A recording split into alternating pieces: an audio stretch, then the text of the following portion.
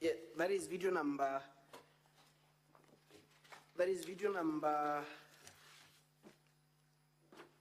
7. Foremost, Madam Witness, you told us that this person who was speaking, purporting to be the Secretary General of the Bas Party, do you know him? Yes. Is he a member of the County Assembly? No.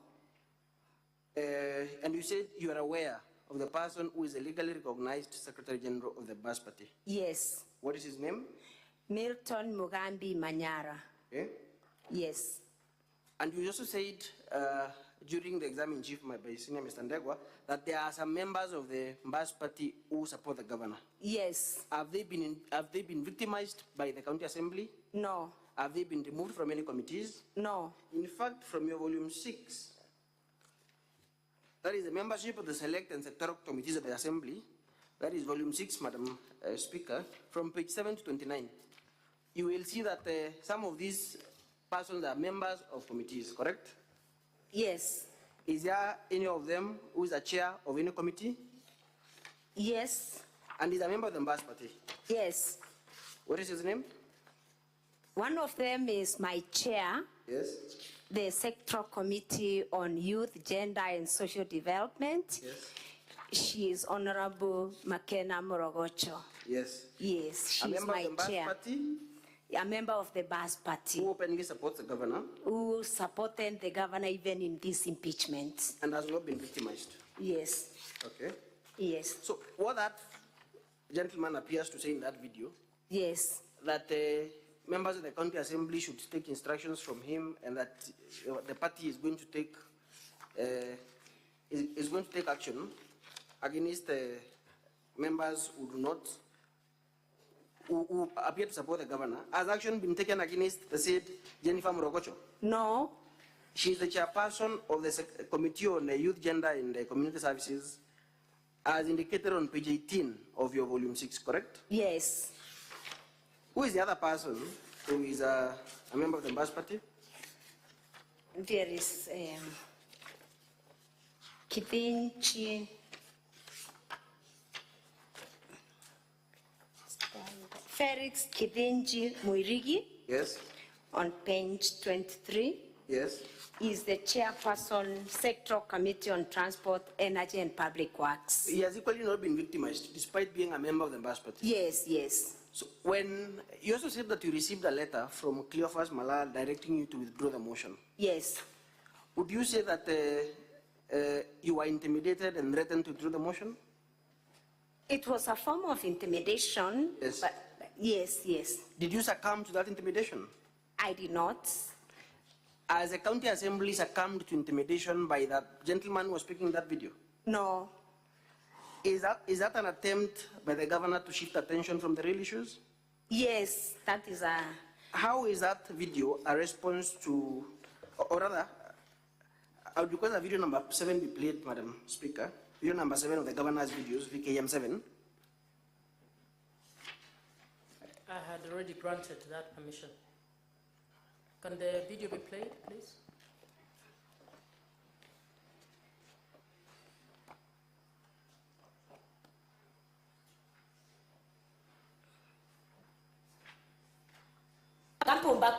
Impeachment governor. I'm sorry, Madam Speaker. I'm sorry for that. It is video number 12 and 13. I'm sorry. I'm coming to this in a moment. Video number 12 and 13 of the governor's videos.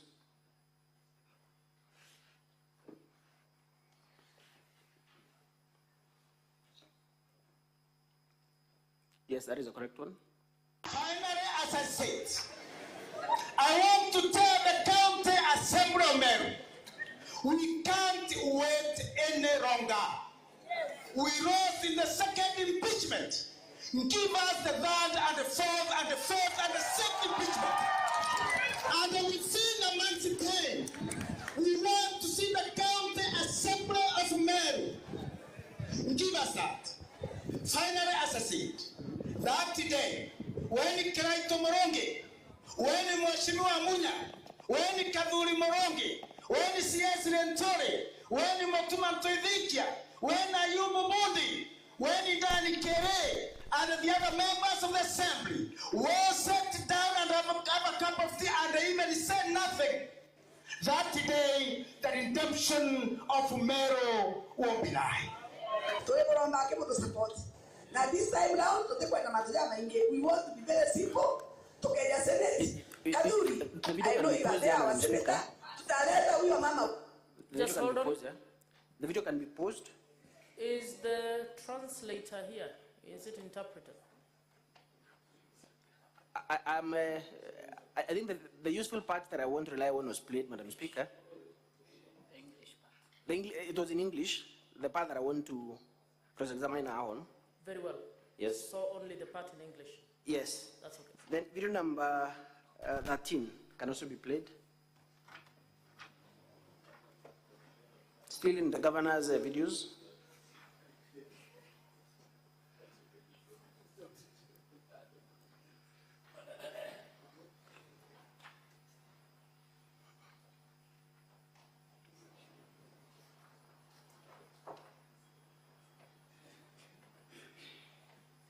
Video number 13.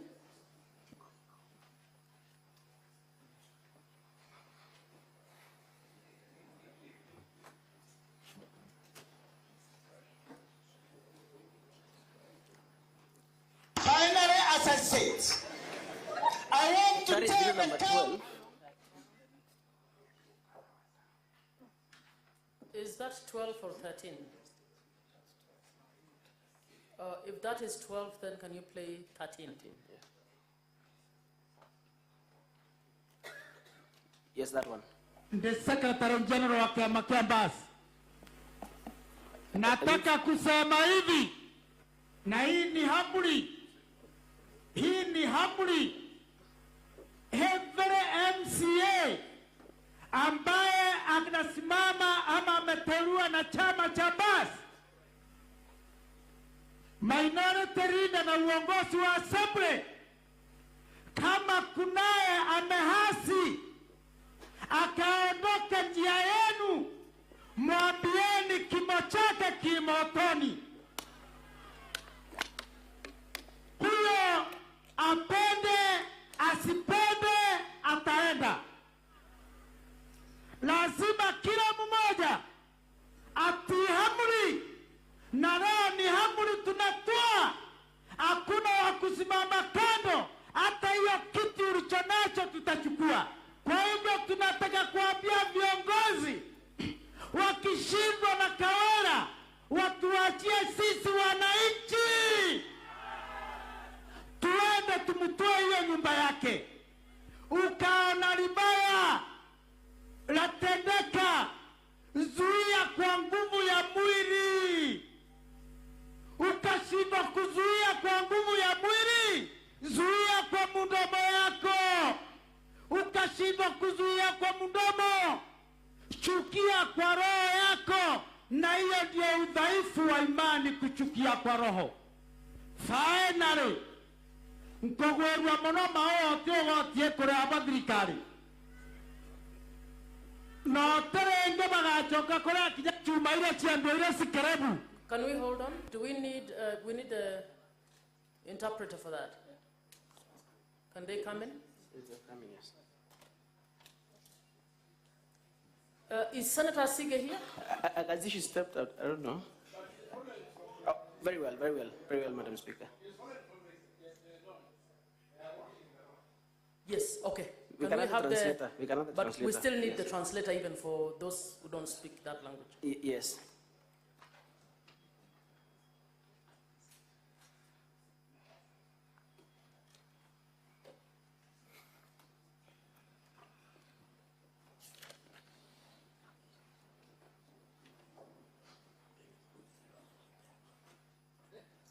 Translator, are you ready? Can they replay that? The bit that is in vernacular, please. Ya kwa roho. Finally, nkogwerwa muno maote gotie kure abathirikari. Mheshimiwa Spika, Mheshimiwa katika Bunge la Seneti, kwa jina ni Kitonga Kabori, na kupea tafsiri iliyo kwenye kanda inayoendelea sasa. Anasema kwamba amefurahi kwa sababu hakuna mtu yoyote analipa kondi katika kaunti ya Meru ya Maua huko. Iendelee. No terenge bagachoka kora kija chuma ile chiambo ile skrebu. Na hakuna siku atarundi tena kulipa hata ito masume zikiuzwa scrap. Chuma ile chiekera chiambo ile. Chuma zenye zimewekwa kule ziuzwe zikiwa nini? Ile skrebu. Zikiwa scrap. Na tuete tagotangaza. Na tunaenda kutangaza.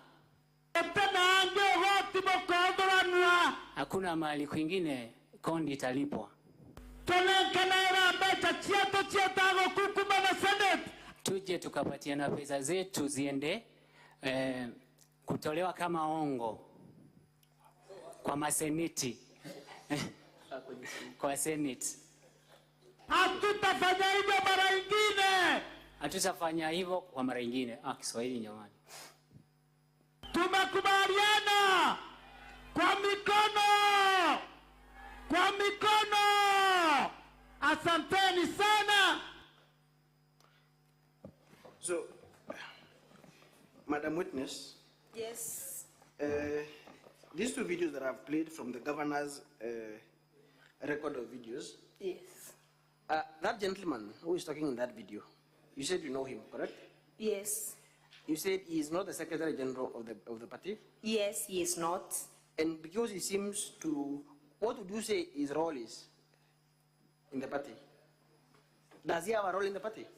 I'm not aware. Okay. So to the best of your knowledge, you'd say he's an imposter.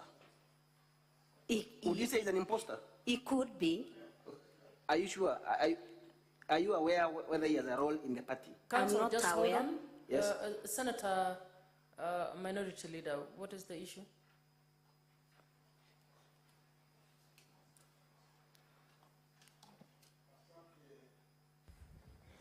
Asante Bispika. Nilikuwa nataka kujua jina la yule alikuwa akiongea.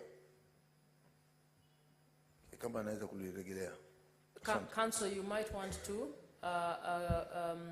also indicate the name of the gentleman in that video. Yes, from the video, Madam Speaker, I can see his name is indicated as somebody, Alhaji Mwendia. That is the name that is indicated in the video.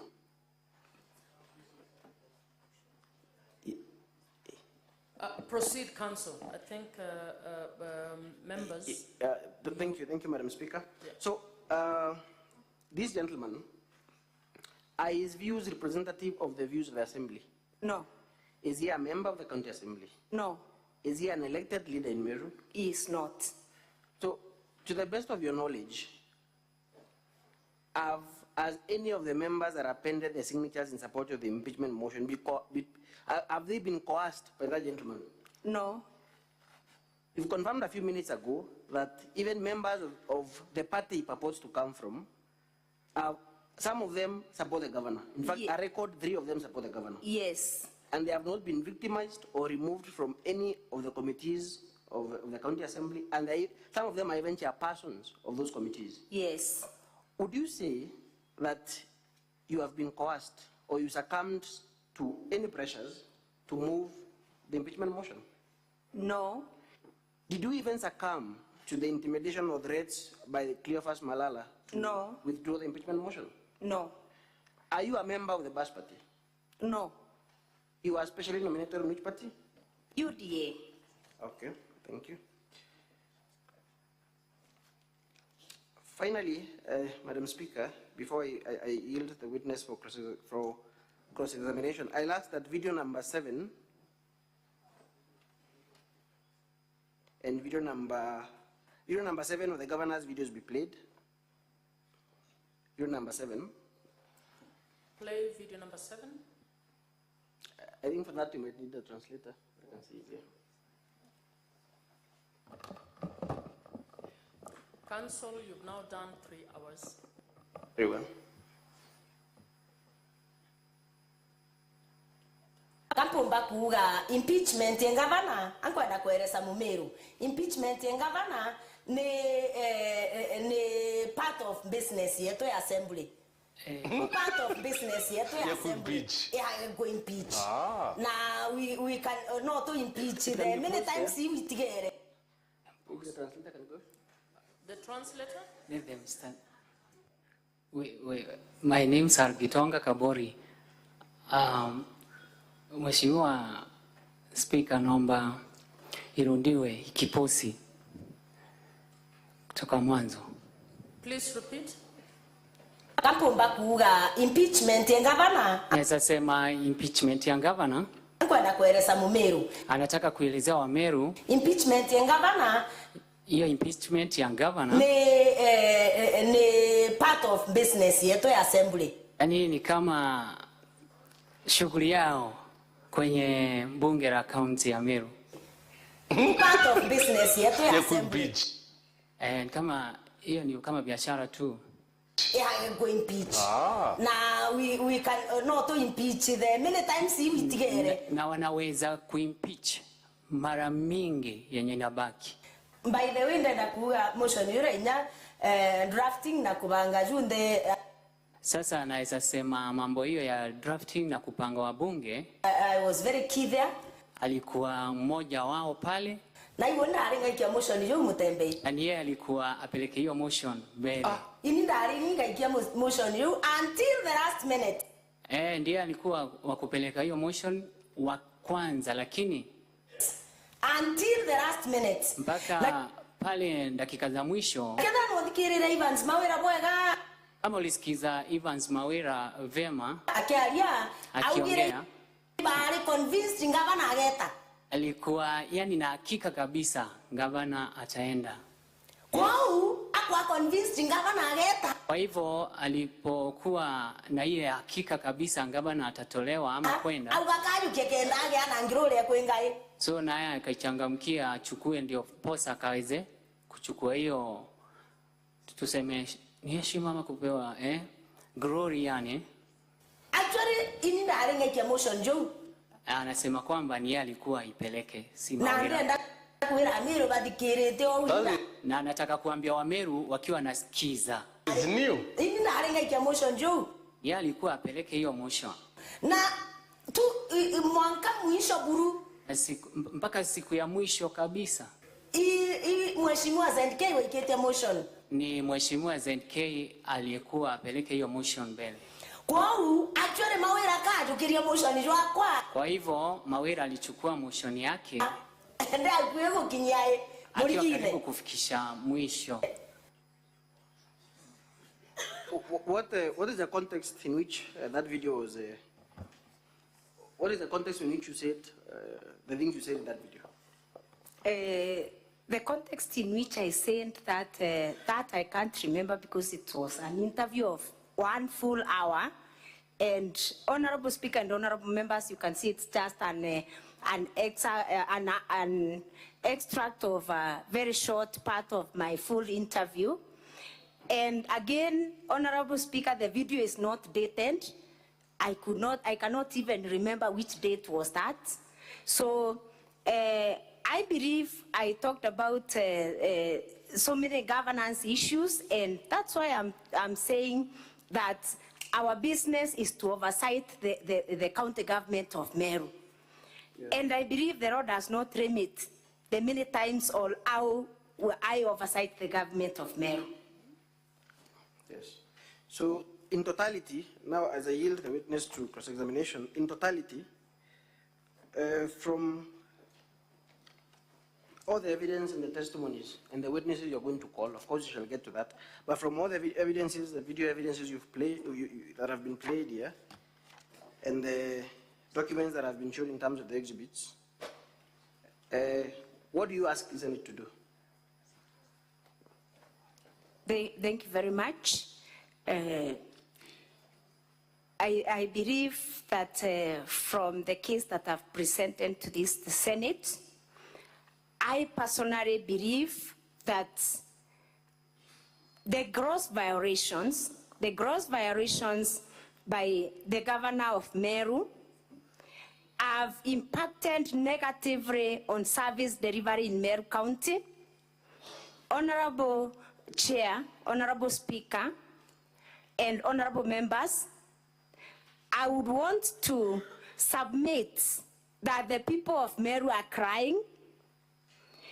I would want to submit that service delivery in Meru is highly compromised. I would also want to submit that there is poor governance, and also submit that there is no witch hunt, there is no malice, and there is no external influence on the County Assembly of Meru.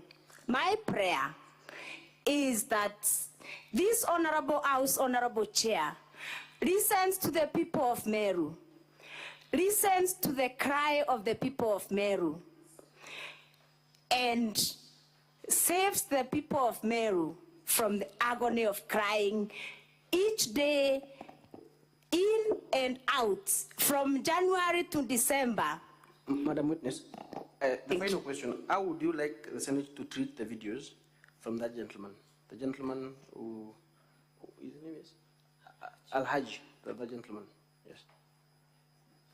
On the videos, on the video of the gentleman called Al-Hajj, I would want really to say, Honorable Speaker and honorable members, that it is really unfortunate, it is uncalled for. Those sentiments do not represent the feelings of the Assembly. Those sentiments do not represent the feelings or the view of the people of Meru. And I believe he made those remarks on his own behalf. And I believe the people of Meru, including the County Assembly of Meru, has a lot of confidence in this House. And that's why we have come again and again, so that we can get reprieve from this House. So I regret those comments from Araj, and on behalf of the County Assembly of Meru, those comments are highly regrettable. Thank you, Madam Witness. Thank you, Madam Speaker. I yield the witness for cross-examination by the Governor's team. Thank you. Now, Counsel for Governor for cross-examination. Thank you, Madam Speaker. Counsel, how much time do you think you'll require for this?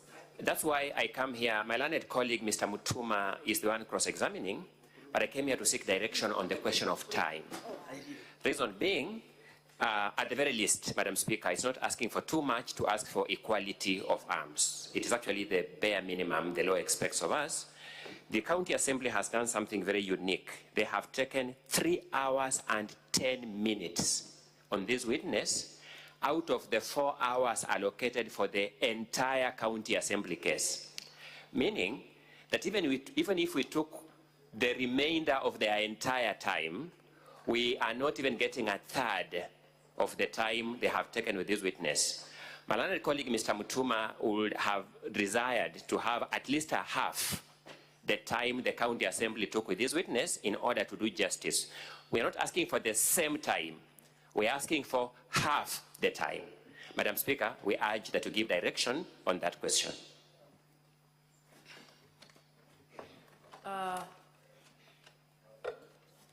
Is that, I can see a hand? Okay, proceed. Senator Mungatana. Much obliged. Madam Speaker,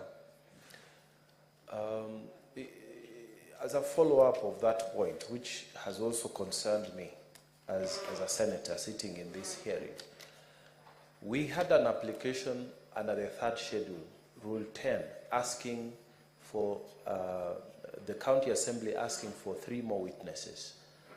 But they have already spent their time because the Speaker had indicated 4 hours. So I just wanted to know, Madam Speaker, whether are they intending to bring the other 3 witnesses, or what is, we need direction, because it seems there is like they have exhausted their time. I submit, Madam Speaker.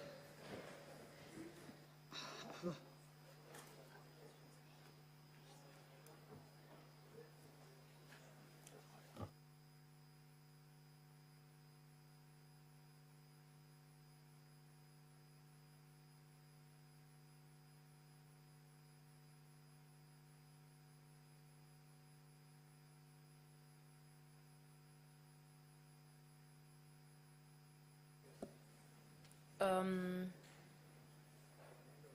Council for Governor, can we begin with giving you 1 hour for cross-examination? We can review. Should you require some more time? Thank you so much, Madam Speaker, sir. My learned colleague, Mr. Elias Mutuma, will take on the witness in cross-examination.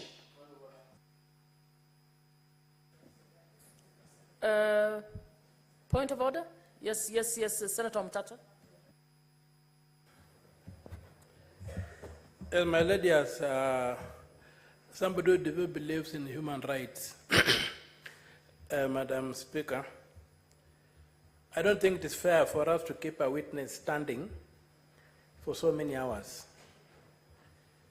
You have seen even proceedings in the US Senate, witnesses are cross-examined sitting. So I've seen this lady is trying to lie on the rostrum, and I don't know if it is really fair to keep somebody standing for 3 hours and then it's under cross-examination for 1 hour or 2 hours. It will not be good for the health of that person. Senator Mtata, I don't think there is a rule that says she cannot sit, and she has not requested. Witness, you may sit down during cross-examination. Thank you.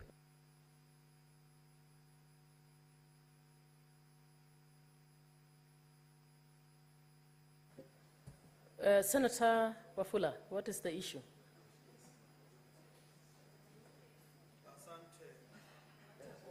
Asante Mheshimiwa Spika, ningependa upeane mwelekeo. Sisi kama Senate, sisi ni kama majaji katika kesi hii, na ni vema tupate mwelekeo iwapo majaji wataweza kupea mwelekeo mshukiwa ama mshtakiwa jinsi ya kukabiliana na mwenzake katika hafla ya kujitetea. Asante Mheshimiwa Spika. Senator Wafula, I think the procedure was properly guided by the Speaker at the beginning. It is time for the Council for the Governor to do cross-examination. Let us allow that to happen.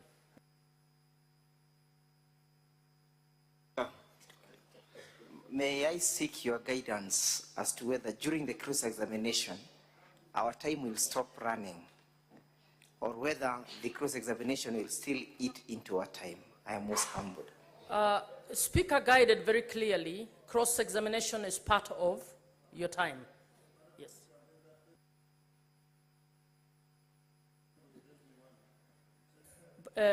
Senator Siengo. Thank you, Madam Speaker. I only need to seek clarification from the witness whether she's a previous executive member of the previous administration. Senator Beth Siengo, what's the clarification? Senator Gloria, please allow me to preside over this. Order.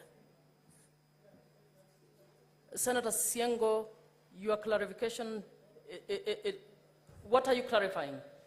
We are not questioning, we are not asking questions at this time. It is a procedural issue that we've been discussing, and we are moving on to cross-examination by the Council for the Governor. So it is not yet time for senators to ask questions. Council for the Governor, please proceed. Your time starts running now. Thank you, Madam Speaker. For record purposes, my name is Elias Mutuma, Counsel for the Governor in these proceedings. I will begin by asking the witness. Good evening, Mheshimiwa Zipora. Yes. Good evening. Good evening. Good evening. Thank you. Kindly confirm your full names and what you do at the County Assembly. My full name is Zipora Kinya. I am a member of the County Assembly of Meru, specially elected by UDA and the Deputy Leader of the Majority Party. Indeed, you have previously served as a member of the executive in the previous regimes. That is right? Yes. In what capacity? I served as a sub-county administrator, then later redesignated as the Deputy Director Administration until I exited. When were you appointed as a sub-county administrator? 2013, Which governor appointed you in that position? Governor Munya. And the next governor also retained you in that position? That is Governor Kiraito? I was redesignated in 2018 to a Deputy Director of Administration. Thank you. Briefly, give us the composition of party membership in the County Assembly of Meru. How many parties are there? How many members are there in the County Assembly of Meru? In the County Assembly of Meru, there are 69 members. We are 69 members. The UDA has 21 members. The Bas Party has 20 members.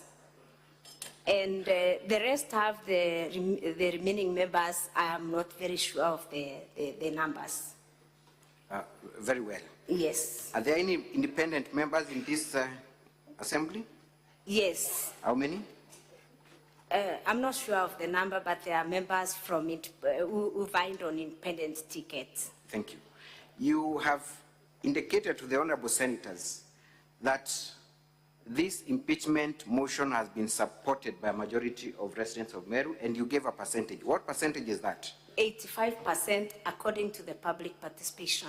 Thank you. 85% according to the public participation, and you have brought the memorandum and report of that public participation. Yes. And that is the basis for you to claim that 85% have supported the impeachment, right? Yes. I want you to have a look at that report briefly.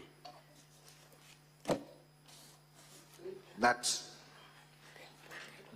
is volume 5 of the County Assembly's bundle of documents.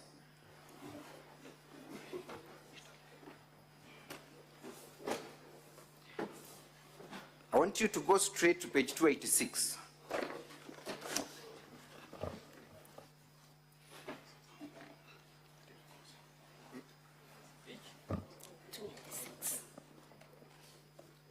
Page 286.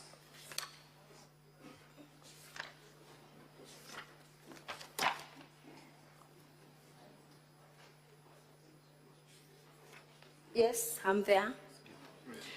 I want us to identify the anomaly in that minute. According to the title of that meeting, when did the minute start? First of all, tell us where that public participation exercise took place at. Which ward? Kionyo Social Hall. What time is indicated at the top as the time when the meeting began? 10 a.m. 10 a.m. Can you look at minute 1? What time does the minute show that the meeting began? What time? It means I can read minute 101. The officers of the County Assembly arrived at the venue for public participation at 8 a.m. It says 10 a.m. They arrived at 8 a.m. I have not, just kindly wait for my question. What time does it indicate the meeting began? As per minute 1. 10 a.m. 10 a.m. Yes. But at the top it shows it began at 8 a.m., correct? No. The first page says it is the officers from the County Assembly that Correct. arrived at 8. It's the other way around. The Yes. top shows 10 a.m., correct? Yes. Is that the position? The title of the minute shows Social Hall in Abogeta West Ward of Meru County at 10 a.m. Exactly.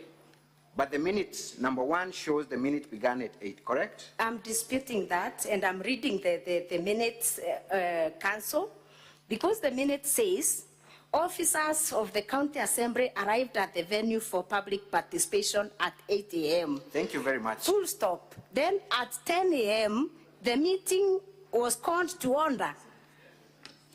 Can we go to another page, page 291?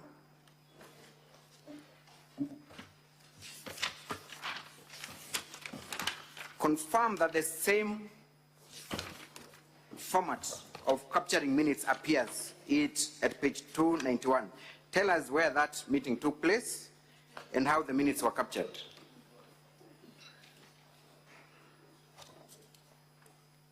The meeting took place at MCK Kidare in Jiawand in Meru County at 10 a.m. Minute 1. Officers of the County Assembly arrived at the venue for public participation at 8 a.m. Can we go to page 294 and compare that with page 297? Do we find page 294 and 297? Tell us whether the same format of capturing minutes appears. That officers in all these stations arrived at 10 a.m., at 8 a.m., and the meeting began at 10 a.m. On page 294, tell us. 294? Yes. The officers of the County Assembly arrived at the venue for public participation at 8:30 a.m. Correct? Yes. And proceed to read minute 1. The minute was called to order by Mr. Raphael Mwenda at 10 a.m.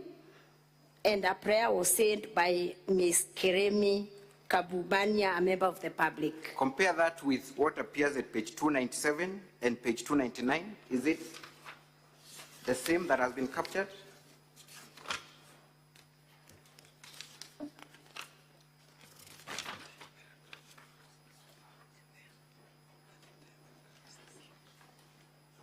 It reads, the officer of the County Assembly, this time it says officer of the County Assembly, arrived at the venue for public participation at 8 a.m.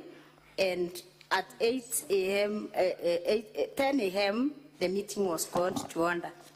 Thank you. Now, let's read verbatim minute 1 for all the minutes that I have identified. The Yes. first paragraph. Yes. Read them. Let's start with, for instance, page 286. Minute 1, verbatim. 286.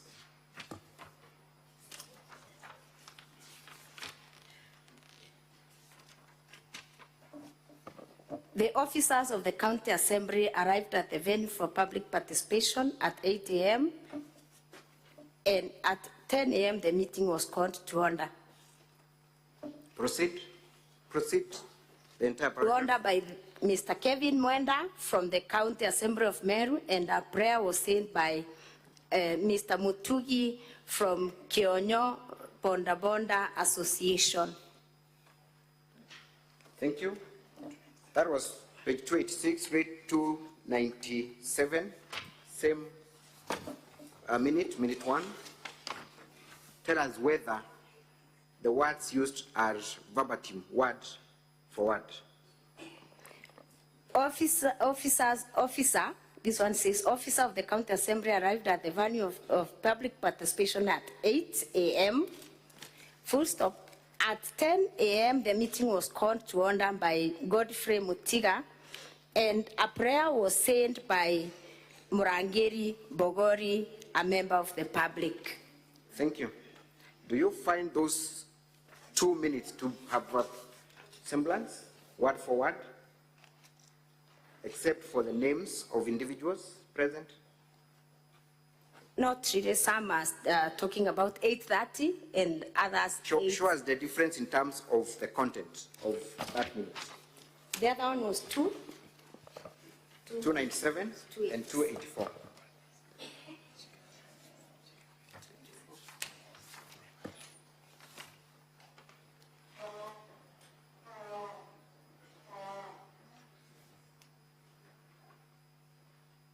You will confirm that except for the names, the rest of the content is... It is not true. Let me read again. Let me read. It is not true. The officers of the County Assembly arrived at the venue at 8. The meeting was called to order by Kevin Mwenda from the County Assembly of Meru, and the prayer said by Mr. Mutugi. Thank you. Can you now go to the other one? Abonda Bonda Association. And you go to the other one? The other one is officers of the county assembly arrived at the venue for public participation at 8, and at 10 a.m. the meeting was called to order by Godfrey Mutiga. A prayer was sent by Murangiri Bogoli, a member of the public. There are two different things. Thank you. Let's go to page 783 and all through to page 794. You will confirm that those are handwritten memorandum, right? Yes. Kindly look at the handwriting. Isn't it the same handwriting that is presenting those memorandum?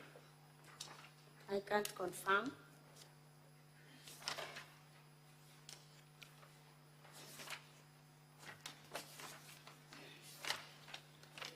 Do we have, apart from the names, do we have any other description of those parties? Phone numbers, ID numbers?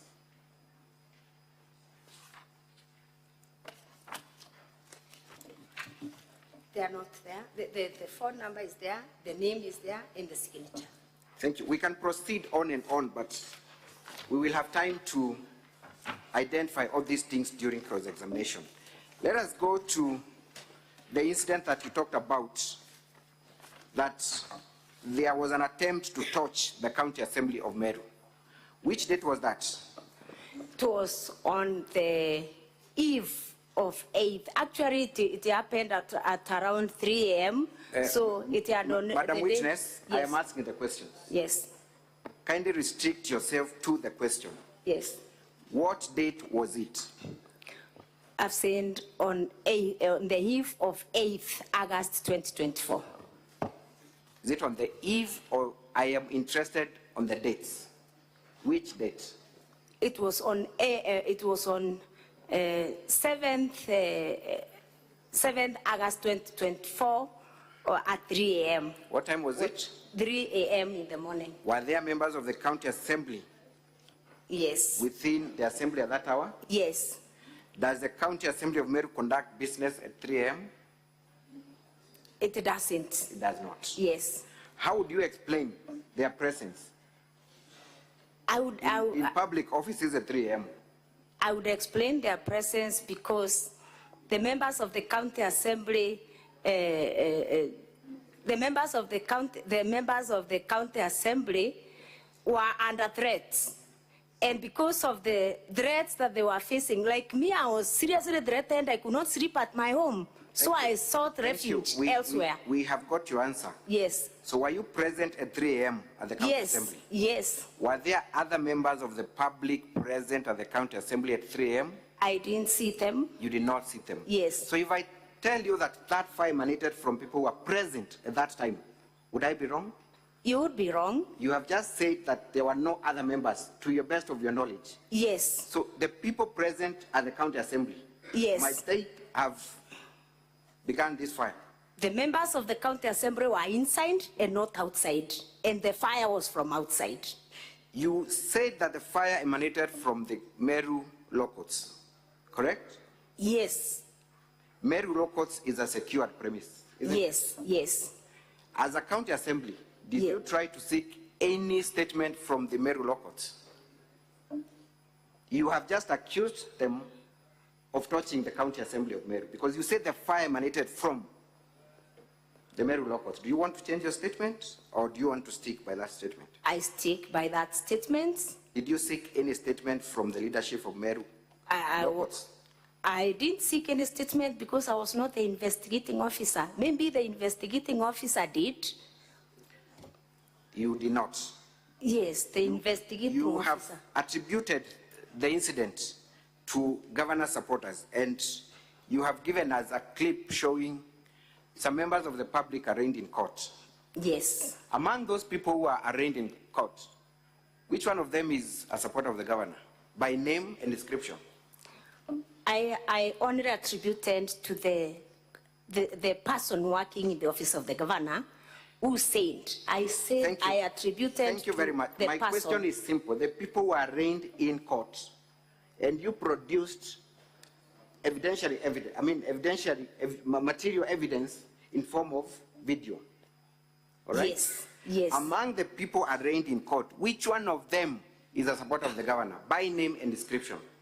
I didn't arrange the ones. I said the supporters You are of now the governor. withdrawing that I'm statement. not withdrawing. So indeed, I arranged that those who threatened to do it are supporters of the governor, and indeed, I did not say those that are arranged are the ones. so you are now withdrawing that statement. It is on record that governor's supporters touched the County Assembly of Meru, and you brought evidence. I am asking you, Madam Zipporah, which one of them is a supporter of the governor, by name and description? I said, I'm saying, I did not say those that are charged are the ones who are the supporters of the governor. I said actually about the staff from the office of the governor who sent Atachoma, and I remember saying... We are going to the staff that you talked about. Yes. So would you now want to confirm to the Senate that indeed there were no supporters of the governor charged with touching the assembly? Yes, I can confirm because I said there are some much. people who are charged for the offense. But you have just said they are not governor's supporters. Yes. Thank you. Those charged. Thank you very much. Let us go to the specific officer from the office of the governor. What was the name of the officer? I said I don't know the official names, but he's popularly known as Gachege. Achege. Yes. Is he among the people we saw in that clip having been charged with the offense? No. He's not there. Yes. To the best of your knowledge, has this individual been charged for any offense, threats, or even assault? He has not been charged. He has not been charged. Yes. Any report that has been made?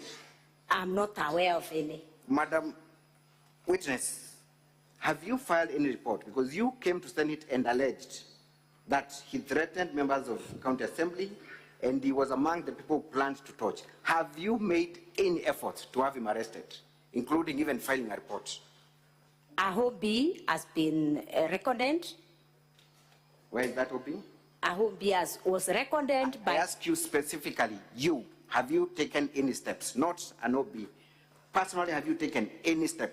Personally, I have not, but You the have county not. assembly has taken. Thank you. Yes. You also played a clip showing your home being touched. Yes. What time was it? It was touched on the eve of the first impeachment motion. What time was it? 3:48 a.m. 3:48 a.m. Yes. And you said that was on the eve of The first impeachment motion. First impeachment. Yes. And you said the fire emanated from your neighbor's place. From across the neighbor. You Yes. told senators, and we were listening, and Hansard can confirm, that the Yes. fire emanated from your neighbor's home. Yes, not neighbor's home. I said the fire was from the fence. We from were my very fence. keen, Madam Speaker, and we can have the Hansads read to us. You said it began from your neighbor's home. I didn't say the neighbor's home, from the fence. From the my fence. Yes. The fire was drawn from across That the fence is adjacent to a neighbor, isn't it? Yes. It's What is the name of your neighbor whose land is adjacent to your fence? the land belongs to, I even don't know the neighbor. You He do bought- not know your neighbor? Yes, the person bought the land recently. Yes. Yes. The person, I'm very serious on this. The person bought this, it's a plot. So it was bought recently, recently. as recent as the eve that I know the other neighbor who sold recently, yes. I know the previous owner. The previous owner of that plot, I know. I can tell who is it. But you confirm there's a neighbor? Yes. Did you There's visit a the neighbor. Yes?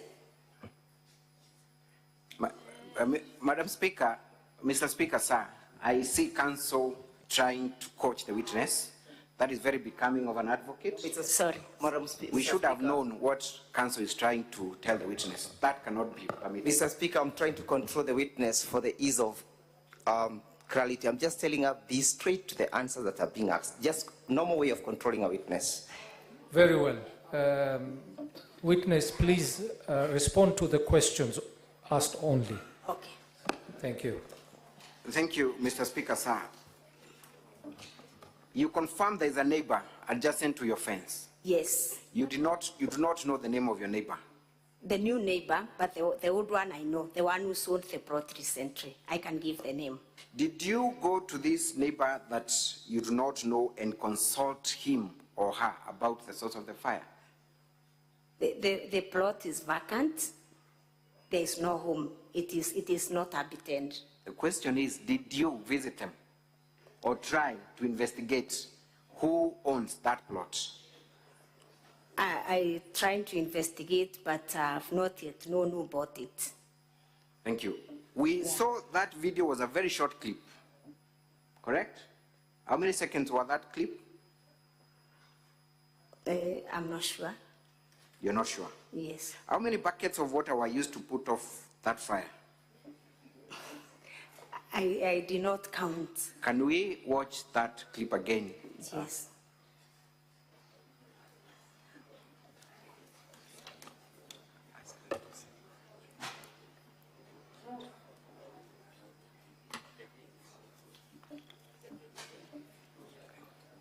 So that minutes before the fire incident, right?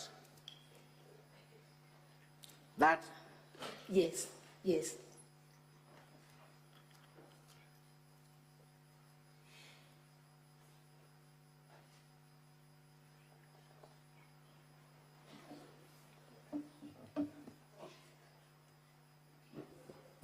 Proceed. I think, Madam Speaker, the clip is still playing. So by now, we have no one at the scene, right? Correct, Madam Yes, Witness? yes, there's no one. There is a gentleman who walks in. Kindly tell us who that gentleman is. My watchman. That is a watchman. Yes. Does your watchman look panicked? Yes. We cannot see that, Madam. To Witness, me, but yes. it's all right. To me, yes. And you confirm you're also home on that day? I wasn't at home. You wasn't at home? You were Yes, not at home? I wasn't at home.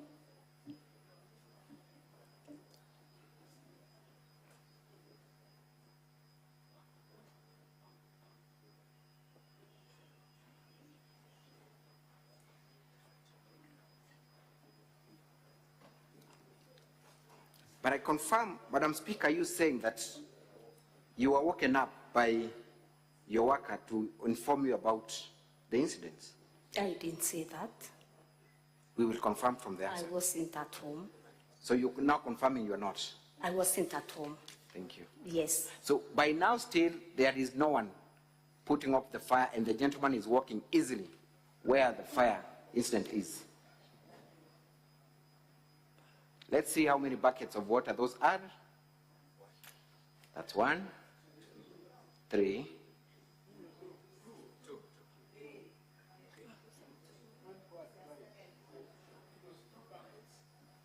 There is another one. And the fire is off. You confirm that that was a petrol bomb. That's what you told us. I talked about a petrol bomb in the assembly. Please. It's not that one. Thank Let's you. get the facts right. Madam Speaker, Madam Witness, what action did you take after your house was allegedly attacked and torched? I came back the following day. I was not at home. I came back the following day, and I went and reported the incident at Nkobo police station. You annexed a copy of the OB report. I mentioned it in the answer. Have you attached a copy of the OB? Because you knew you were going to rely on that clip. Have you attached the OB report? It is in the answer. Yes or no? I've not. Have you attached? I've not. So this Senate has no way of confirming whether there was any formal report or investigations done in respect to that incident. They have no way of doing that, isn't it? Okay. Say yes or no. They have Yes. no way of confirming that. Yes. They have no way. I put it to you, Madam Witness, that what we've just watched is a state-managed incident. And we cannot tell that. What do you say? It is not. It is not. Thank you. You have also talked about a number of incidences where the residents of Meru have complained about the governance structure of Madam Governor here. You have specifically talked about an incident where there was a birth that took place near Kegochwa Hospital. Yes. You remember that? Yes. Kindly confirm the status of that hospital. What level is that hospital? What kind of an hospital is it? It is level 3 hospital, 3. according to the complaints of the people of Kibuchwa. It is not according, Madam Witness, you investigated the governor, and the evidence you brought here are subject to investigations. With surety, tell us what level of hospital that facility is. Level 3. Level 3. Yes. It does not have a maternity wing, does it? I'm not sure. I am putting it to you that it is a dispensary without a maternity wing. Is that a position? I'm not sure. You're not sure? Yes. If it is not, if it does not have a maternity wing, then there was no way a woman would have gone there to give birth, isn't it? I can't confirm. You cannot confirm. Yes. And you want this Senate to impeach the governor based on that allegation. Is that your position? It is not part of my allegation, but it is a compromised service delivery. So it is not part of your allegations? It's a support of the compromised service delivery. But you confirm that you did not bring the governor here to answer to those charges. That's what you've just told us. I confirm it is part of this delivery of service that has been compromised through illegal appointments. You have also talked about 20 cows dying in a certain ward in Meru. Which ward was that? Kwene ward. Kwene ward. Yes.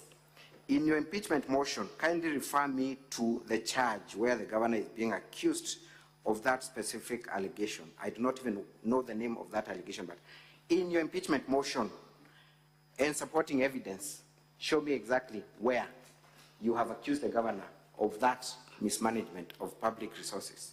Is there anywhere? I did that. That video was meant to correct the video that was presented as defense for the governor, which also is not which also is not part of the allegations. So you have not brought the governor to answer to those charges. You have not brought the governor to the Senate to answer to those charges, have you? Yes, because that is not part of my charges. Thank you. It's only the governor defended herself through the wrong videos too. Thank you.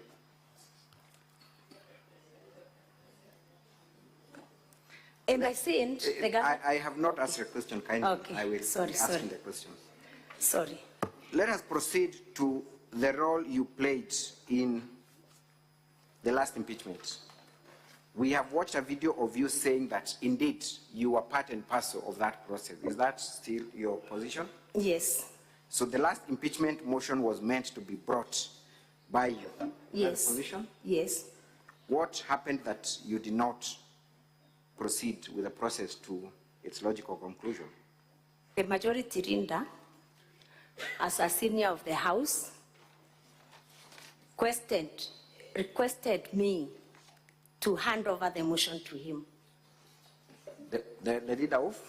The majority leader, who happens to have been my boss. Thank you. Now, we have watched a video of you, and I would ask VKM1 to be played from the governor's exhibit of videos.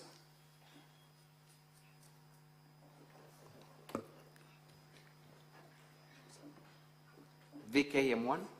Ndakuromba seneti yetu e Kenya bakeyo tucokeria Kawira Mwangaza bamenye Kawira twina maita yangira tatatu ja umwinga tukamwinga bachokia tukenga twacokia tukenga mwanka maita jau jonthe jatantatũ jathire kenda twija kwĩra Meru.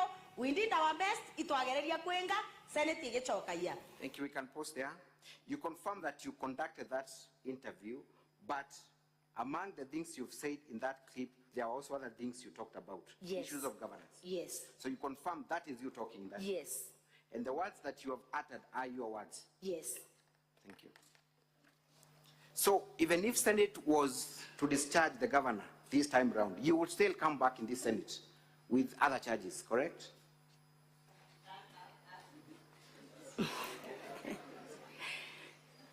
It depends, because let me confirm that if the governor does not continue the violations, we cannot bring her back.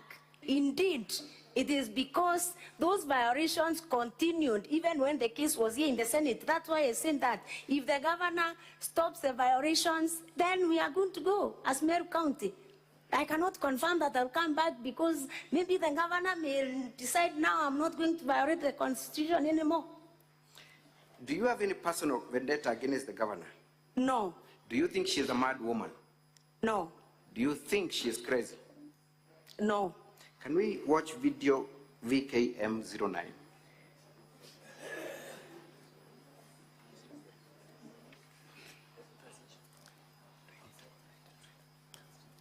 Madam Speaker, we might need an interpreter for this specific video. Sergeant at Arms, please usher in the interpreter. And before we hear from the video, what is your background training professionally? Professionally, I'm a trained teacher. You're a trained teacher.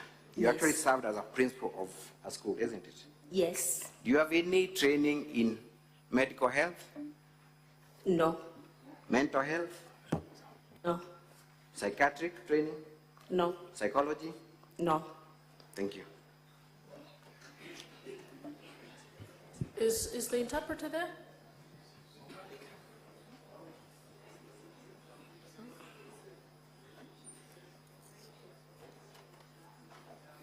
Yes, we can now watch the video. Ngavana Meru Kawira Mwangaza bukathugania ingavana bwinawe. Thank you very much, Honorable Speaker, members of the Senate. I'll go ahead and interpret the video. Kindly, can you play back?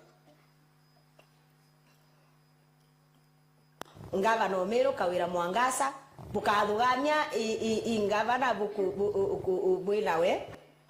Meru Governor Kawira Mwangaza, don't you think that you have a governor? She's mad. Ngavana Meru aumire ndutene. Meru Governor went crazy long time.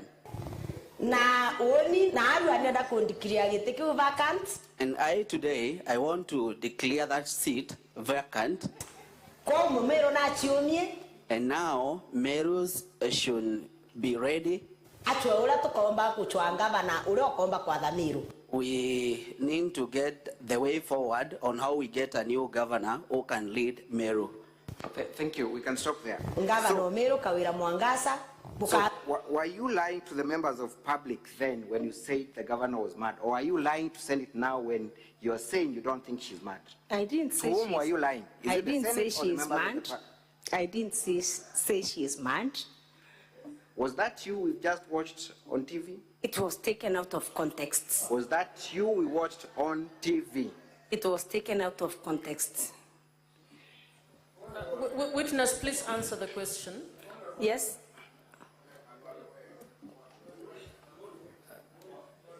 Senator Halwale, what's your point of order? As one of my colleagues who will be making a decision based on this evidence, Chair, could you remind the witness that she's under oath, and can she therefore stick to one side of whatever it is she wants to tell us? Witness, you are under oath. Please stick to telling the truth while under that oath. You want me to remind you the question? Thank you. I remember the question. Thank you, Honorable Speaker and honorable members. I just said I was taken out of context. You confirm you uttered those words, but your evidence is that they are taken out of context. Yes. So you appeared on that media house? Yes, I appeared. What is the name of the media house? Weru TV. Weru TV. You do know it is a national TV. And it popularly watched in Meru, correct? Yes. Thank you. So, were you lying? I will repeat the question. Were you lying to the people of Meru, or are you lying to senators now when you say that you do not think the governor is mad? You must have been lying to at least one of those. I said I was taken out of context. Did you explain your context in that clip? Yes, I did, because the interview was for a full 1 hour. Thank you. And it was for a full 1 hour. 1 hour. We supplied you with this video on Friday. We are appearing before Senate on Monday. Yes. Have you sought leave of this Senate to produce the full clip where the context is explained? I did not seek leave because the video is even not dated. I have done so many interviews in Weru TV, and because the video is not dated, I could not even remember the date of the video. But the date notwithstanding, you have confirmed you appeared on that show. Yes. And you uttered those words. I did. And you have not sought leave to produce that full clip, even by asking the specific TV station to provide you with one. You have not. I didn't. You have not. I asked Weru TV, and they told me unless I get a date for the video. Where is the evidence of that request? I just made a call, and they could not trace the video. Thank you. The mover of this motion is yourself, Madam Witness. Yes. And you have made it a business to impeach the governor, and there is actually a direct financial benefit to you and other members of the county assembly who impeached the governor. Is that correct? No, not correct. Not correct. Yes. We have seen you on video VKM7 stating that it is your business to impeach the governor. Can we watch that clip once again? VKM7.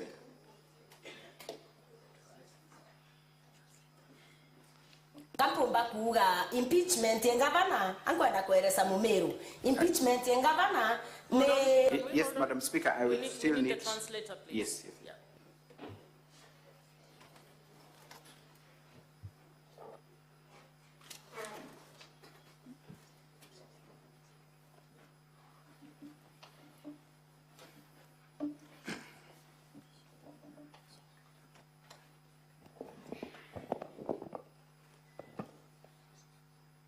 Can we watch the video kindly? Impeachment in governor. All I can say, the impeachment of governor, I want to explain to Ameru. Impeachment in governor. The impeachment of the governor ne part of business yetu assembly. It is part of our business as county assembly members. Part of business yetu assembly. Yeah, go impeach. Yeah, it is part of our job to impeach. Now we can not to impeach them many times we together. And we can as well impeach over and over again as many times as they are remaining. By the way, that motion draft. I also want to say that that motion, I was very key there. During the drafting and everything, I was behind it. And I was to take it to the Senate Mutembei. It's me who was to take it until the last minute. The last minute. Until the last minute. Until that last minute. If you listen to Evans Mawera very well when he was talking, he is saying that they were very convinced that the governor will go. For that reason that they were convinced that the governor is going, he wanted to take the motion so that he can get that fame. motion, Joe. It's me who was to take that motion to the Senate. But I want to tell the people of Meru, when you're listening. It's new. It's me who was to take that motion. We can stop there for the sake of time. You have talked about two issues in that interview. One, that it is your business. The business of the assembly. It is your business to impeach the government. The CRIP says the business of the assembly. Business. Not private. Business, yes, in Swahili is biashara. True or false? True or false? We transact businesses in the assembly. Business in Kiswahili is biashara. True or false? You are versed with the Swahili language. It is biashara, correct? Kwa Kiswahili ni biashara. Kiswahili ni biashara. You have also said that Kawira took away your glory of trying to impeach the governor. That's why you ended with the motion. You were involved with the drafting until Kawira took the glory. Is that what you said? He took the motion from me. You have said that he took the motion from you and got the glory of impeaching the governor. Isn't that what you have said? I've said... You want us to play that clip again? It can be played because I've said Kawira took away the motion from me, and he told the people, Meru, he took the motion because he was sure the governor was going.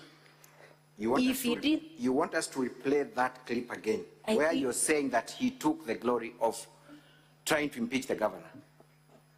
Yes, him, not me. Have you heard yourself say that Kawira took the glory? He was taking, not me. You were confused and said I'm the one who was taking the glory. It is Kawira. Thank you. So yes. Two issues here, Madam Witness. Yes.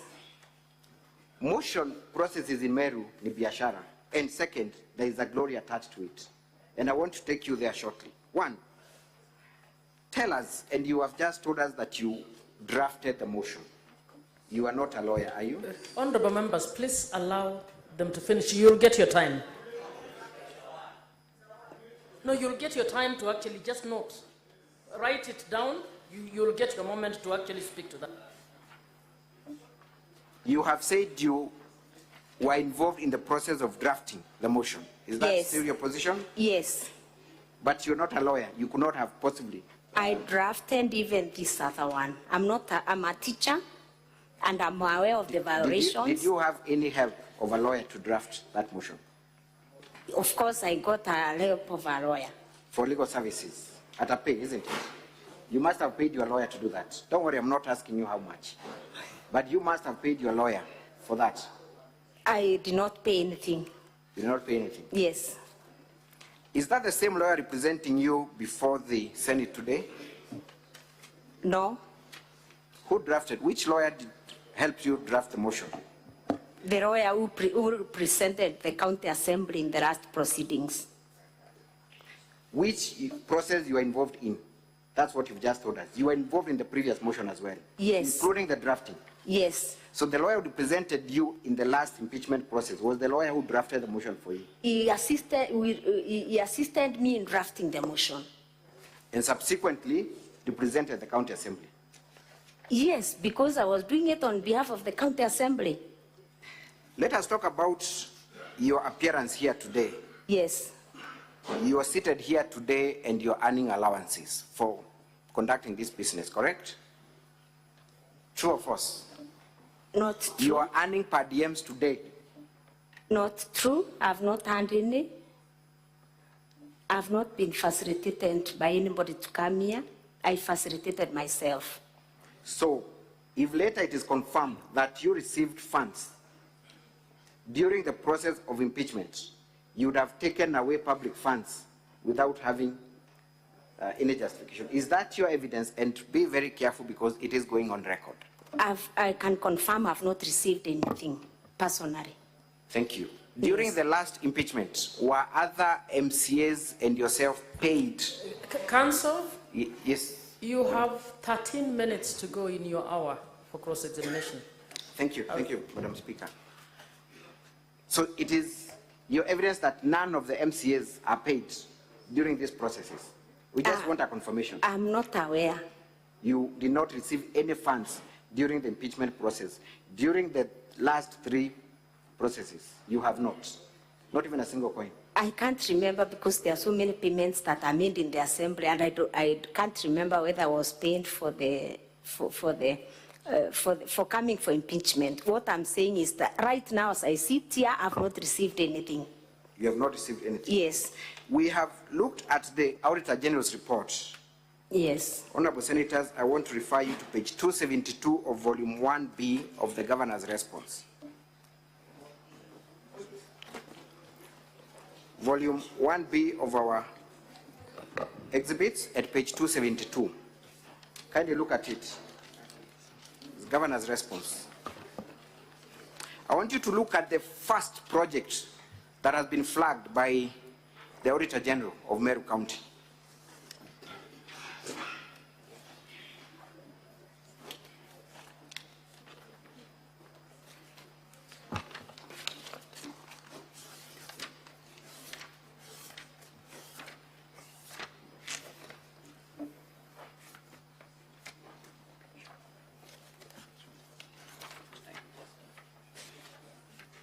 We can provide for the sake of time. Are you able to look at that specific page, 272 1B? 272. What is the first project the county government of Meru has been identified of doing by the Auditor General of Meru? By the Auditor General, sorry.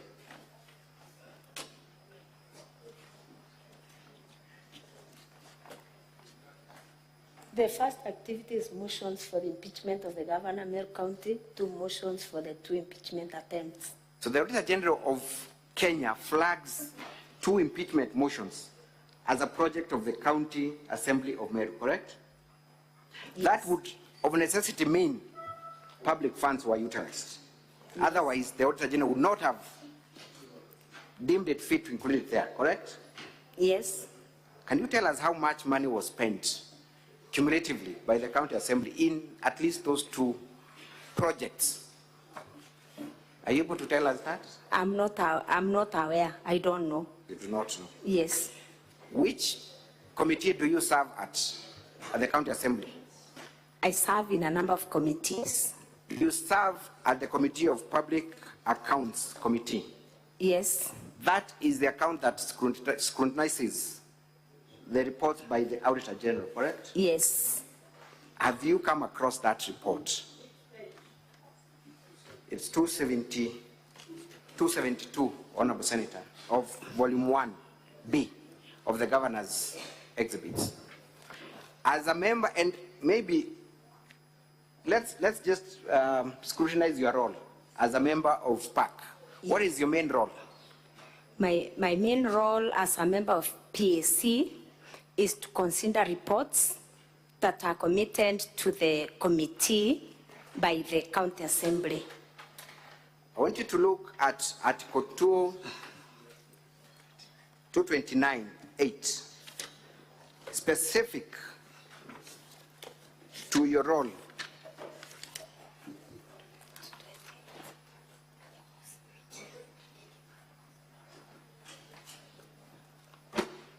Are we there?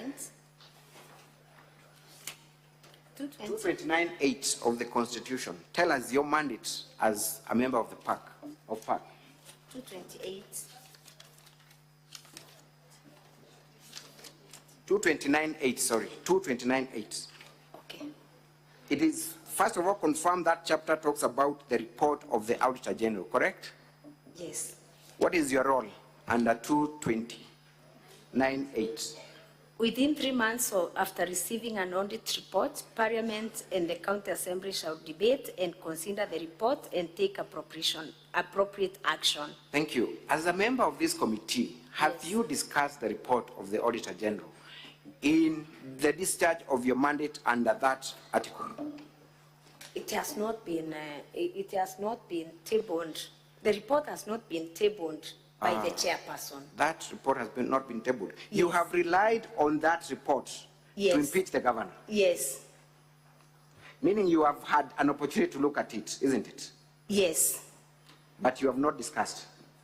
We have not discussed because it has not been tabled to the committee. When was that report received? When did you come across this report? Because you are relying on this very report to show, number one, that the governor is using a manual payroll, isn't it? Yes. Your evidence is derived from that report. Yes. I got it immediately. I cannot remember the date, but I got it immediately. It was released by the Auditor General. So you confirm that you got it immediately? Yes. As a member of this committee, you have not taken any steps in the discharge of your mandate under that article, have you? You have not. I'm not the chair of the committee. But you're a member of that committee. I'm a member of the committee. Thank you. Let us go straight to now the charges. And I'm looking at the charge where you want the governor impeached for illegally revoking the appointment of one Virginia Kawira. Yes. Do you know Virginia Kawira? Yes. What position did she hold before becoming the CEO of the board? She was a finance officer in the Department of Finance and Economic Planning. She was? Yes. An officer, senior principal finance officer? Yes. Is that a position where services are still needed within Meru County? Yes. Has there been any replacement of that position pursuant to her joining the County Public Service Board? I can't confirm. I Madam cannot Witness, confirm. this is your motion. Were you not interested in finding out whether that position was filled? The truth of the matter is that that position has not been filled, isn't it? It wasn't a subject matter in my motion. It was not. It wasn't. You are aware that Virginia took leave of absence, correct? Yes. A person who takes leave of absence is still holding that position, isn't it? That position is not given to any other person. Am I right? No. It is not. It remains vacant for the contract period that... And for how long? Yes. Is the contract of Virginia Kawira running? 6 years. 6 years. Yes. So for 6 years, that position will not be occupied and there will be no service delivery in that position. The position can be occupied by law. How would it be occupied by law? The appointing authority in the department can appoint somebody on acting capacity. For how long can someone act? 6 months, isn't it? Then the law prohibits anyone to hold a position for more than 6 months, correct? There is deployment. Somebody can be deployed to work in that position. In a substantial, there's a difference between... In a substantial position? Yes, can be deployed, yes. By public service management laws. Thank you. When was Virginia appointed as the CEO of the board? The specific dates, when?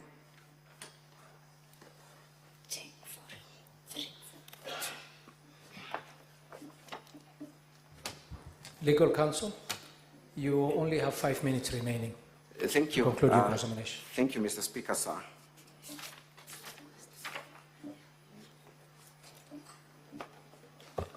When was she appointed? When did she assume the role of the CEO?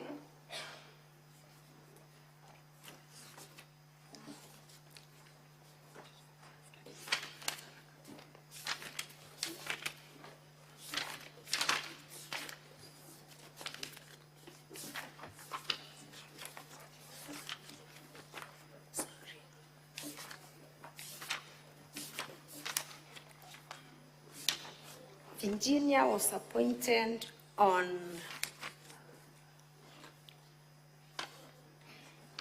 on 1st September 2023. 1st September 2023? Yes. By that time, to the best of your knowledge, had Virginia relinquished her previous position when she was being appointed? Had she relinquished or even sought leave of absence by that date? When did she seek leave of absence? To make things easier for you. When? It was on 2nd of October, am I right? Kindly refer to our documents, Honorable Senators. Volume 1B of the Governor's response at page 8. Do you find a letter where Virginia is now seeking leave of absence? On 2nd of October.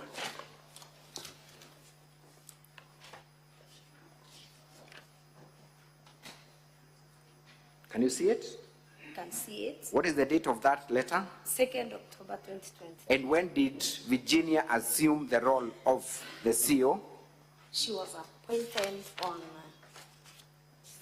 on 1st of September. 1st of September. Yes. So then, this Virginia served in 2 positions for a whole month. Am I right?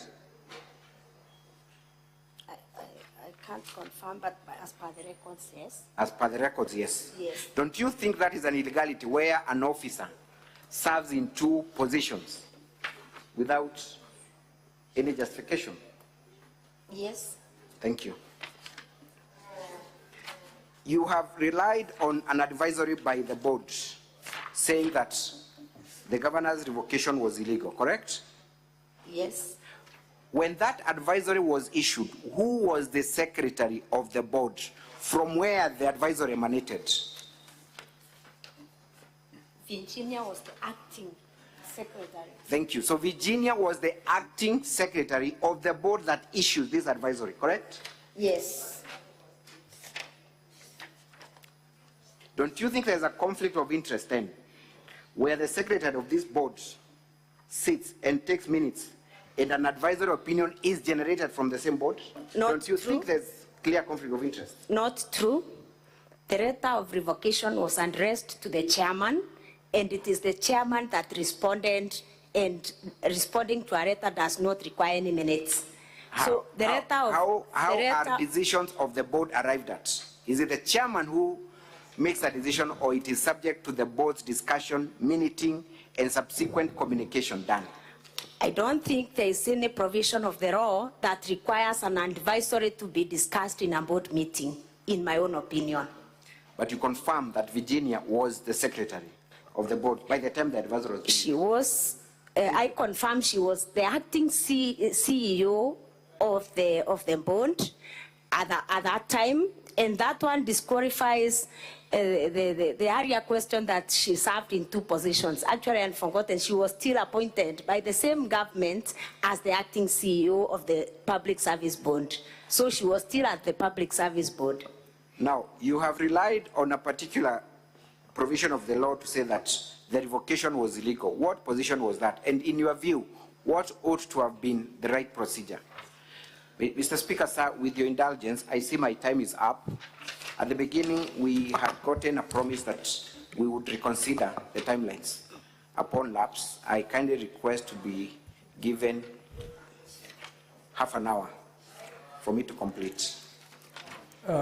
Legal counsels, I think both sides, I need to make a ruling on the time issue. I think this time around we have to be very stringent to the times allocated. We had agreed that the evidence and cross-examination will take 4 hours.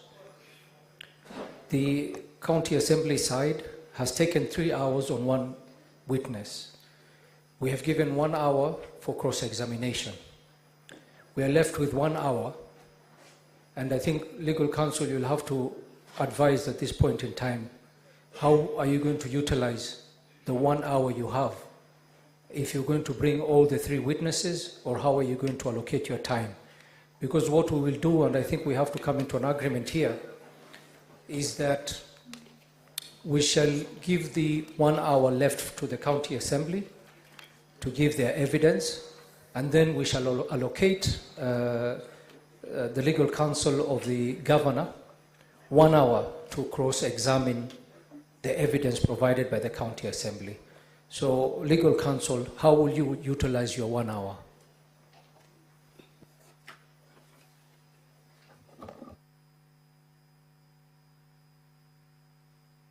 Thank you very kindly, Mr. Speaker, sir. In response to your question, we have 2 more witnesses remaining on the part of the county assembly.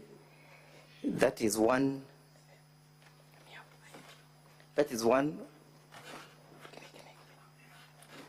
Aurelia and Irene. Mr. Speaker, sir, you recall that in the morning there were summons that were issued pursuant to our application. And those in our humble view are the witnesses for the Senate, who then cannot be deemed to be within the hour that was allocated to us.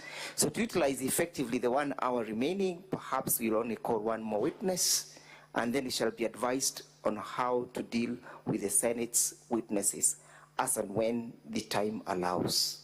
I am most humbled.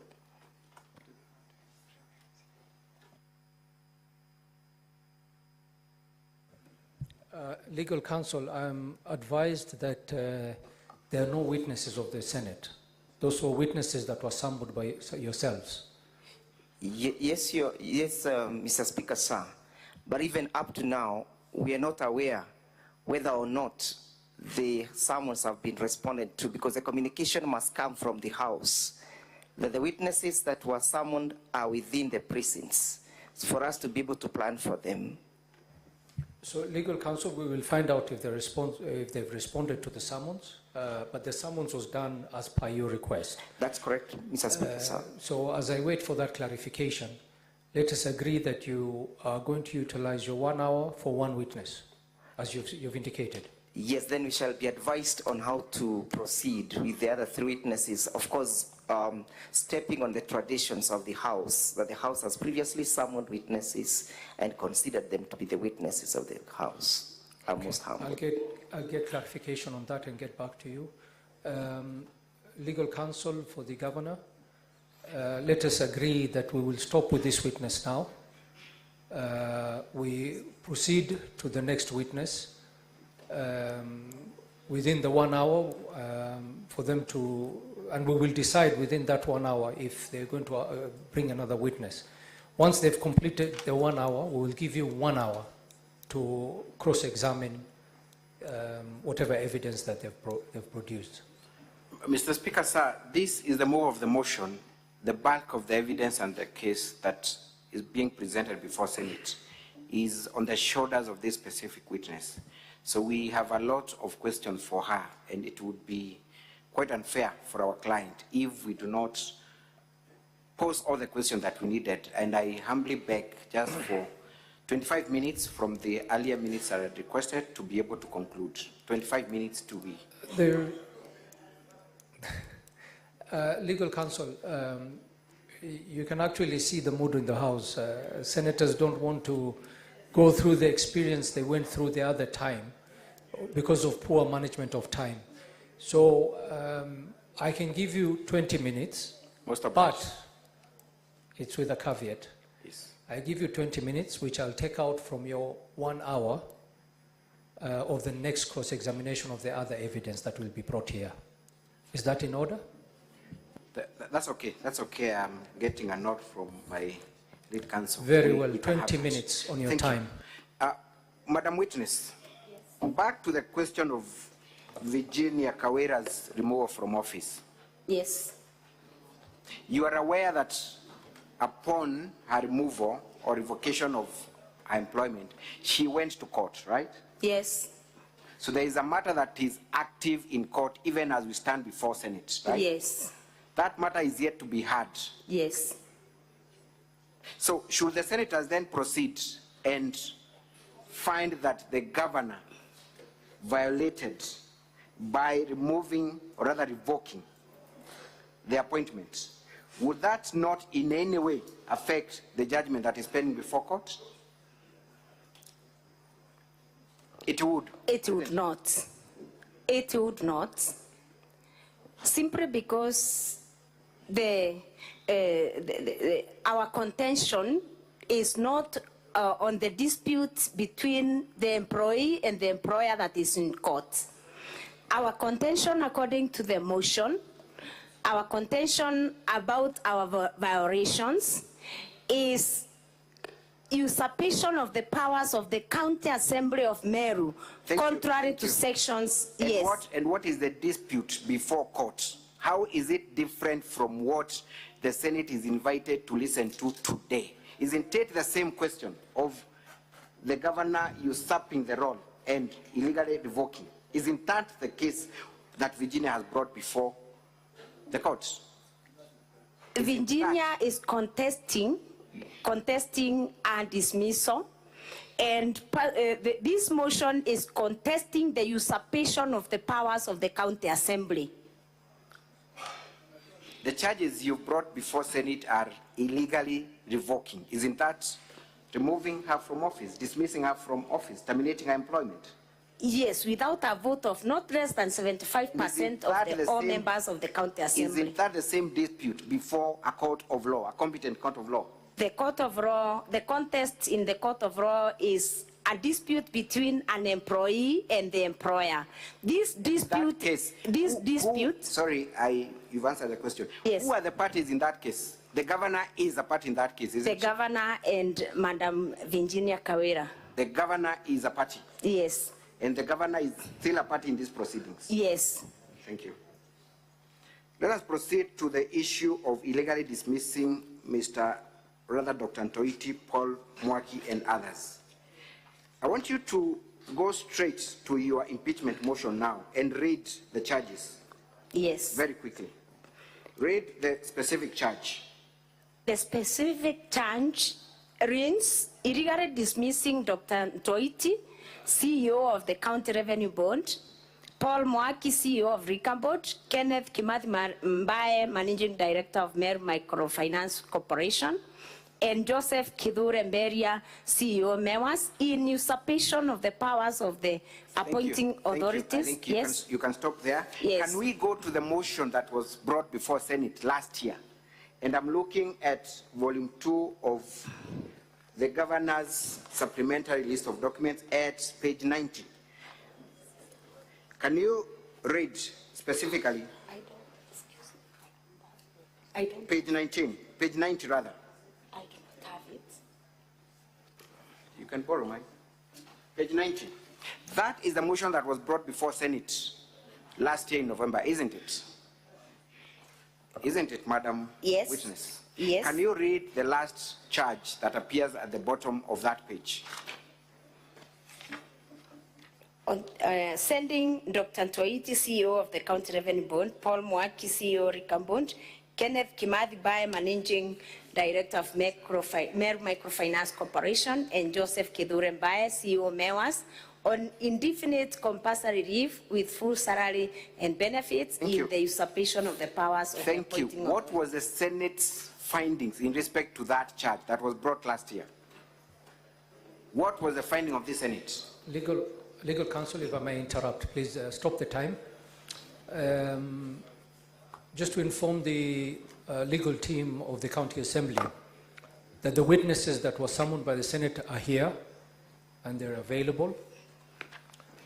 Do you wish to reconsider your utilization of the 1 hour?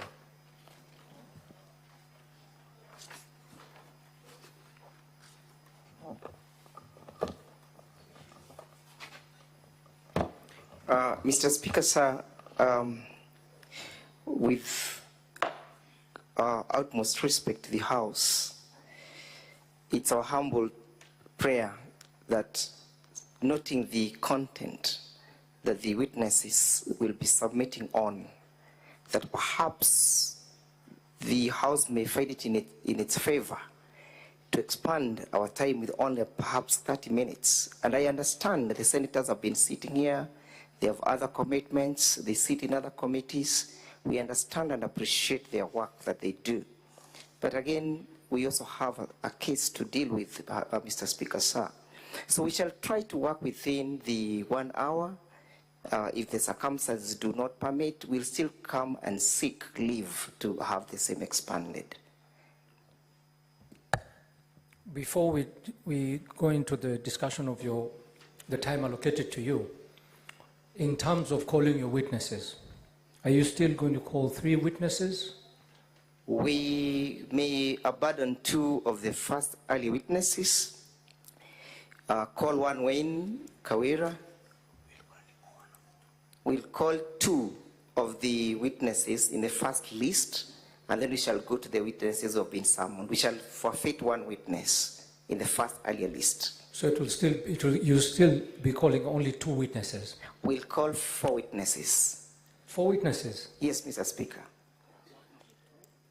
How will you do that in 1 hour? Mr. Speaker, as we close, we'll also take considerations and look at the evidence and their statements. We'll still come back with you. Perhaps you might only have to take 2. Let me just consider their statements. Okay, while you think about it,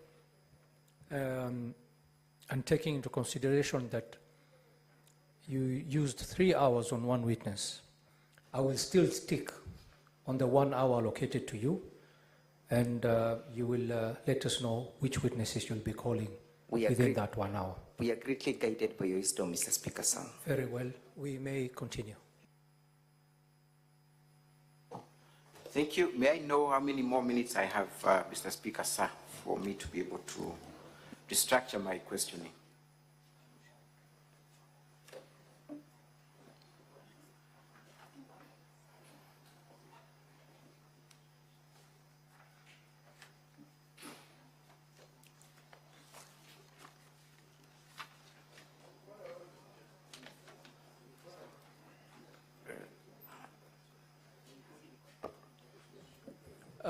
Legal Counsel, you have 12 minutes remaining. Thank you. Thank you, Mr. Speaker, sir. Before you proceed, what is your point of honor, Senator Boni Kalwale?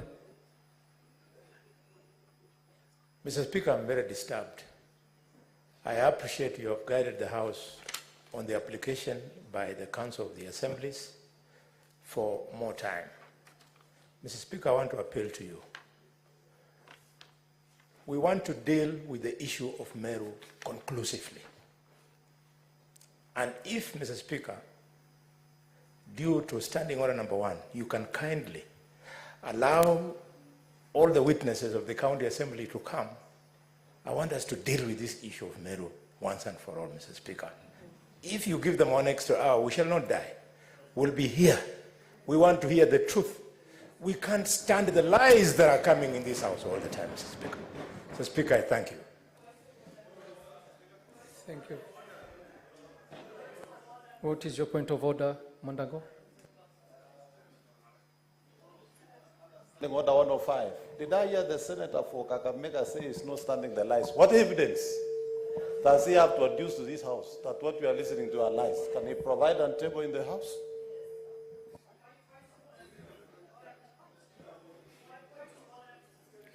Gloria, what's your point of order? And that's the last point of order.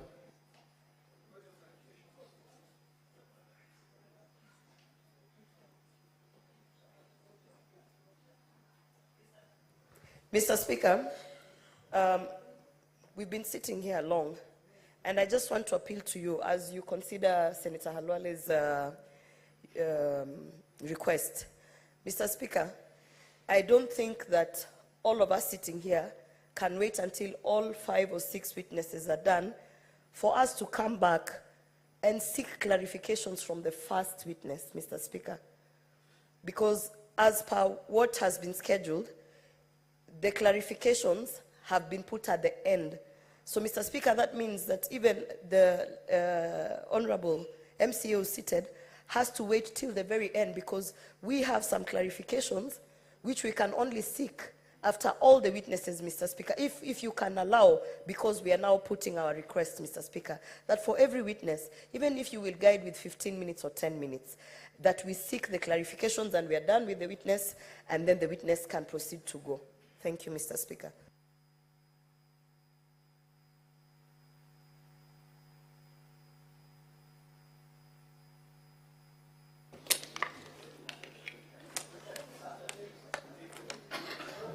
Senator Embu, I said very clearly, Gloria was the last point of order. So let me make a ruling on this issue. Senator Boni Kalwale, as much as I appreciate your concern, and I'll let slide your use of words, it could have been just a slip of the tongue. As much as we want to get to the bottom of this, we also have to deal with the matter of time management. The ruling by the Speaker was very clear when he set down the rules and procedure of this sitting. We don't want to find ourselves sitting here up to ungodly hours because we were not able to manage our time properly. So my concern is to manage the time. And we shall, if we see fit to increase any more time, we shall make that decision at the time when it arises. Honorable Senators, I think we shall proceed as agreed. I think this legal counsel, you still have 12 minutes. Please proceed and conclude. Thank you, Mr. Speaker, sir. Madam Witness, you have accused the governor of failing to implement the Assembly's recommendations. Straight away, I want you to look at your documents and show me evidence where the governor was specifically called upon and communicated to act on those implementations.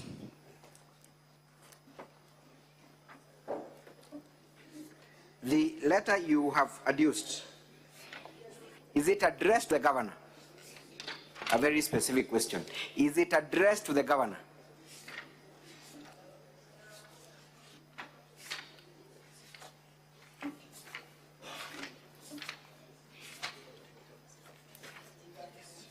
Can we go to page 144 of your bundle of documents, volume 1?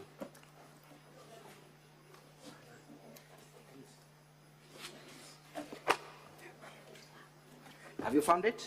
Yes, I found it. Is that letter addressed to the governor? Yes or no? What is the date? What is the date of the letter? It's a yes or no question. We have no time. 14th December 2023. That letter is not addressed to the governor, is it? It is not. That letter is not copied to the governor, is it? It is not. So there is no evidence of any communication direct from the Assembly to the governor. Is there any, yes or no? Yes, it is there. Where is evidence of the county assembly writing to the governor specifically, not to any other person? The county assembly communicates to the governor through the county secretary. That one I can confirm. Is that letter addressed to the county secretary?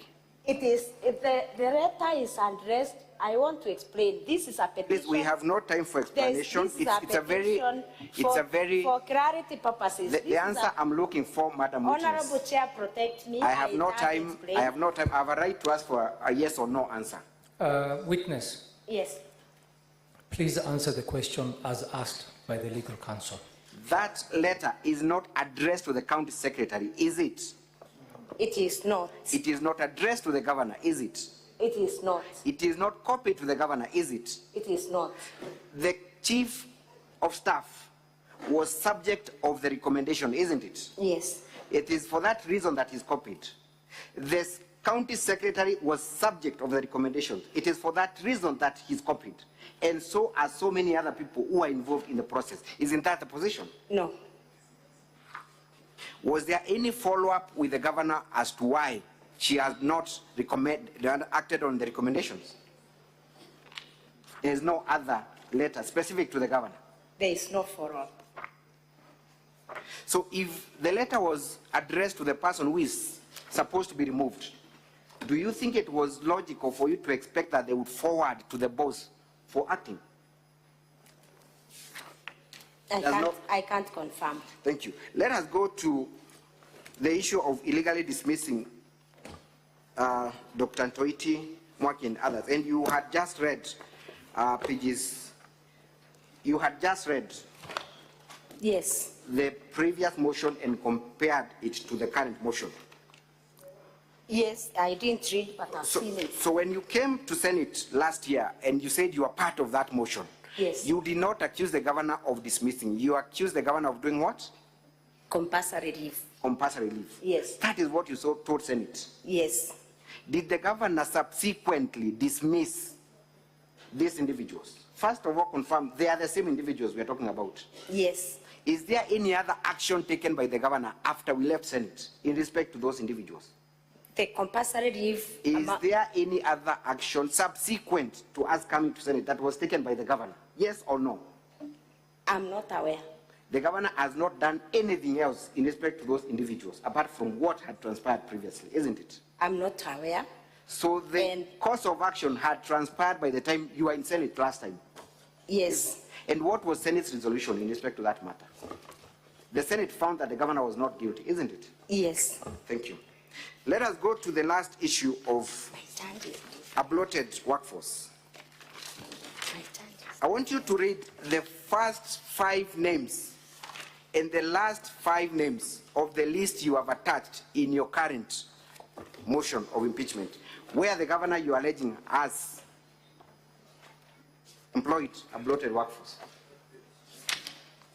That, go to volume 2 of your document at page 164. First 5 names and the last 5 names. First of all, confirm, how many people are we talking about in that list? 111, am I right? 11, yes. 111. Yes. First 5 names, last 5 names. Yes. First 5 names, kindly. I read them. Yes, read them. The first name is Gitonga Harrison Katogo. Second name. Rinda Gaki Kiome. Third name. Lawrence Mutwiri Mboroki. Fourth name. Gideon Kimathi. Fifth name. Mutuma Irari Mugambi. Let's go to the last 5 names. Last 5 names. Page 171. Read the last 5 names. The last 5 I could make you read the entire list, but for the demonstration of my point, let's just Kamal Bundi Emed, Yes. number 111. Yes. Hassan Kaimeni, number 110. Yes.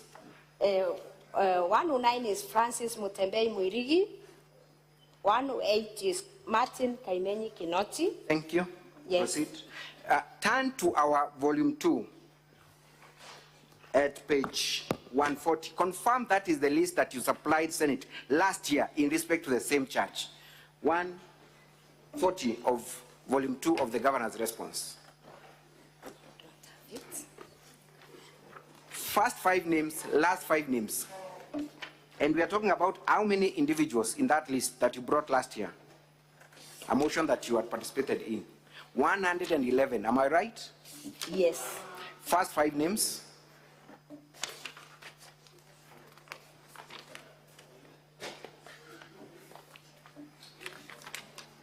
It's at page 140 of volume 2 of the governor's response. First 5 names. Gitonga Harrison Katogo. The same individual that appears in the other list, number 1. Number 2. Please, you do not have to flip the page. It's the same place you're reading. Yes. Second name. Jusan Kaimeni. 140, Honorable Senator, of the governor's response. Volume 2 of the governor's response at page 140. 140. 140. Yes, I've confirmed. They are the same. They are the same names, Yes. right? Yes. Do I make you read? 5 names. Do I make you read the entire list, or you can confirm that they are the same names? You can confirm that it is the same list of 111 individuals. Yes. That you brought to Senate last year. Yes. Madam Witness, when you tell senators to argue time, surely, to argue your case, don't you think you're taking senators for a ride when you bring the same charge you brought last year, and that charge was dismissed? Don't you think you have no respect for the senators? It's a question I'm posing to you. Kindly answer. No. You confirm it's the same charge, same list? The violation is the same. The same list? Yes. What was the senator's verdict last year in respect to that same charge?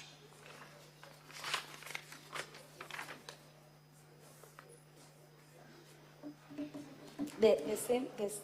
What was the Senate's verdict in respect to the list you brought before it last year, accusing the governor of employing or of having a bloated workforce?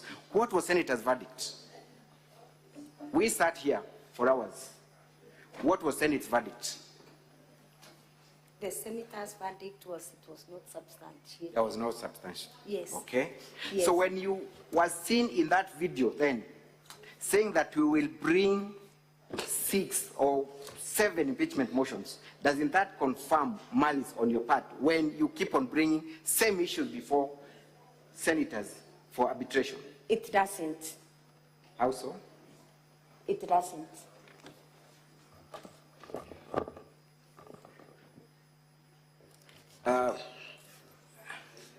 Finally, let me bring up the issue of the death of Sniper. You have accused the governor of gross misconduct for stating that there was more than 86 million that was collected through a specific pay bill. Yes. I want us to watch that clip where the governor is allegedly stating that 86 million was raised. It is in the County Assembly's videos.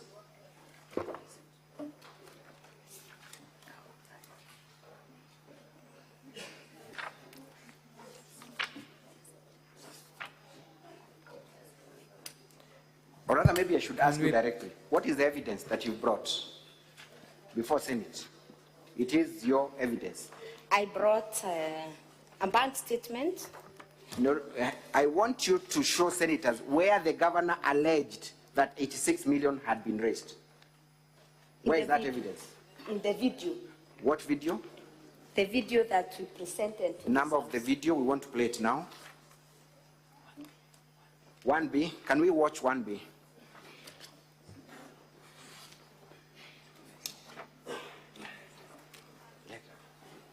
One B. Pongina bu atongeria baba ko barathiuronkaga na mwiri jwa sniper bari biacharene na isiasene bari gatigati mbeca ile bothite monka nande inkoro. Legal counsel, can you stop that clip? Where is the translator? We need the translator. We can also have the time frozen for just let's stop the time and to get allow. the, Yes. Sergeant at Arms, please get the translator.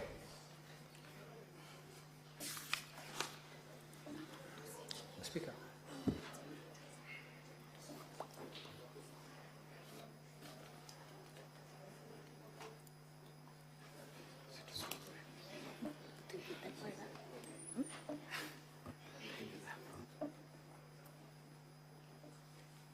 The interpreter, we can have the clip now played. Play the video. Pongina bu atongeria baba ko barathiuronkaga na mwiri. My names are Gitonga Kabori from KBC, Mwago FM. Mheshimiwa Speaker na waheshimiwa katika bunge la Seneti, naomba turundie ndiposa nianze.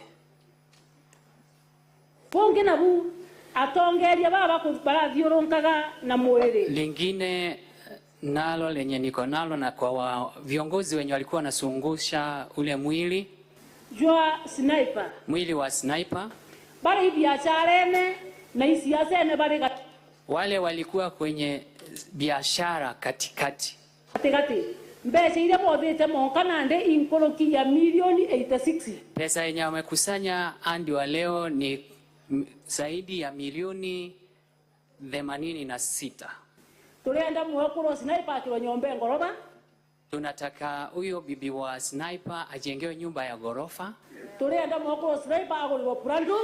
Tunataka mke wake sniper anunuliwe gari aina ya Prado. We can stop there. We can stop there. The governor, Madam Witness. Yes. The governor has not, you have accused her of saying that 86 million was raised through a specific pay bill. The governor has not mentioned the pay bill, has she? In that video, she has not, isn't it? The video is not complete. But you had an opportunity to watch it, which we do not have. Has the governor anywhere mentioned the pay bill? Yes or no? We will still have a chance to play it. I just wanted to go on record. Did she mention the specific pay bill and account? She did not specific in that video that has been played, but the whole video will. But you have also not, that is your video, correct? That is your video, it's your evidence. It is my video, but I believe it is not complete. It is, the video goes on, the video Counsel. goes on. Yes. Counsel, your time is up. Yes. Mr. Speaker, 5 minutes for just conclude on this. That's just an Witness, abstract of the video. Witness, one moment. Yes. Counsel, your time is up. Mr. Speaker, I beg for just 5 minutes to conclude on this line of 5 minutes. I promise. No, I can allow you to just conclude on your questioning. Thank you. Then you stop there. Madam Witness, apart from that pay bill, there were funds raised through other modes, isn't it? You have seen a Facebook post contained at page 168 of our volume 1B. Does it provide for a different pay bill and a different account? I can confirm. Have you looked at it and confirmed that those accounts are different? I can confirm that the pay. It's a simple question. No. Have you confirmed that there is a different account annexed at page 168? It is not a different account. It is your evidence, it is the same account. It is not the same. It is not the same account. It is not the same. I'm saying the. Is it the same account or not the same? From your evidence, from in your defense, the WhatsApp, whatever, it is the same account as the one as produced. They are not two accounts. So you confirm if senators look at page 168? Yes. The account therein is the same as the one you have provided in evidence? Yes. We'll leave that for us. Yes. I confirm. There was also Thank you. cash that Counsel, I'll have to stop you there. You had one last question. Thank you, Mr. Speaker, sir. You're welcome. I think we can. Honorable Chair, just a clarification. The counsel is already off. Wait. I don't think, witness, you can make a clarification. Okay. Mr. Speaker, sir, the next part will be taken by Mr. Muriuki and Mr. Mwangi for examination. But before they do so, kindly confirm. Counsel, let me guide you there. As you start, know that your 1 hour starts when you start speaking. Obliged. We'll only take about 7 minutes in this session. It's up to you how many minutes you're going to take, but just know that your time has started. Kindly confirm that the use of the term business refers to the functions of the county assembly. I confirm. Kindly confirm that this house has a committee called the House Business Committee. I confirm. And that the term use of the word business is not in the normal terms as Counsel Mutuma may want to appear, that this is a transactional aspect. Absolutely true. Further confirm that you have not drawn any financial benefits from this process. I have not. And that the auditor report that was shown to you is indicated as part and parcel of the business of the functions of the county. Yes, I confirm. And that is within the functions of the county, that impeachment is one of the functions of the county. Indeed, it is. Thank you. Counsel Muriuki. Thank you. Before, yes, Counsel. Mr. Speaker, I had an objection. The challenge is that in normal processes, I would have my own speaker to raise my objection, microphone, but now I don't. Counsel has asked questions that don't pass for re-examination questions. All of them, Counsel has been suggesting answers to the witness, and seeking the witness confirms those answers. That is the height of a failure of a trial process, at least as we are trained and as we know it. That has already gone on record. I don't know what the Senate will do about it, but moving forward, I plead that you ask Counsel to stick true to the rules of examination of their own witness, which can't be in the form of suggesting answers to the witness and having the witness confirm those answers. Thank you very much, Counsel. That is well noted. And I will advise Counsel not to coach or guide the witnesses as we go forward. And it's for the senators to decide on their own on how they will take that I am well question guided. that I you've taken. rephrase those questions. When you speak about business in your video, what exactly did you mean?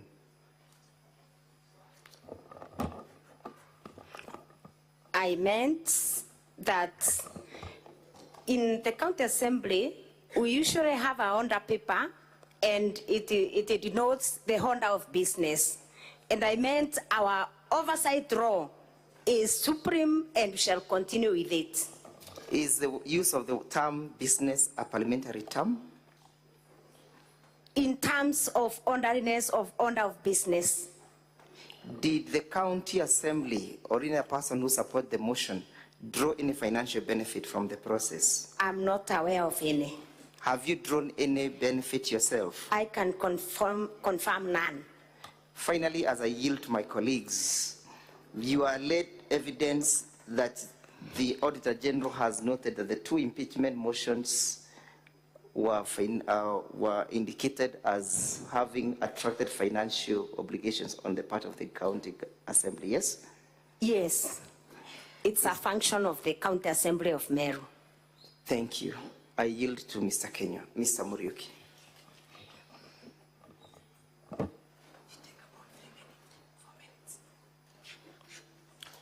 Mr. Speaker, sir, honorable senators, my name is Eric Muriuki. I will take about 4 or 5 minutes to re-examine this witness, then I shall yield to my learned colleagues. Madam Witness, yes. Did you prepare the minutes for the public participation?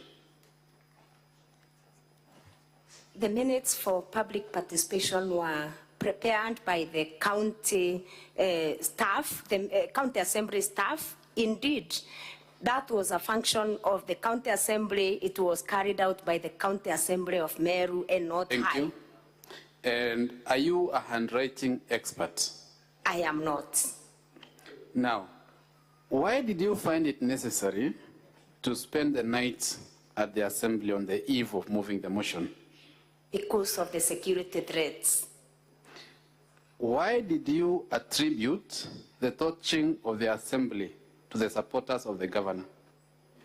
Because I sent there's a staff who threatened that they are going to Kuchoma, and we felt very threatened. Thank you very much. You are asked whether you have taken steps personally to have this person arrested. Are you an investigator? I am not. Who is supposed to investigate and take the appropriate steps? The relevant bodies that are charged with the mandate of investigating. Is this house investigating the issue of attempted arson on your home? No. What is it investigating? It is investigating gross violations of the Constitution and other laws and other grounds that have arranged that the governor of Meru has violated. Why did it become necessary for you to play the video on the cows that died in that village? I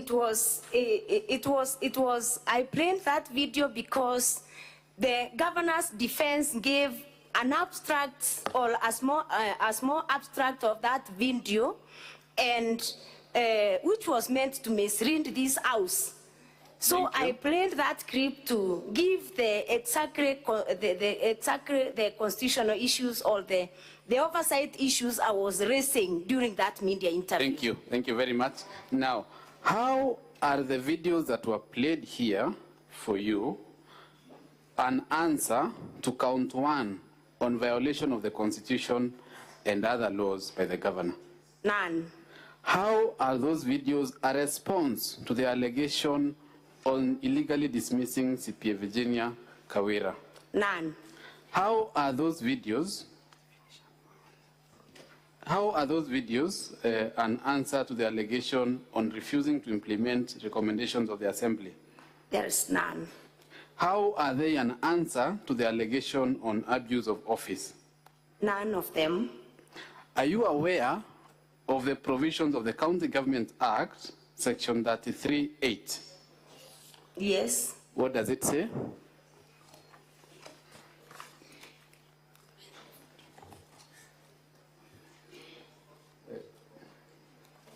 Section 33(8) of the County Government Act.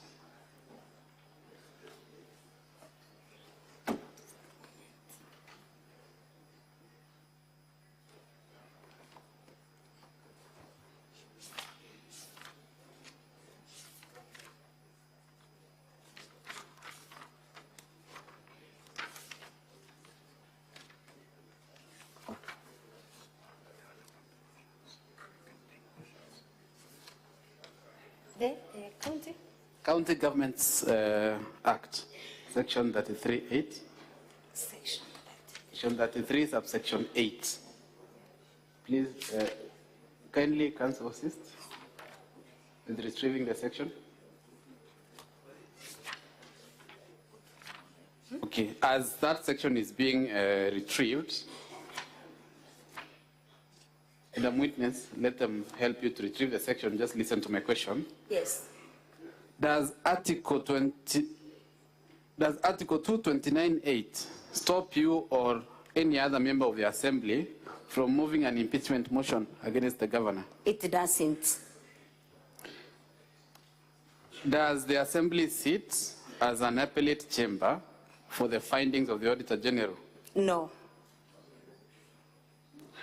What is your specific complaint as regards the illegal revocation of CPA Virginia Kawira's appointment? My specific complaint is that the revocation of Virginia Kawira was done without a vote of not less than 75% of all the members of the County Assembly and in usurpation of the powers of the County Assembly. Specifically, what provision of the law are you complaining of being breached? Sections 58(4) and 5 and 59A of the County Government Act. Thank you. Now, I wanted to read Section 33(8) of the County Government Act. Yes. Kindly read the section.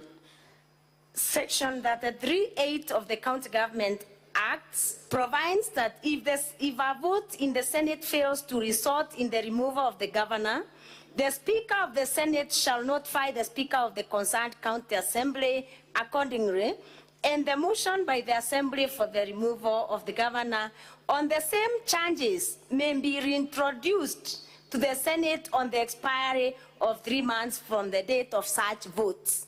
Have 3 months passed since the last impeachment attempt? More than 3 months. That notwithstanding, have you reintroduced any charges that were in the previous impeachment motions? I have not. Thank you, Mr. Speaker, sir. I will yield to my colleague, Mr. Mwangi.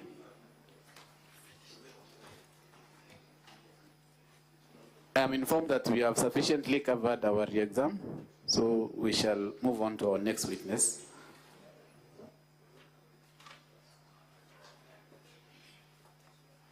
Thank you, Mr. Speaker, sir. Thank you, Council. Mr. Speaker, sir, with your kind permission, we'll call Irene Kawira as our next witness. Thank you, witness. You may take leave. Sergeant at Arms, please show in the next witness.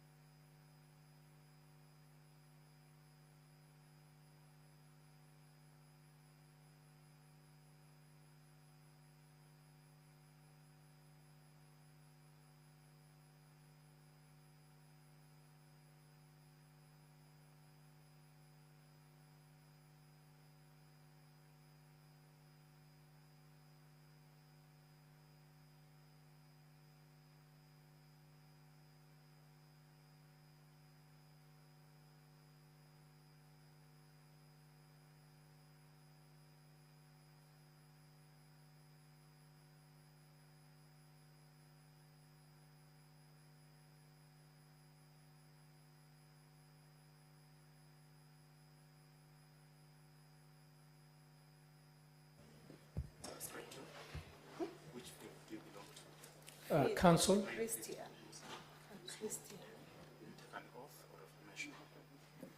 Yeah. Sorry, Council and Clerk, just give us a few minutes as we do some housekeeping.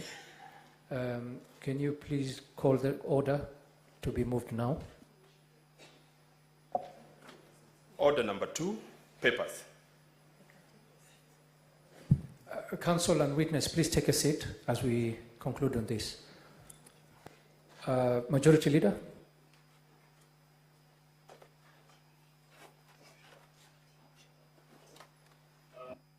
Mr. Speaker, sir, I beg to lay the following paper on the table of the Senate today, Monday, the 19th of August, 2024.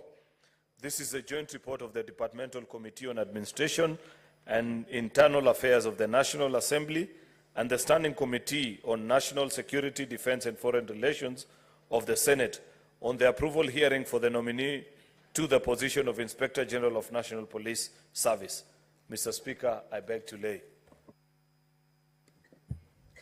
Next order.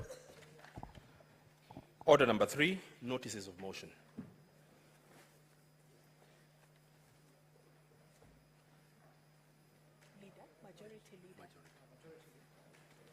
Majority Leader.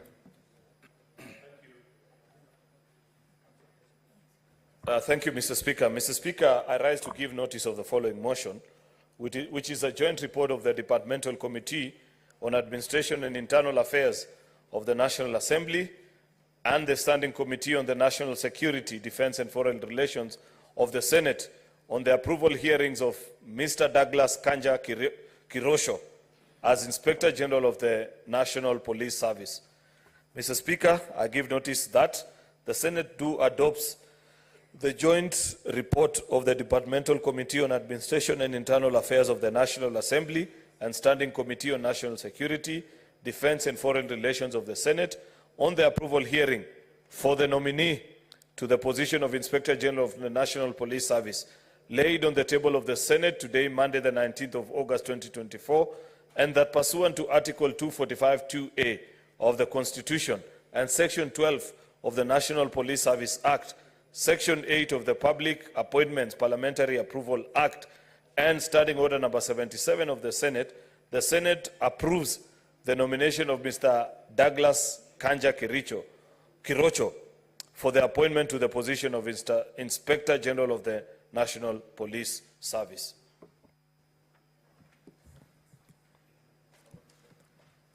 Very well, Council, we may proceed.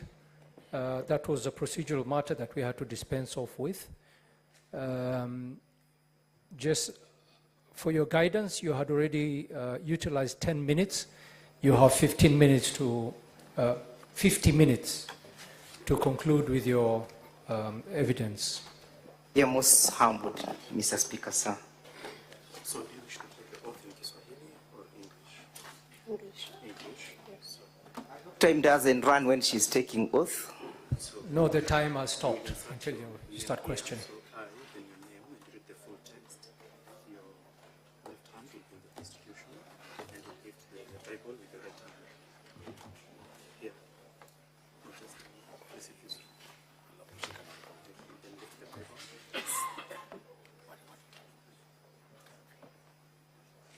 I, Irene Kawira, I do solemnly swear that the evidence that I shall give before the Senate in the respect of the matter before the Senate shall be the truth, the whole truth, and nothing but the truth. So help me, O God.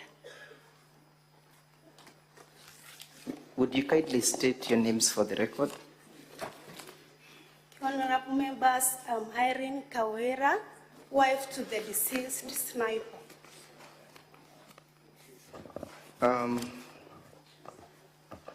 Irene, have you sworn an affidavit in this case, and would you wish to rely on it in these proceedings? Yeah. You understand that you are here to testify against the governor for the utterances that she made, correct? Yeah.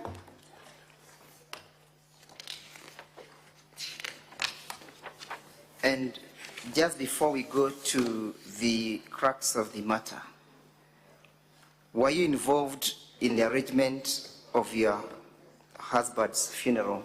And kindly accept our condolences. Pardon? Were you involved in the arrangement of your husband's funeral? We have not yet laid him to rest. You have not yet laid him to rest. Yeah. But were you involved at a particular time in making arrangements? Yeah, I was. What nature of involvement? Council, could you please Let me just speak directly to the witness. When responding, please use yes or no. Don't just say yeah. Okay? Yes. So that, and be audible. We are most humbled, Mr. Speaker, sir. So, were you involved, or was there a committee that was put in place to oversee the processes of preparing for the funeral? No.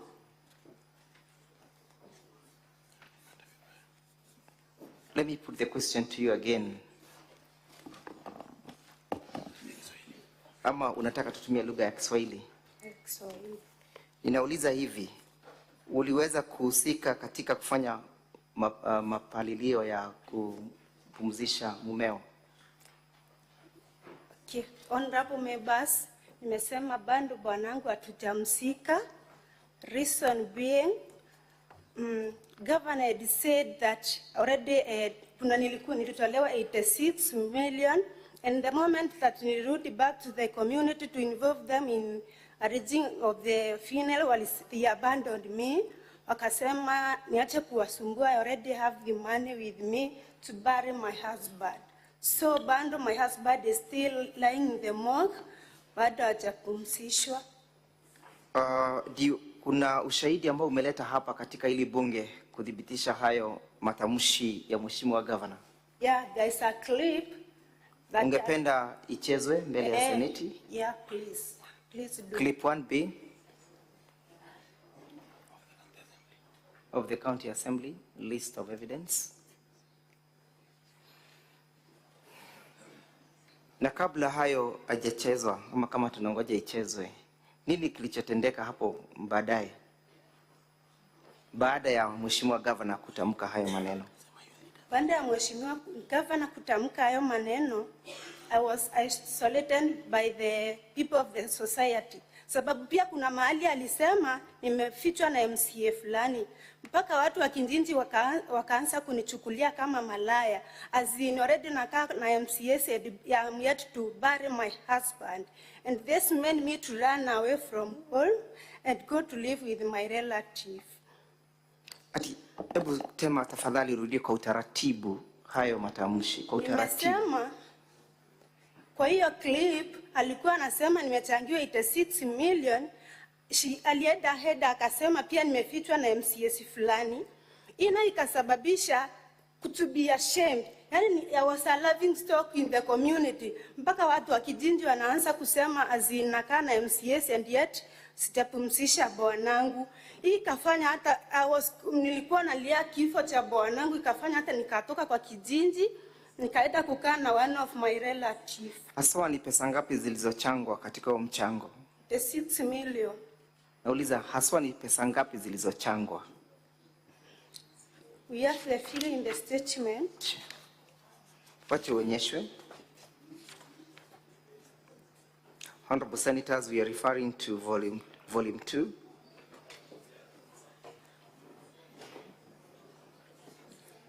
Page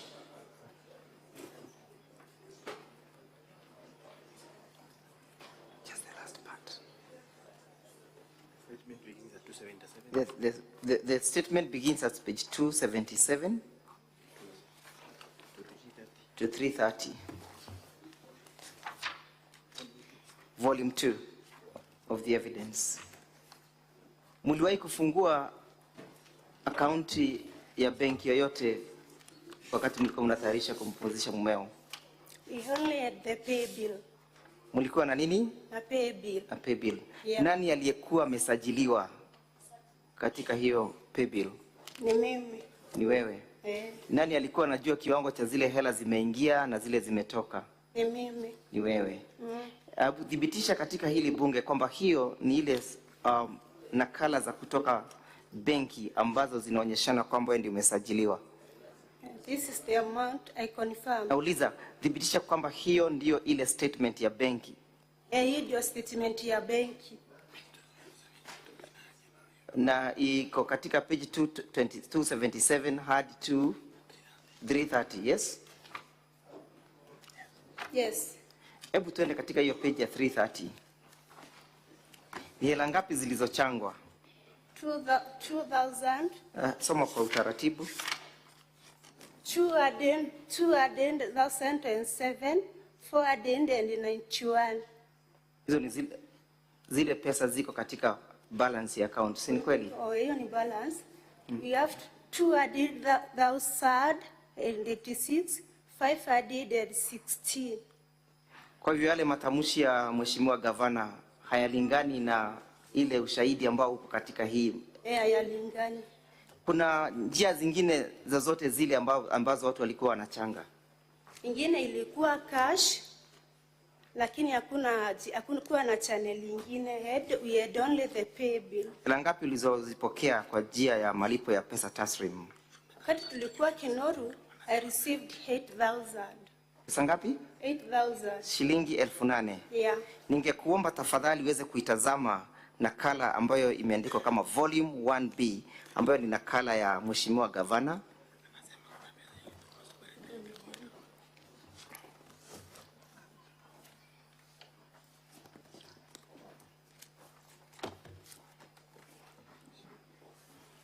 Honorable Senators, volume 1B at page 168.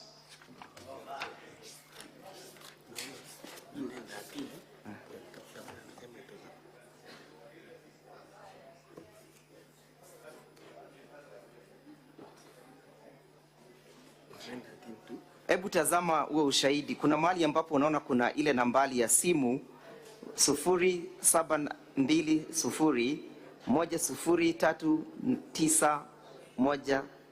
Umeitazama? Hiyo nambari ya simu imesajiliwa katika jina la nani? Judith Kirago. Huyo ni nani katika, alikuwa nani? She is one of the blogger.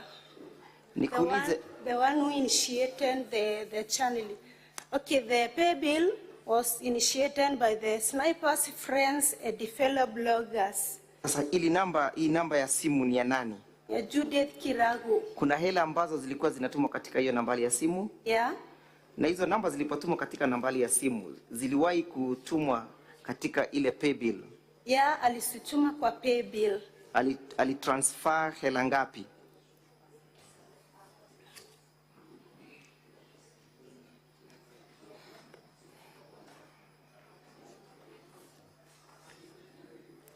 $115,000. Kuna watu ambao wanafanya kazi na mheshimiwa gavana ambao wamestakiwa na kuhusishwa na kifo cha mpenzio mwemewe Sniper? Yes. Naam?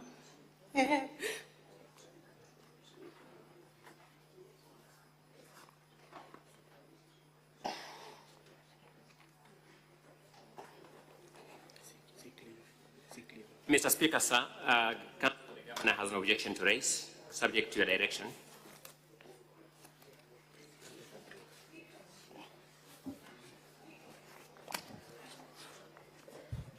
Who's on objection? Oh. Mr. Speaker, sir, I just drew your attention to the fact that we had an objection to raise. Sorry, you have an objection to raise. Let's hear to your objection. What's your objection? So you know, the evidence, what we are going through is an evidence in chief. This witness has sworn a witness affidavit, which is primarily her witness statement before you, and there are specific claims in that witness affidavit which counsel in exam in chief is supposed to bring on board to this Senate. The question that has just been put to this witness is not part of that witness affidavit. And number two, the question of the murder trial, as has been confirmed through the other witness, is a matter actively pending before another court of law. We express our deepest sympathies to this witness for the loss of her husband.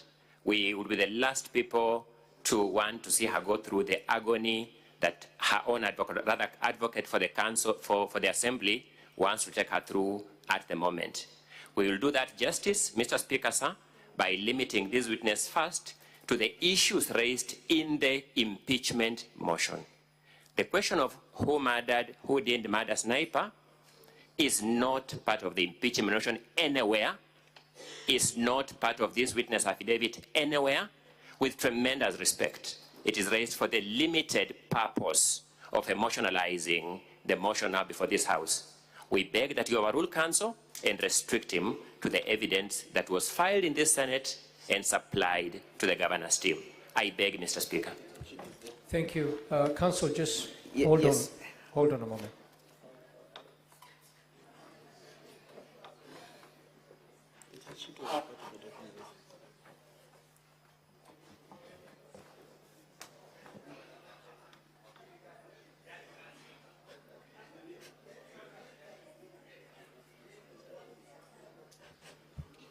Council for the Assembly, could you respond to what the Legal Counsel has raised on the matter he has raised? I am most obliged, Mr. Speaker. Sir, I have always held my senior land counsel with high esteem until this afternoon when he makes an objection on a point that is not legally founded. There are evidence that has been supplied to us from the governor in terms of the phone number that I've questioned the witness on. And therefore, to assume that we can only limit ourselves to the affidavit and not test the evidence of the governor would be far from the truth. We have a charge sheet appearing at page 429 of our bundle of document at volume 2.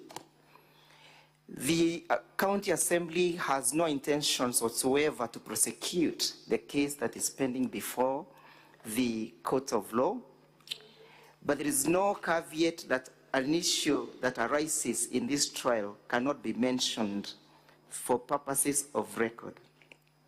We have not accused the governor of murdering the sniper. I do not know whether I have touched a raw nerve.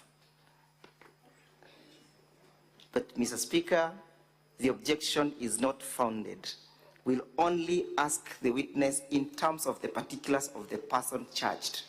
We'll not go to the evidence of who killed who or anything of that sort. We have tendered that evidence. They did not respond to it in their defense. It's a very emotive issue, as demonstrated by the witness.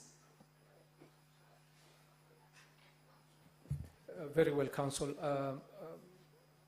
I think what we will do is let us restrict our questioning to matters concerning the impeachment on the governor. And I tend to agree that if this matter of the murder case is in court, then it should be sub judice for us to discuss it here. Let us stay clear of that. Counsel, I would urge you to stick to the affidavit provided by the witness, and the line of questioning should be specifically on the impeachment motion, and let us not divert on that, please. I am well guided, Mr. Speaker, sir. So, in respect to the murder of your dear husband, did the governor ever send condolences to the family? No. Could we then have the video played? Yes. Video 1B.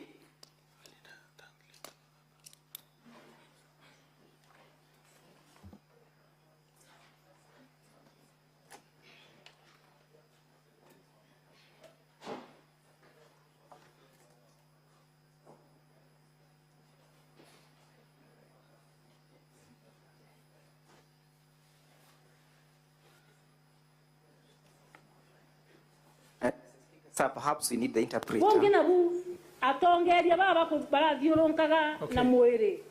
Just stop the video, please. Sergeant at Arms, please bring the interpreter in. And may our time be frozen? Stop the time.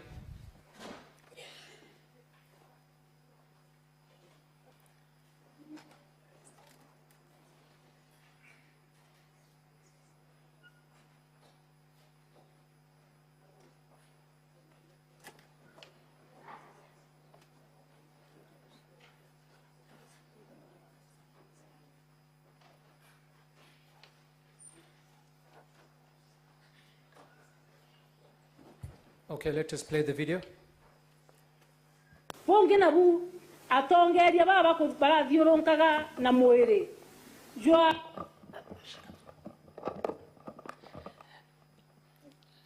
Mheshimiwa Spika, Mheshimiwa kwenye bunge la Seneti, jina ni Kitonga Kabori kutoka shirika la utangazaji KBC Mwago FM. Nukuu yenye gavana anasema, tuanze naomba.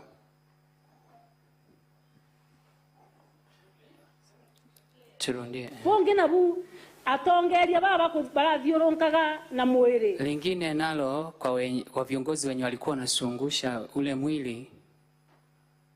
Jua sniper. Mwili wa sniper. Biasharene na isiasene bari katikati. Mwili wa sniper wale walikuwa kwenye biashara katikati.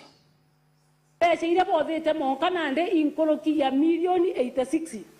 Pesa yenye wamekusanya mpaka wa leo ni zaidi ya milioni 86. Tulienda mwakuro sniper akilo nyombe ngoroba. Tulienda mwakuro mke wa sniper ajengewe nyumba ya gorofa. Sniper agoliwa Prado. Sniper anunuliwe Prado. Sniper bekilo akaunti mbesa.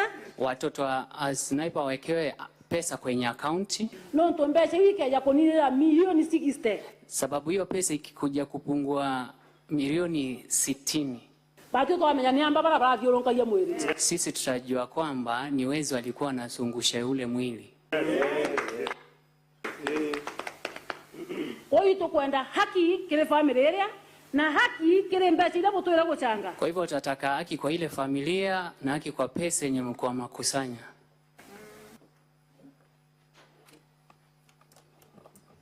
Video 1A.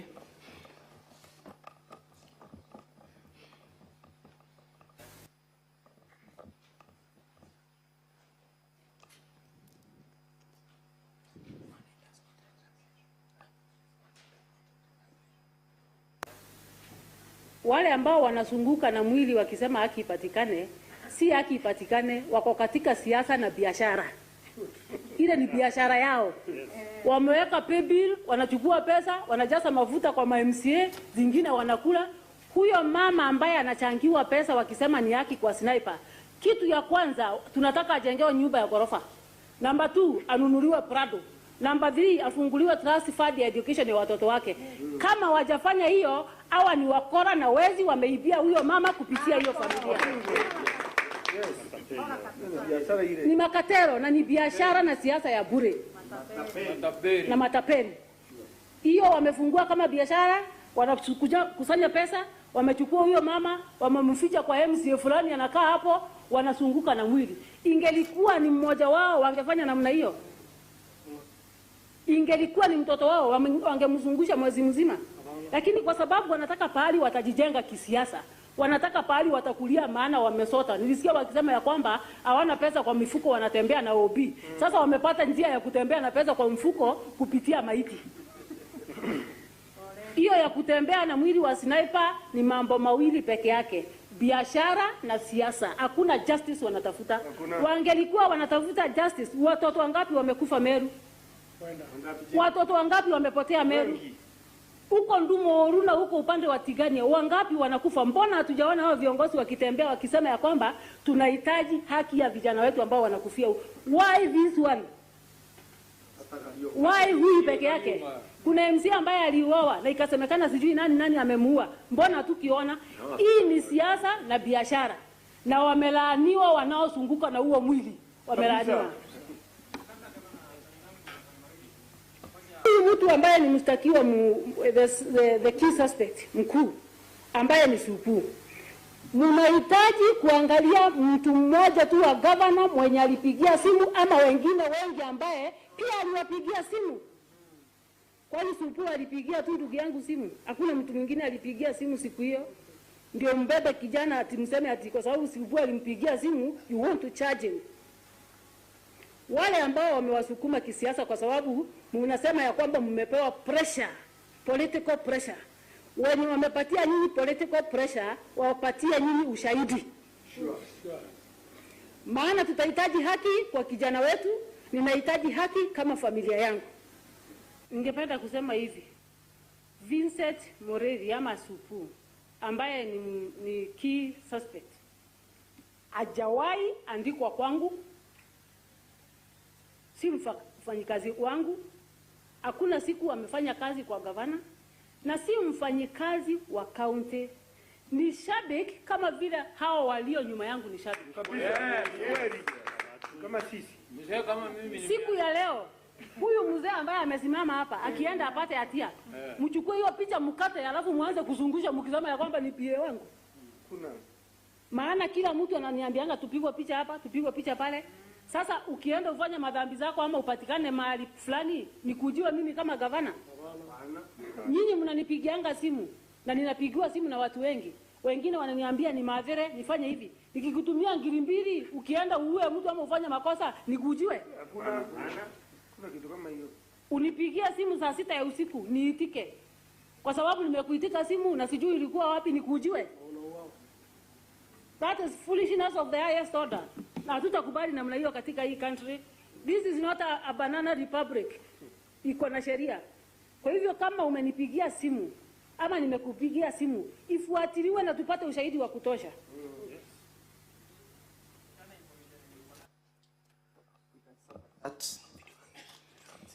Do you want to see the last one?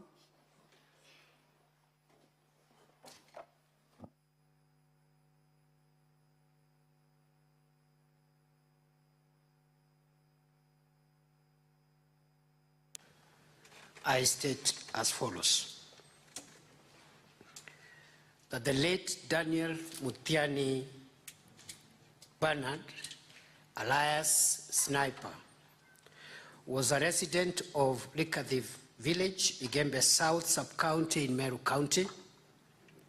Until his death, he was a political blogger who criticized the governor of Meru County and her administration. He used his social media platforms to deliver his messages to the governor, the county government of Meru, friends and close relatives of the governor.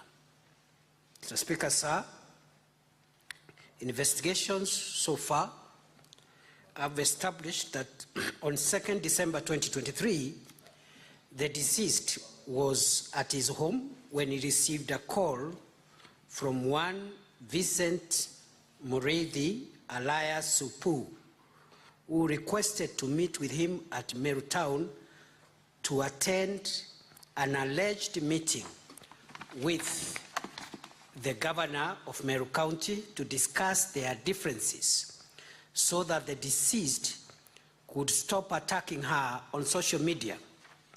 Upon arrival at Meru Town, he was abducted and driven to Mutonga River. Thank you. Mr. Speaker, so we may have the witness to compose herself. The time may stop running.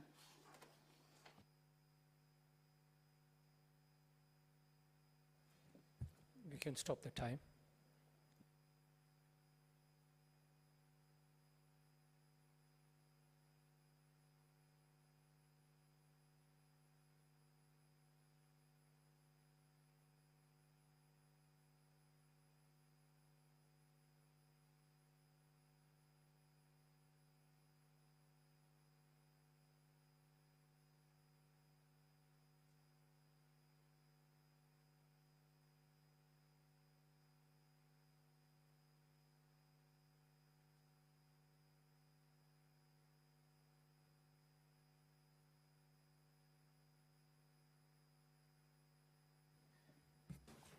Sorry for that.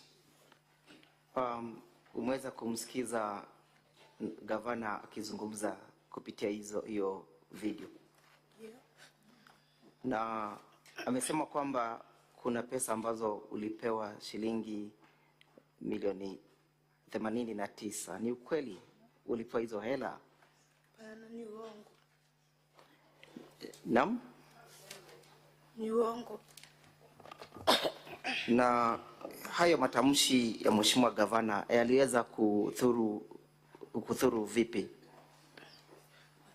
kutoka gavana aseme niko na hizo milioni 86 sitaipata amani. Kwanza wenye walikuwa wanakuja kunipa, at least wale wote walinitoroka nikaachwa peke yangu. Nikabindi tu kama mimi ni ask for my kids, because now their father was the breadwinner and he is no more. I was the one to start and ask for my kids. So ilifanya hata community wote nikiambia hata mtu niko na shida anaangalia anaona ni 86 million tu. Paka ikasema ikafanya hata nikawa sina security sababu kila mtu anaona pesa tu. Asante. Na amesema kwamba umeweza kuwekwa ama unaishi na mheshimiwa MCA fulani. Ni kweli? Hapana. Hao yalikuwa affect vipi? Wakati alisema naishi na MCA, ilo lilifanya watu wote kwa kijiji wakaniita malaya. Paka wakaanza kusema huyu bibi Sniper hawezi subiria tusike bwanake. Wote wakaniacha na wakanitenga, hivyo hata familia. Sniper relative wote waliniacha na wakanitenga. Sasa kwa sasa hivi naishi wapi? Kwa sasa hivi naishi na one of my relative. Ninapomalizia, uliona viongozi wakizunguka na mwili wa Sniper? Yeah. Nani uliwaona wakizungusha mwili wa Sniper? Actually hawakuwa viongozi. They were the bloggers and the bloggers and the Sniper friends. Ni kweli kwamba kifo cha bwanako kilifanywa ikawa biashara?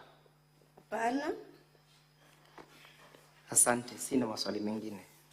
Utauliza maswali machache na wakili anayemwakilisha gavana. Na tena tumesema pole sana kwa kifo cha bwanako.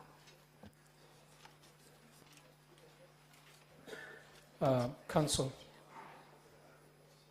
as we proceed, could you please also advise the witnesses to stay back, not to go anywhere until the senators ask them questions during the questions and clarification time? Utakapomaliza kuzungumza usiondoke, manake senators watakuuliza maswali ya kudhibitisha maneno mawili ama matatu. Asante. The previous witness also could be advised to stay behind, please. Trace and Ricola, most obliged.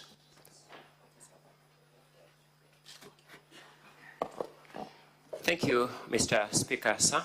We shall not be cross-examining this witness. We shall reserve our time for the subsequent witnesses. Thank you so much. You're most obliged.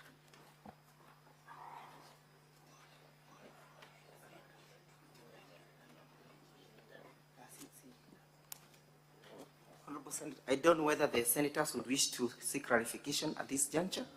Not now. Once we finish with all the witnesses, we will call her back for cross-examination or questioning. Thank you very kindly, Honorable Speaker. Our next witness will be Linda Gaki. Mr. Mwenda and Mr. Mwangi will take the witness.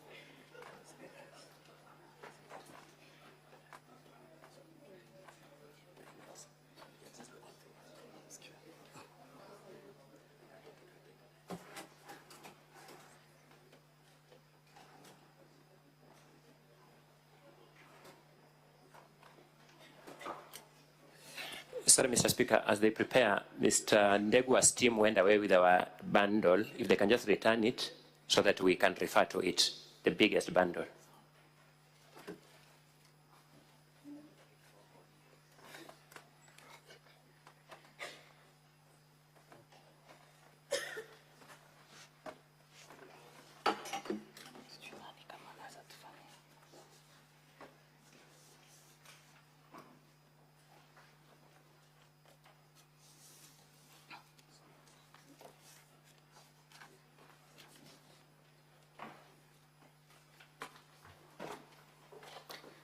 I, Linda Gaki Kiome, do solemnly swear that the evidence that I shall give before the Senate in respect of the matters before the Senate shall be the truth, the whole truth, and nothing but the truth.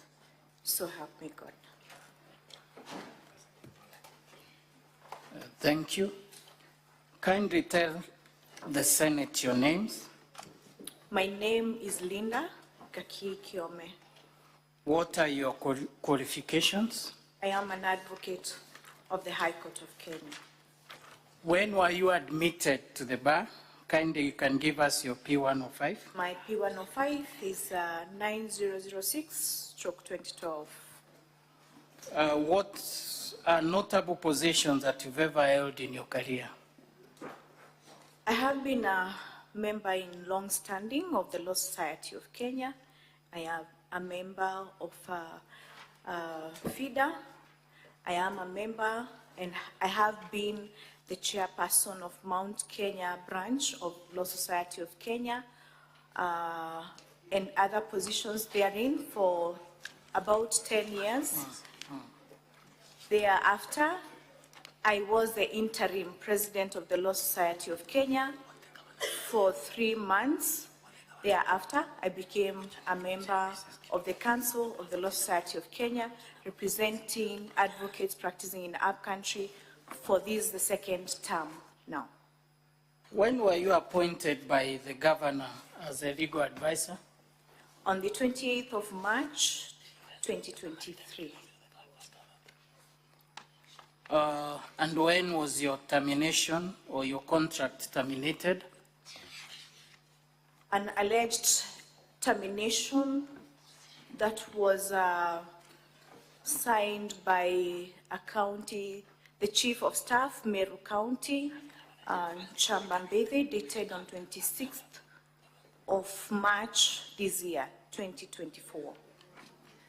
There is an affidavit dated 18th of August 2024. Are you aware of that affidavit? I am aware of the affidavit. Where have you filed that affidavit? I filed the affidavit before the Senate. Before the Senate? Yes. What are the circumstances leading to you filing that affidavit in the Senate? Thank you, Council. While attending the annual conference in Mombasa, Diani, Kwale County, yesterday I received a phone call from one of the MCAs from Meru County, Honorable DMK Kawira, who informed me, or actually who asked whether I was aware of a letter that I had written, christened as a legal advice to the Governor Meru County, while within the term which I was deemed to have been her legal advisor. And when I received that letter through a WhatsApp, it was an alien document. I can confirm before this House that yesterday was the first time I have seen that document. It is not a document that emanated from myself. There is an internal memo in the documents of governor brought to this Senate. It's labeled as KM5, governor's document. I want you to have a look at it.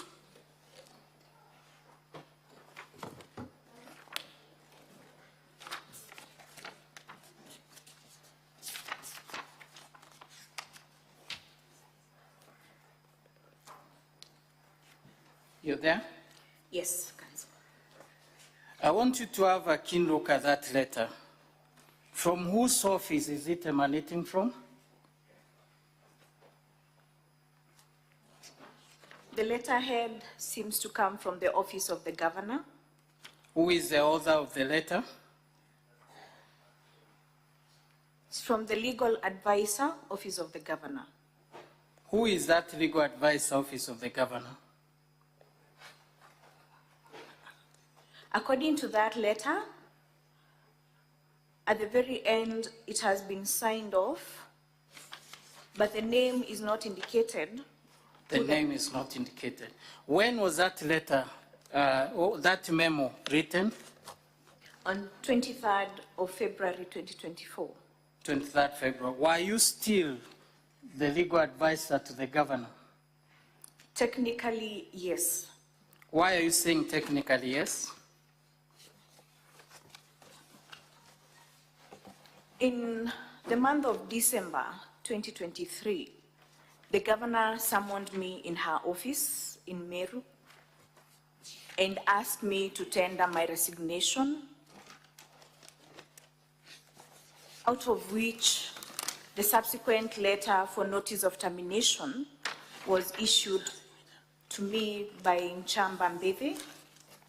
That was dated 26th of March 2024.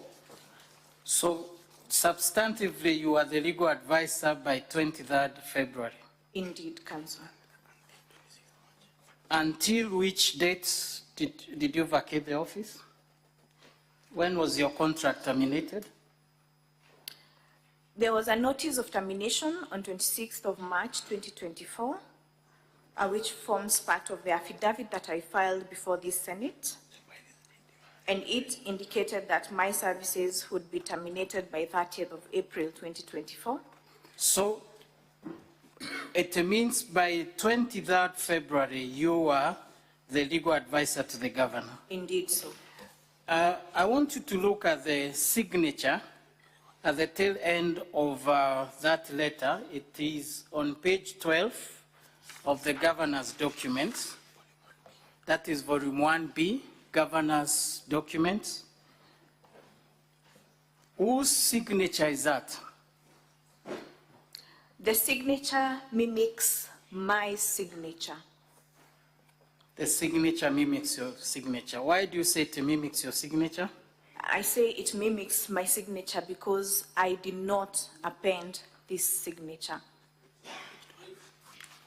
Page 12 of the governor's documents, volume 1B.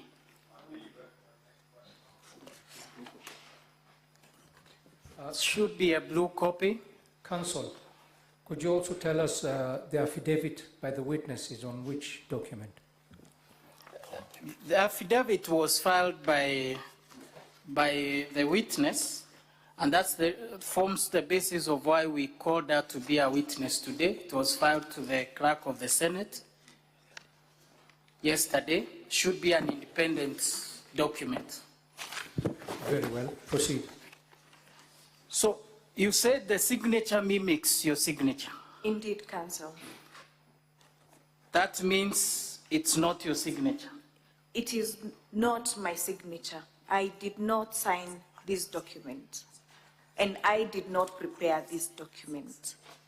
The governor has brought this document to this Senate House, this Honorable House, to rely on this document as her evidence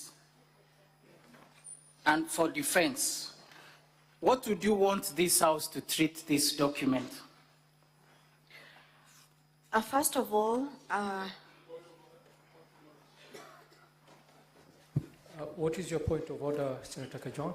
Mr. Speaker, just like you, I've struggled to get visibility on that affidavit. I'm looking at the soft copies here. I can't find it.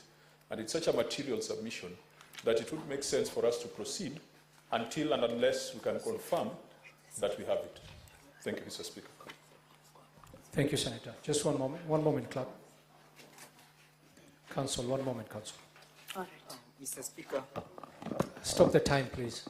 Mr. Speaker, sir, with your kind permission, we would be able to have the assistance of supplying the hard copies to the honorable senators as printed.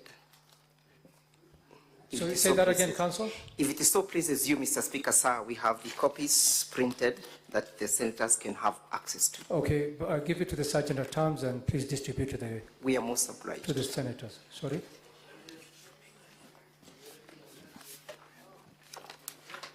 What's your point of order, Eddie?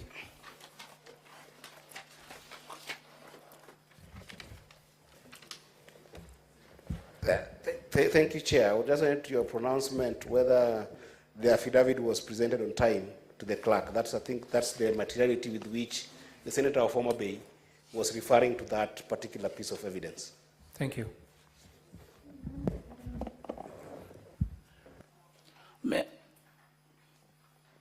Okay.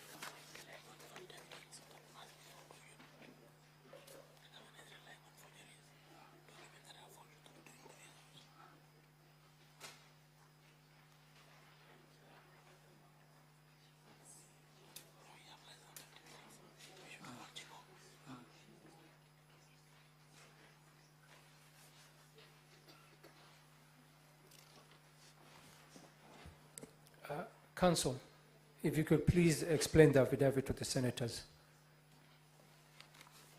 Thank you, Mr. Speaker.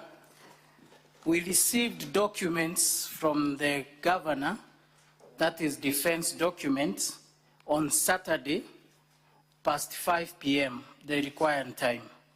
And out of that, we realized some abnormalities, especially on the part of the affidavit and internal memos and letters given in the defense. And out of that, and our witness being an advocate, after coming across this document, she vehemently opposed the position of that document, that she was not the author of the document, and so we questioned the authenticity of that document. And that's why she was, she moved to swear an affidavit, that is yesterday on 18th, and it formed the basis of our prayers this morning that this witness be called as a witness of the Senate to come and substantiate on the document, because if this is not substantiated, then if it's a forgery, and I'm saying if it's a forgery, then this House can form basis of the final determination of this case based on that document. And that's why she was called upon to come and give this evidence. What is your point of order, Eddie? And Eddie, if I could just give guidance that this witness was one of the witnesses that was summoned through the Senate by the request of the Council. And the summons went out this morning. Chair, the materiality of the affidavit is just about the issue of timing and filing.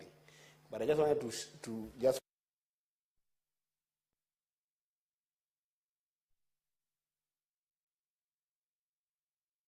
objected to what the Council has just talked about. If indeed it was objected or otherwise, then that's fine. So far, he has not objected. Mr. Speaker, it was not objected in the morning, and that's Very why... well, we've established that, so please proceed. Thank you. We proceed to paragraph 7. I will request you to read for us, for this House, paragraph number 7. Thank you, Council, Mr. Speaker, and honorable members. I have deponed in paragraph 7 that I categorically states that the internal memo in question contains advice and information that I must clarify was neither prepared nor authorized by me, and I want to make it unequivocally clear that I did not draft, review, or endorse the contents of the said internal memo. I'll further request you to read paragraph 8.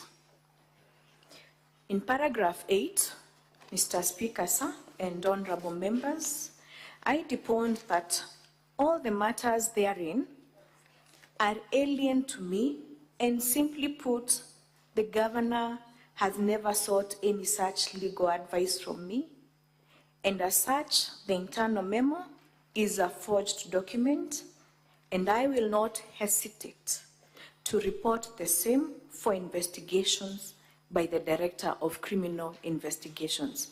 When I arrived in Nairobi, I went to the Parliament Police, and they told me that the only place I can lay this claim is before the DCI in Meru County.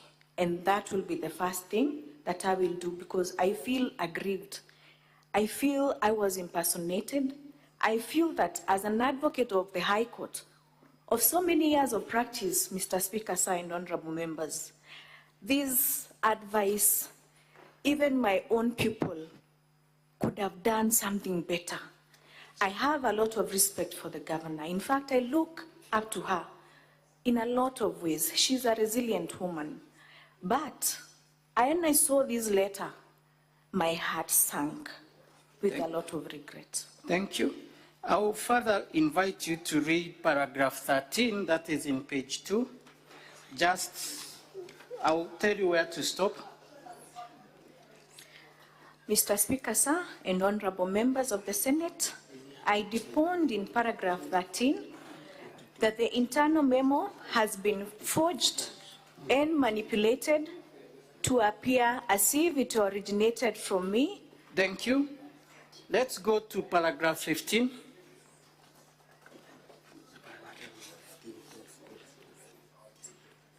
No, let's do 12 first.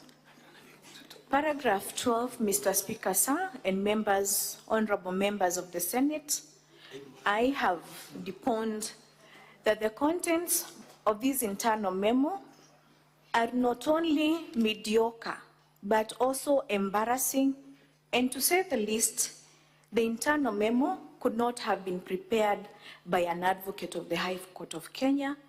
Such advice must have clearly emanated from a person who has very little knowledge on serious matters of law as such which were being addressed in that internal memo. So, Counsel, in finality of this matter, you want to say that the document forming basis of defense of the governor has elements of forgery, especially on this internal memo? Absolutely, yes. Thank Mr. you. Speaker, sir.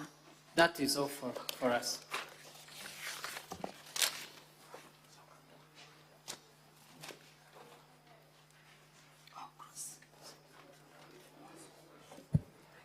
Counsel, you can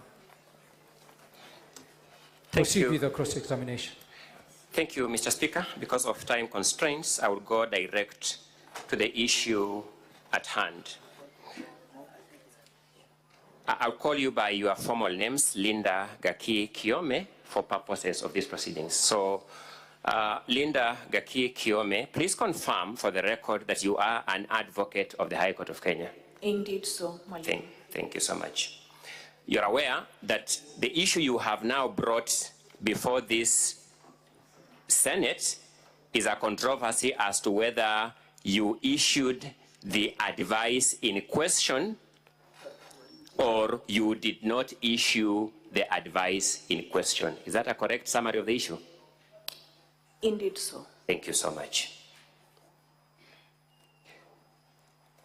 The governor's case, from your reading of the response to the impeachment, that she received this advice. Is that not correct? That is correct.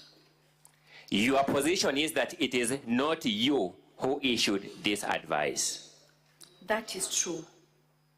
Just for my own understanding, is it your case that the governor, as a matter of fact, never received this advice?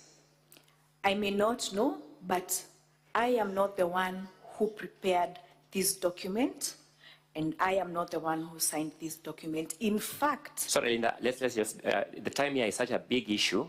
I wanted just a clarification. Is it your case that, as a matter of fact, the governor never received this advice? From me? No. No, I'm not asking from you. I'm saying, as a matter of fact, you never received it. I may not know. You do not know.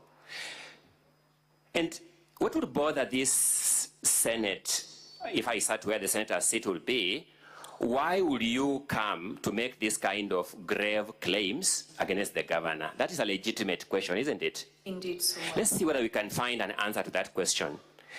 Linda, your services as the legal advisor to the governor were terminated by the county government of Meru, were they not? They were terminated. I'm happy. I just want to confirm that fact.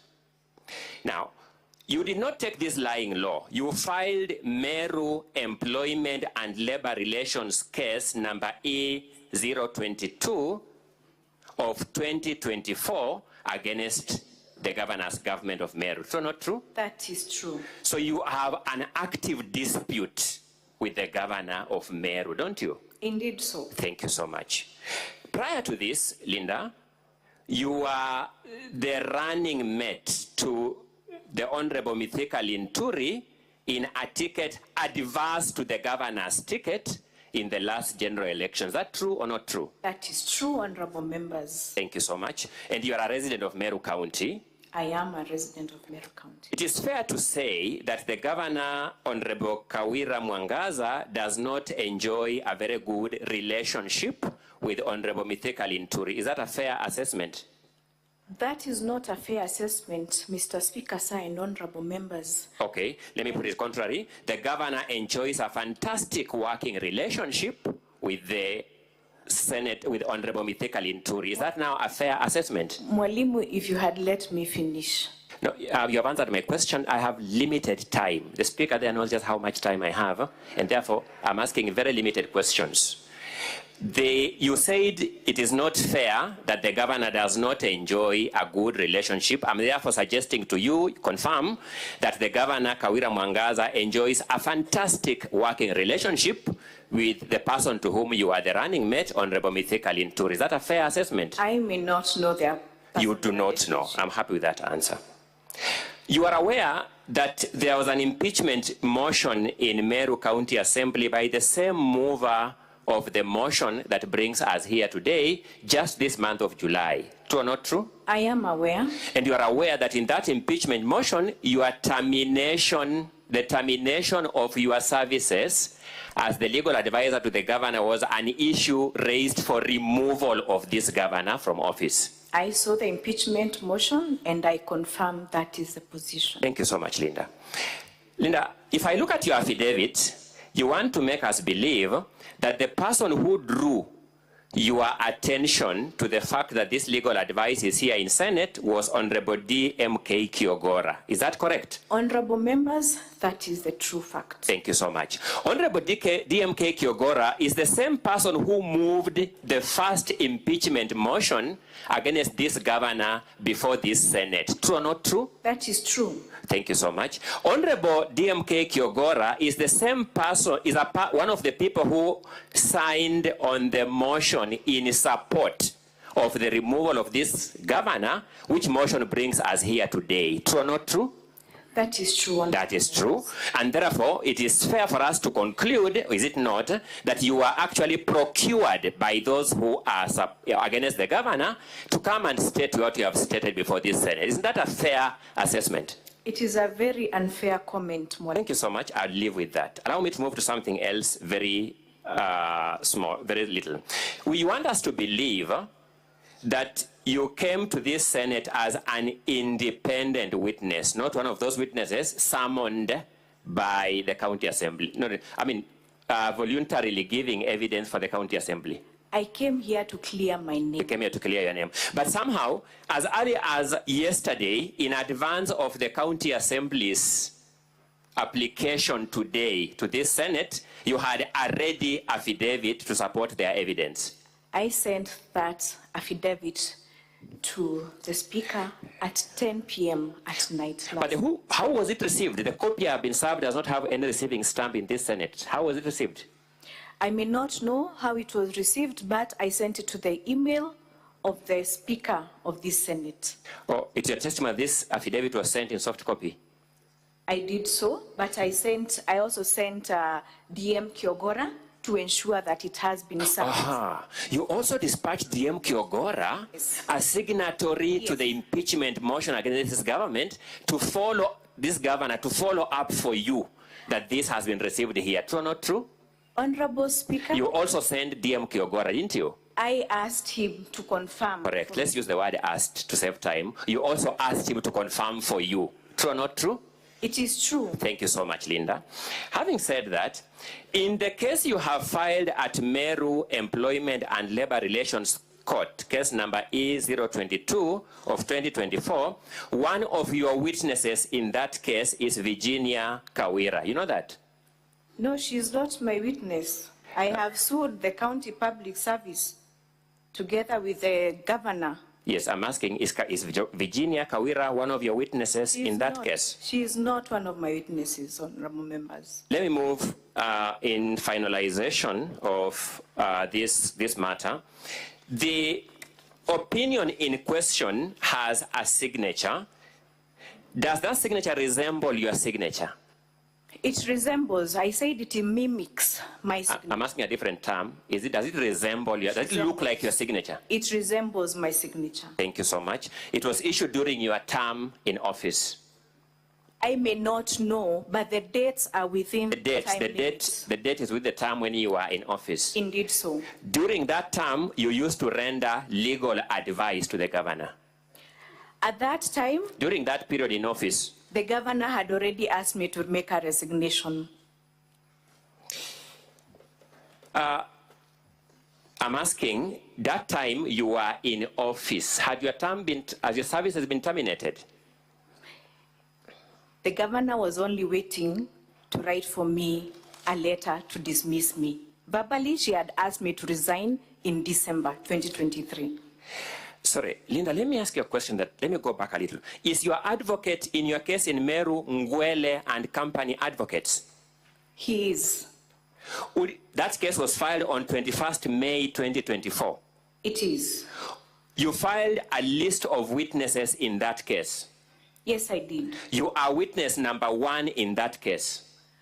In fact, you are witness number 1 on that list of witnesses in that case. Yes. Would it surprise you that in soft copy in front of me is that list of witnesses with Virginia Kawira Miriti as your witness number 2? Would it surprise you? At the time. Would it surprise you? It will not surprise me. So it is true that in that court case, the list of witnesses filed there for you lists Virginia Kawira Miriti as your witness. At the time before the same Virginia... Is it true that that list filed in that court lists Virginia Kawira Miriti as your witness number 2?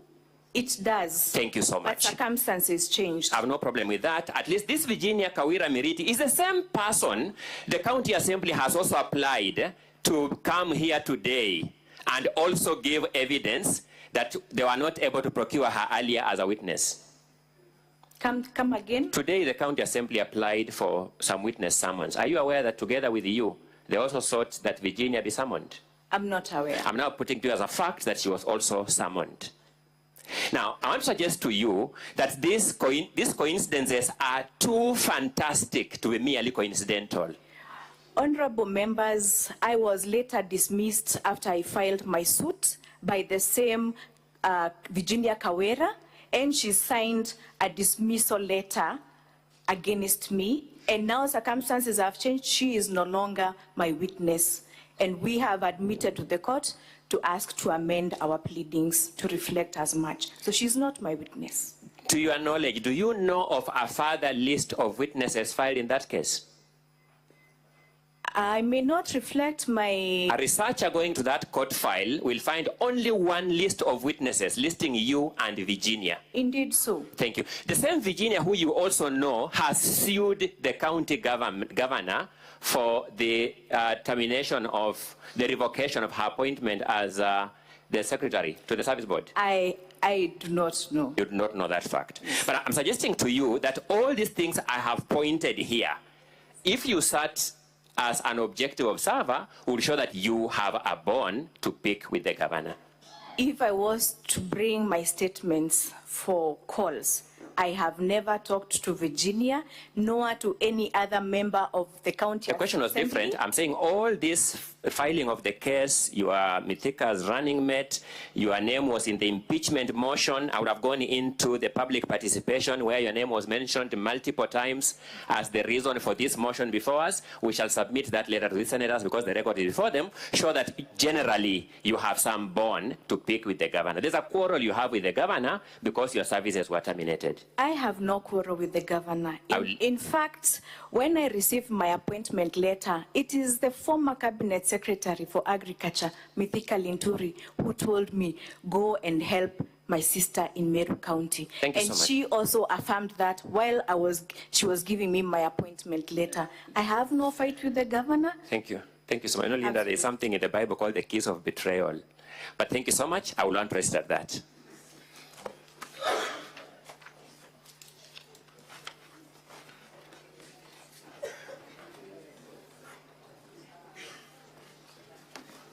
Mr. Speaker, Sam, my name is Ndego Mwangi. I'll take very few minutes in re-examination.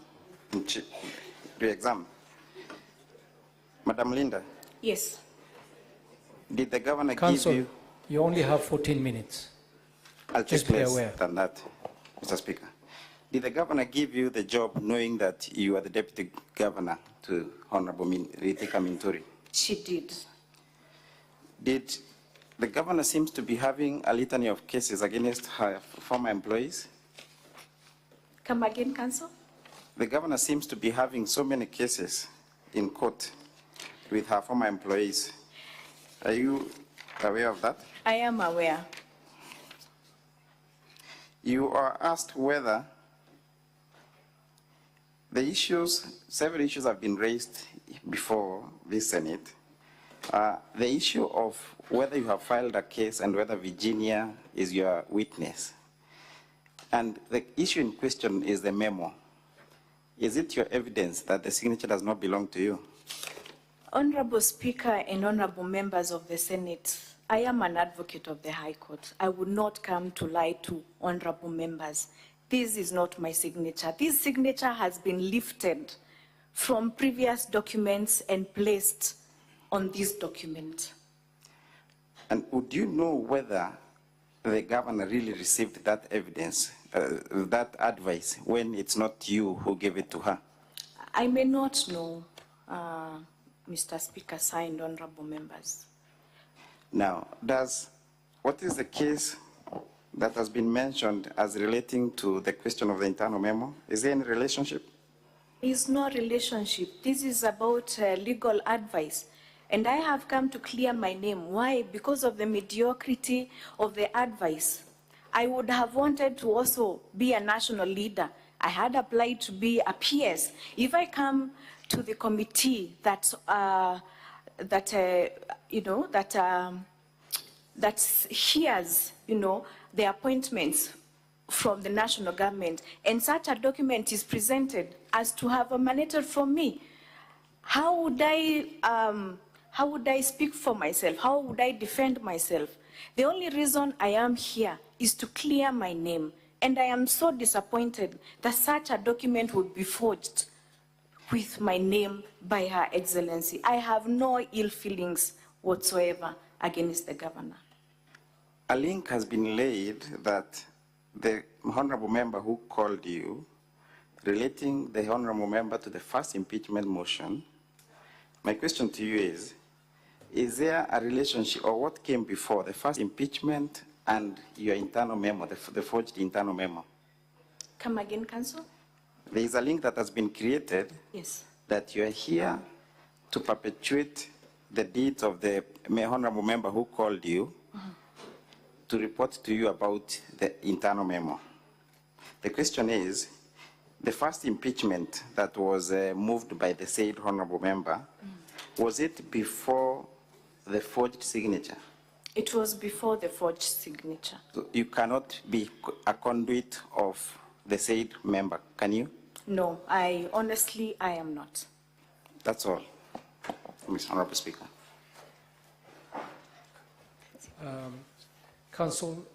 Legal counsel for the Assembly, just be aware that you only have 10 minutes Yes, Mr. to Speaker. conclude with providing your evidence and witnesses. We are most humbled. Within the 10 minutes, kindly allow us to call our next and last witness, one Jacob Kirari.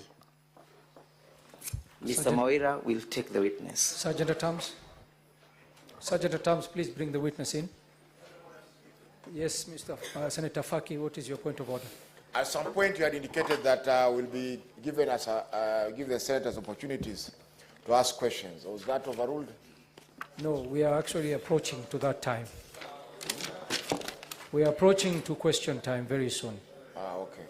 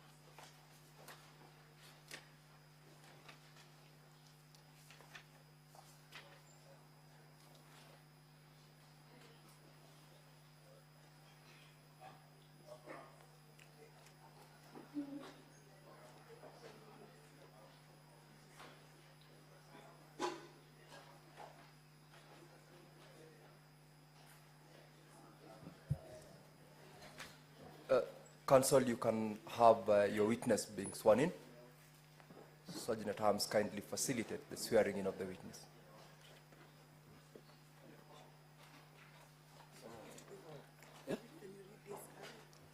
I, Jacob Kirari, do solemnly affirm that the evidence that I shall give before the Senate in respect of the matters before the Senate shall be truth, the truth, nothing but the truth. So help me God. Honorable Speaker, my name is Boniface Mawera. I will take this as a witness through cross-examination. Yes. I have very few questions for you, Mr. Witness. Kindly introduce yourself. What is your name?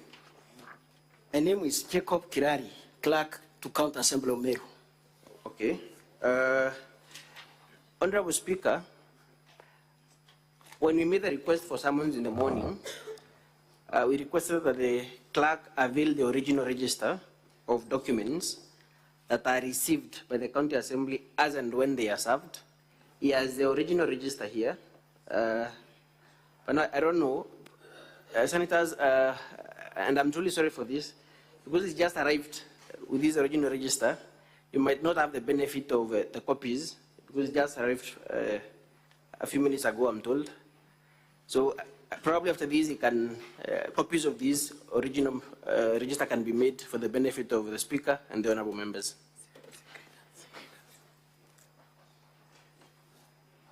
Mr. Speaker, I would desire to respond to that request before ruling is made.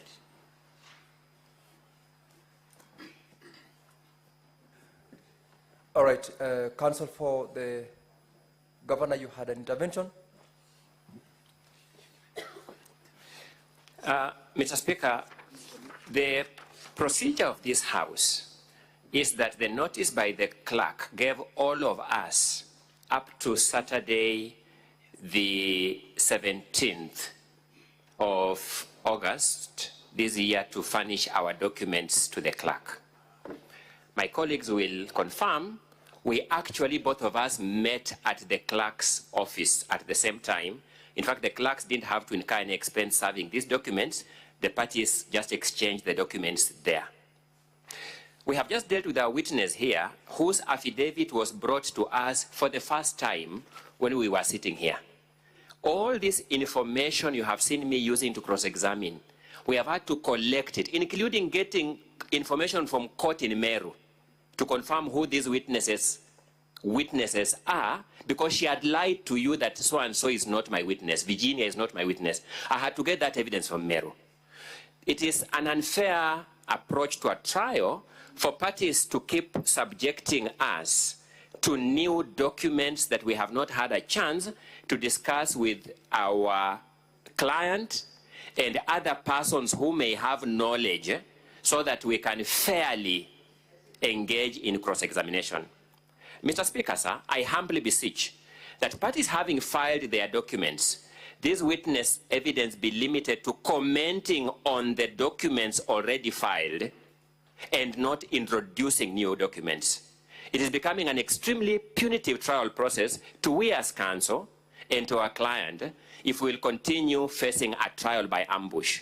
Fortunately for me, this Senate has a number of lawyers who know just how egregious trial by ambush is to our justice system. We are here in a justice process. We beseech you, Mr. Speaker, to make a definitive ruling that the evidence of this witness is limited to commenting on the documents already filed by the parties, where both parties have had a fair chance to look at, and not ambushing us with the new documents which we don't know how we shall interrogate them before we cross-examine them. I humbly beseech you. Council Longoya, you will note that in the morning there was an application under Regulation 10 by the Council for the County Assembly with regard to these two particular witnesses.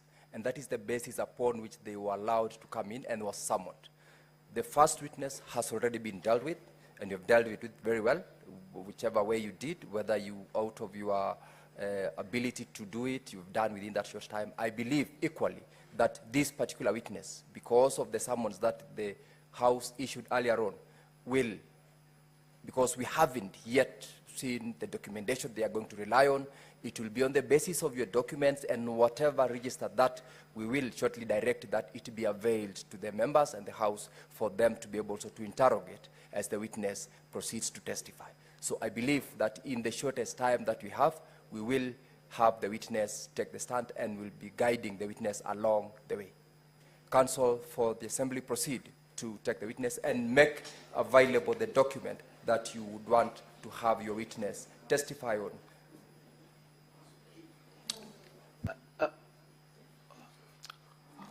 Honorable Speaker, the witness has come with the original register.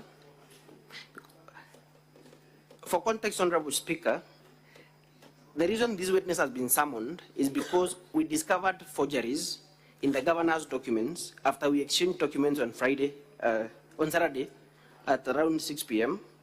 And that is the only reason this witness is a fairly short witness. And in our summons, we requested that he avail the original register. There is only one original register, and this is the original register he has brought for all the letters and all the correspondences that are served on the County Assembly. So I would implore, Honorable Speaker, and I would seek your guidance as to whether you can assist us to make copies so that they are availed to members, or the original register can be circulated to members. I'm lost, Honorable Speaker.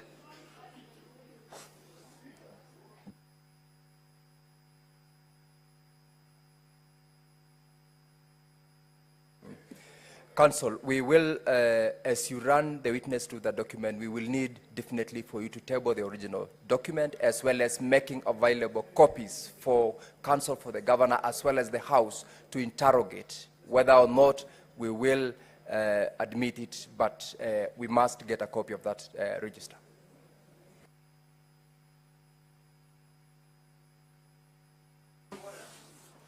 Senator Faki, what's your point of order? I'm trying to understand this procedure. You know, what I understand is that whatever evidence that was before the county assembly is what was brought here. Now, if they are bringing in new evidence, I don't think it is admissible. Senator Faki, if you followed the proceedings in the morning pursuant to the application made and the ruling of the Speaker, the reason as to why we have this witness is on the basis of that ruling. That has not been vacated. We are proceeding to deal with it. Senator Kajwang. Mr. Speaker, it will be academic for us to proceed in the manner that has been suggested by the Council for the Assembly, because we cannot listen to the submissions and entertain the interrogation if we do not have visibility of the documents or records. We are the judges in this matter. We are not spectators. And, Mr. Speaker, I know there is a past impeachment proceeding where we found ourselves in such a situation, where a witness had been summoned and the documents had not been availed to members of the Senate, and the Speaker, sitting where you're sitting, Mr. Speaker, sir, made a ruling that we could proceed with the next witness, and if we don't have the next witness, then the House could consider listening to the testimony of the witness tomorrow in the morning, when all members are able to be seized of the records or the substance that he wants to use to convince the Senate. Therefore, Mr. Speaker, let's not do an academic exercise. Senator Kajwang, the ruling I've made is to the effect that we get a document in the form of register for purposes of the members to interrogate as well as the counsel for the governor. This is the last witness by the county assembly, and they have limited time. You know we are prosecuting this motion within limited timelines, and therefore we will, in the next 5 minutes, be able to conclude on this particular document availed to members. Then we close on this particular case. For now, the position is we will avail the document they will rely on, as well as, if any, important comments they would want to make or interrogate on the evidence that already had been supplied by both parties. I do not want to deviate from that early ruling. We will give them a few minutes to avail that document, then we proceed.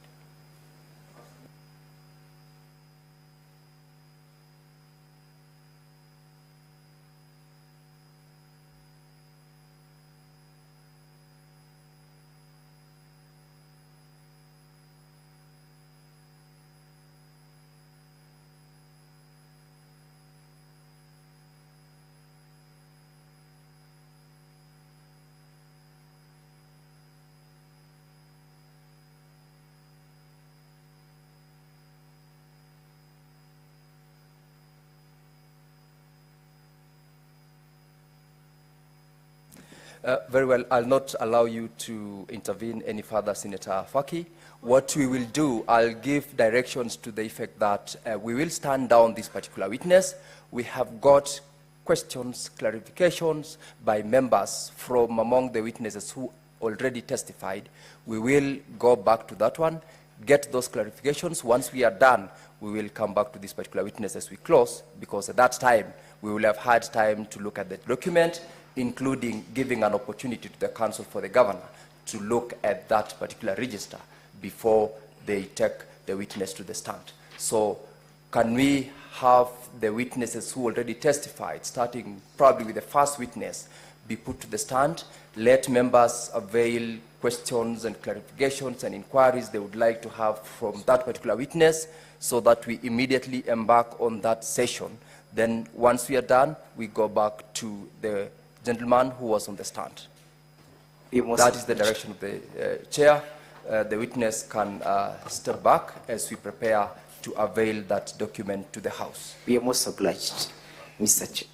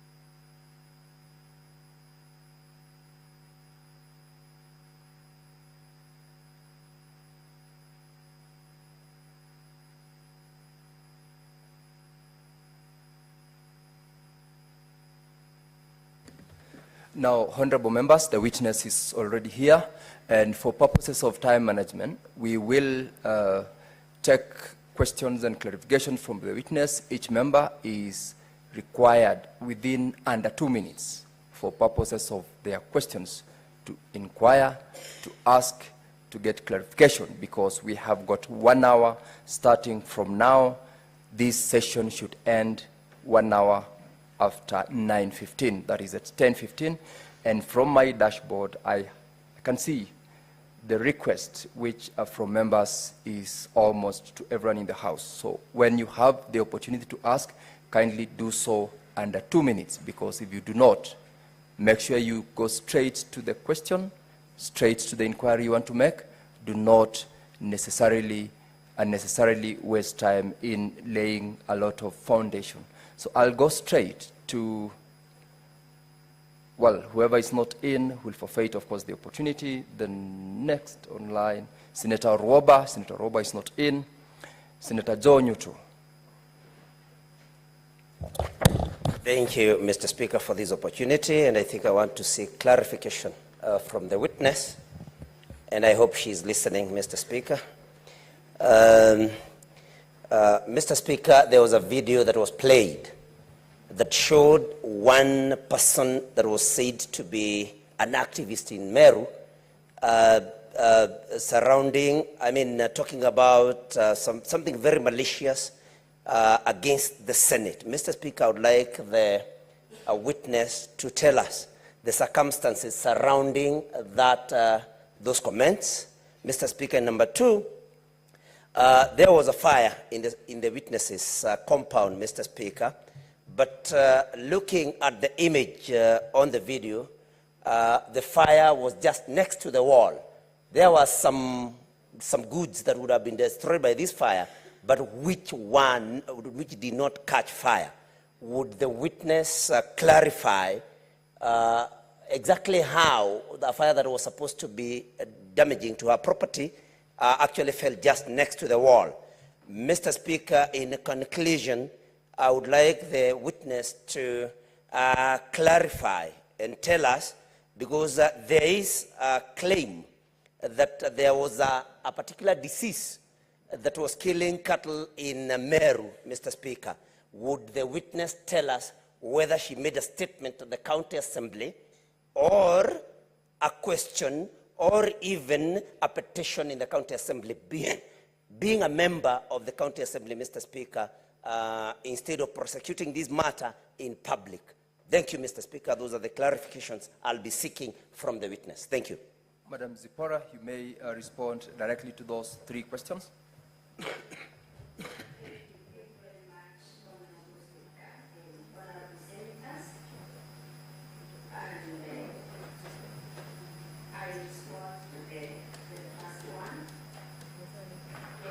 The comments made by the activists against this house, this honorable house, I started by saying I regret those comments. They are not part of, they don't form the opinion of the County Assembly of Meru on the opinion of this house. And I also trust they don't form the opinion of the Meru people. And according to the video, because I was not present in that meeting, it shows that there was some, the video shows that there were some prayers for the late blogger that we've talked about. And it is in those circumstances that the person who talked about or who gave those comments commented on that. And personally, I may not really understand why the activists went into castigating this honorable house in his own comments. I believe it is unfortunate, unwarranted, uncalled for, and I highly regret that. I personally also disassociate myself from the comments. I don't share the same opinion. You have answered that one. I want you Yes. to answer the second and third question in under 1 minute. We are running against a crazy timeline. Thank you, Honorable Speaker. Well guided. On the second question on the fire, I informed this House, and I again submit, that the fire was thrown into my home from the fence. It did not originate. It did not originate from my house.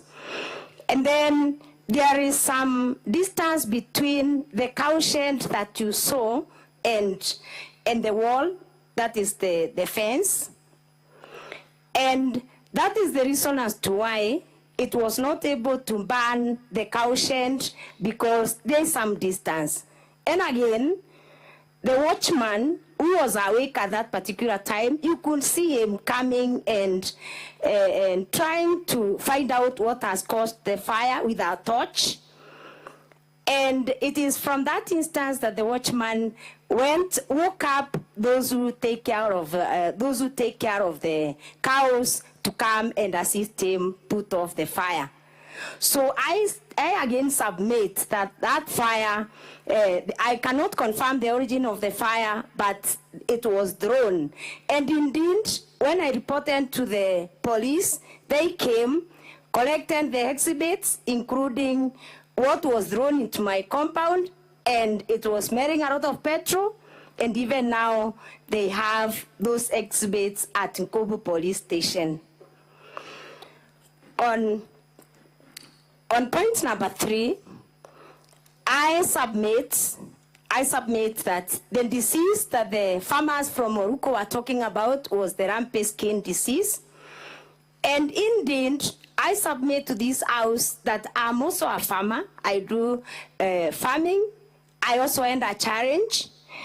But I submit that I did not seek a statement in the County Assembly of Meru. I did not file a petition, but I can say I have sought over 15 statements of other issues in the County Assembly of Meru. Thank you, Honorable Chair. Thank you. I will allow Senator Manzo, Daniel Tonga, and shortly after Senator Manzo, I'll ask Senator Wakoli to also ask both, so that you answer the two senators at once. Senator Manzo. Yeah, thank you, Mr. Speaker. Mr. Speaker, about the fire on the County Assembly, you already provided a video on your house. Is there any evidence that the County Assembly ever caught fire? And if it did, how come you still went on to spend the night there and still use the chamber the next day? And secondly, on the diseases of the cows, I believe these cows are owned by individuals, and they are also associated with a cooperative society. When a disease breaks out, do the owner of the animals immediately seek their own private vet, or will it take a long process to go to the county government, whereby the county government then has to go through a procurement process? What would be the most logical thing to do for an owner of a cow which gets sick? And we saw those videos, the people complaining, whether they will immediately go on to deal with it, or look for the county government. Is a long route. And finally, on Buri, you showed a video on Buri, and somebody said that Buri will burn down. Can you confirm to the Senate whether the whole of Buri sub-county was burned down? Thank you, Mr. Speaker. Senator Okoli.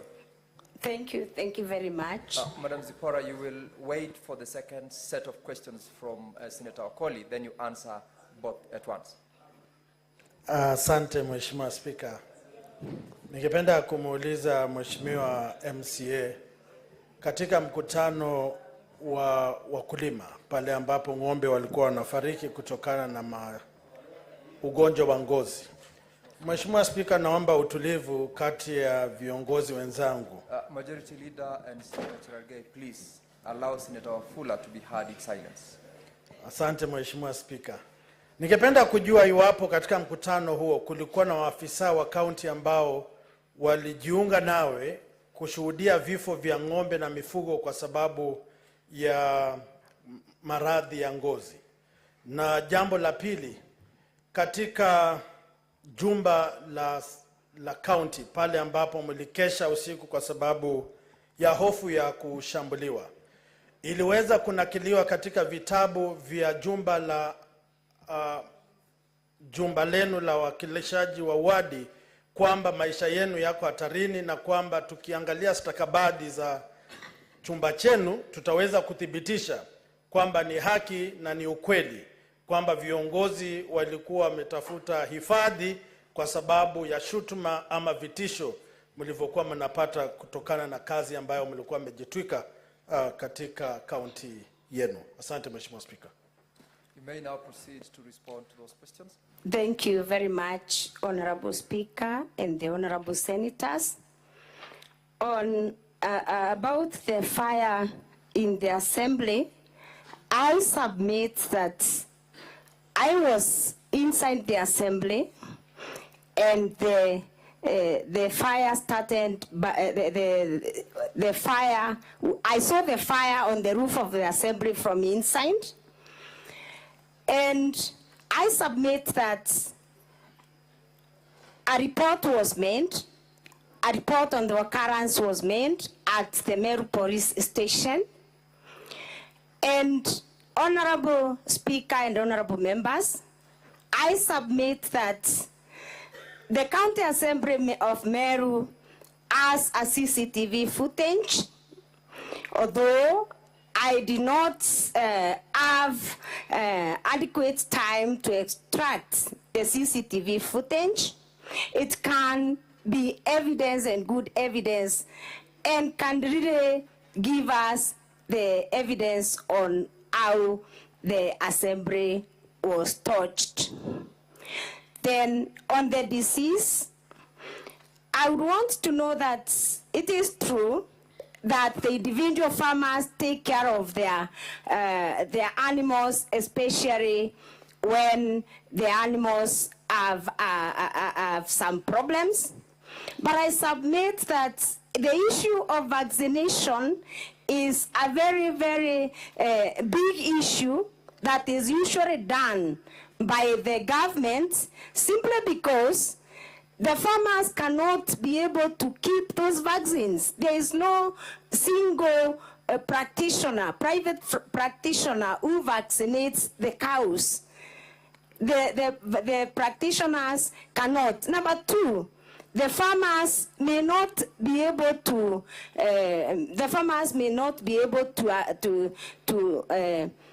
To afford the vaccines, which are very expensive, and actually in the past, as it is the standard practice, the government subsidizes the vaccinations to ensure even these diseases do not spread, because a disease can be read by a farmer who is ignorant and then it spreads, and this disease wipes out all the cows.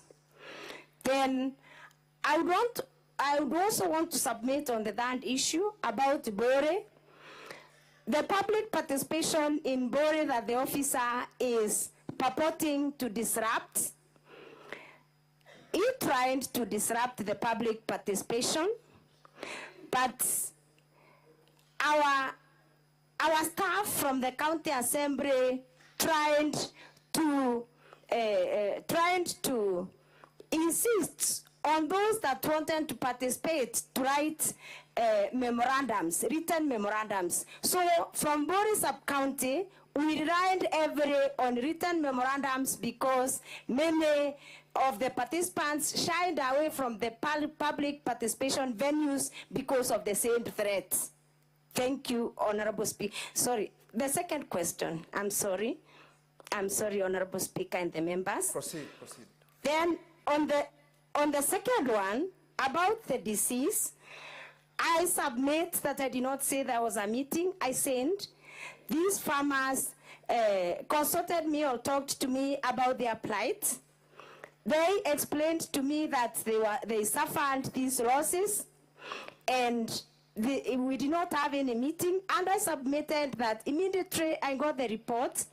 I called the director livestock production and veterinary services to find out why the county, as it is the norm, was not vaccinating cows at this particular time. And that is the great effort that I made, and it was to no avail because we did not get any assistance. On the county assembly, again, I have noted that the county assembly, the reports by the investigators indicated that it was a petrol bomb, and I ran those charges here. It was a petrol bomb that was thrown. It was actually, retrieved by the investigators, and they have it as part of their evidence as they were charging these criminals. And again, I would want to say, I submitted that the members of the county assembly, including I, were feeling threatened, and that is exactly why the members of the county assembly slept in the chamber in order to be able to secure their security. Thank you, Honorable Speaker. Thank you, Senator Osotsi Godfrey. And after Senator Osotsi, we'll have Senator Kinyua. Then you will answer to those two senators. Thank you. Mr. Speaker, I have two clarifications. The first clarification, Mr. Speaker, is on the petition number 5 by the members of the public to the County Assembly of Meru, which was filed on the 15th November 2023. Mr. Speaker, you note that this was just 7 days after the last impeachment, which we had done on the 8th of November. So I'd like to find out from the witness whether you find this to be a bit sinister, because this particular petition was calling for the impeachment of various CECs and various chief officers by the County Assembly, and their further dismissal by the Governor. Was this a continuation of your effort to derail the county government of Meru? The issue number 2 is that, Mr. Speaker, the witness confirmed to this House that she's a member of the Park Committee. And being a member of the Park Committee, obviously she has interacted with the Public Audit Act, which, if you read under Section 31, Section 50, and Section 53 of the Public Audit Act, it is very clear that the report of the Auditor General has to be considered, processed, and reported to in the County Assembly. And Senator Osotsi, your time is up. You've asked the first question. Senator Kinyua, kindly ask your share of questions. Asante Bwana Spika. Swali langu ni kwanza, Bwana Spika, katika kanda za video ambazo katika kanda za video ambazo... Order, honorable senators. Order, honorable members. Let's have Senator Kinyua heard in silence. Bwana Spika, katika kanda za video tulizoonyeshwa hapa, tulionyeshwa ya kwamba Governor Kawira akisema ya kwamba kuna pesa ambazo zimechangwa. Bwana Spika, ilinikanganya kidogo kwa sababu iko mahali alipokuwa akiongea na Kimeru, alisema ya kwamba pesa ambazo zimekusanywa ni milioni 87. Lakini akiongea katika lugha ya Kiswahili alisema pesa ambazo zimekusanywa ni milioni 60, na ndiposa alikuwa akisema ya kwamba zinaweza zikajenga nyumba ya orofa kwa yule mjane, hata vile vile anunuliwe gari. Bwana Spika, katika video nyingine, kanda nyingine ya video, nikamsikia MCA akisema ya kwamba Governor wa Meru ni wazimu. Lakini baadaye alipokuwa akiulizwa hapa, akasema ya kwamba alinukuliwa vibaya, Bwana Spika. Sasa mimi nashindwa kama yeye mwenyewe alimnukuu governor wa Nyeri, governor wa Meru na kusema ya kwamba yeye governor wa Meru amesema mambo mawili ambayo haambatani. Pesa zilizokusanywa ni milioni 87. Tena kwa Kiswahili nikasikia akisema yeye anaweza kusema alinukuliwa vibaya kwa sababu inaonekana wazi ya kwamba amesema mambo mawili. Akiongea na Kimeru akasema tofauti, akiongea na Kiswahili akasema tofauti. Yeye mwenyewe anaweza kusema ya kwamba alinukuliwa vibaya, Bwana Speaker, katika lile tuhuma ambayo imeletwa katika Senate hii. Nashukuru Bwana Speaker. Zipora responds to those two questions. Thank you, Honorable Speaker and Honorable Senators. The question on petition number 5 that was presented to the County Assembly on 15th November 2023. I may not be in a position to explain whether it was a sinister motive, because the members of the public that presented this petition did it on their own variation, and the petition number 5 of the petition number 5 was committed by the Speaker of the County Assembly of Meru to a joint committee on labor and justice of two committees that I'm not a member. So just like any other person, I consumed that report, just like any other member of the County Assembly who is not a member of that committee, those two committees. I consumed that report, Honorable Speaker and the members, only on the day it was tabled on the floor of the House. So about the sinister motive, Honorable Chair and Honorable members, I may not be able to explain, because I consumed the report on the floor of the Honorable Assembly. Number 2, I submit I'm a member of the Public Accounts Committee, and it is true that the section that has just been quoted is indeed correct, but I submit that apart from that section, Honorable Speaker and Honorable members, section Article 229(6) also indicates that an audit report can indeed be considered by the County Assembly, but the Article 229 indicates that it is clear that the audit report is final. So in this regard, I want to submit that in the audit report, it was clearly indicated that the management of the county government of Meru was in breach of the law. So I do not really feel that the County Assembly could have said the management is not in the breach of the law. Then the next questions from Senator Kenyua. Honorable Speaker and Honorable Senators, the video about 86 million, the governor talks about a contribution of 86 million.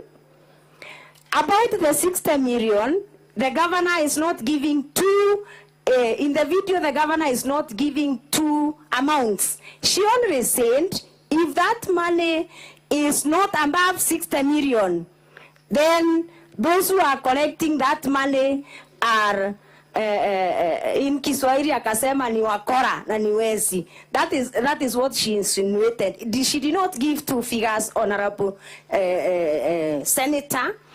And I believe it is the governor that can speak for herself whether she was taken out of context or not. But I submit that in the video that I am talking, I submit that video, Honorable Senators and Honorable Speaker and Honorable Senators, it was a media interview that I had taken for more than an hour. I had taken more than an hour to do that media interview. Although I said I cannot remember the dates, I submit that I had talked about so many governance issues that if that video was played in full, I would be able to explain the context, the circumstances under which I made that comment. That is why I feel it was out of context. Thank you, Honorable Speaker. You have answered the questions. Senator Okech Eddy and Senator Mundigi, in that order.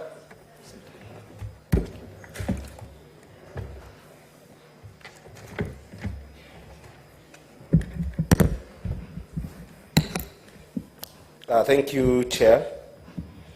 And I know it has been a long day. Witness, I'll be brief. Two brief questions. You have confirmed that you belong to the Committee of Park in the Assembly. Indeed. I wanted to know, in your own understanding and your own knowledge, whether all the MCAs in Meru County, those who voted for and those who have voted against this impeachment, in the best of knowledge, all belongs to committees.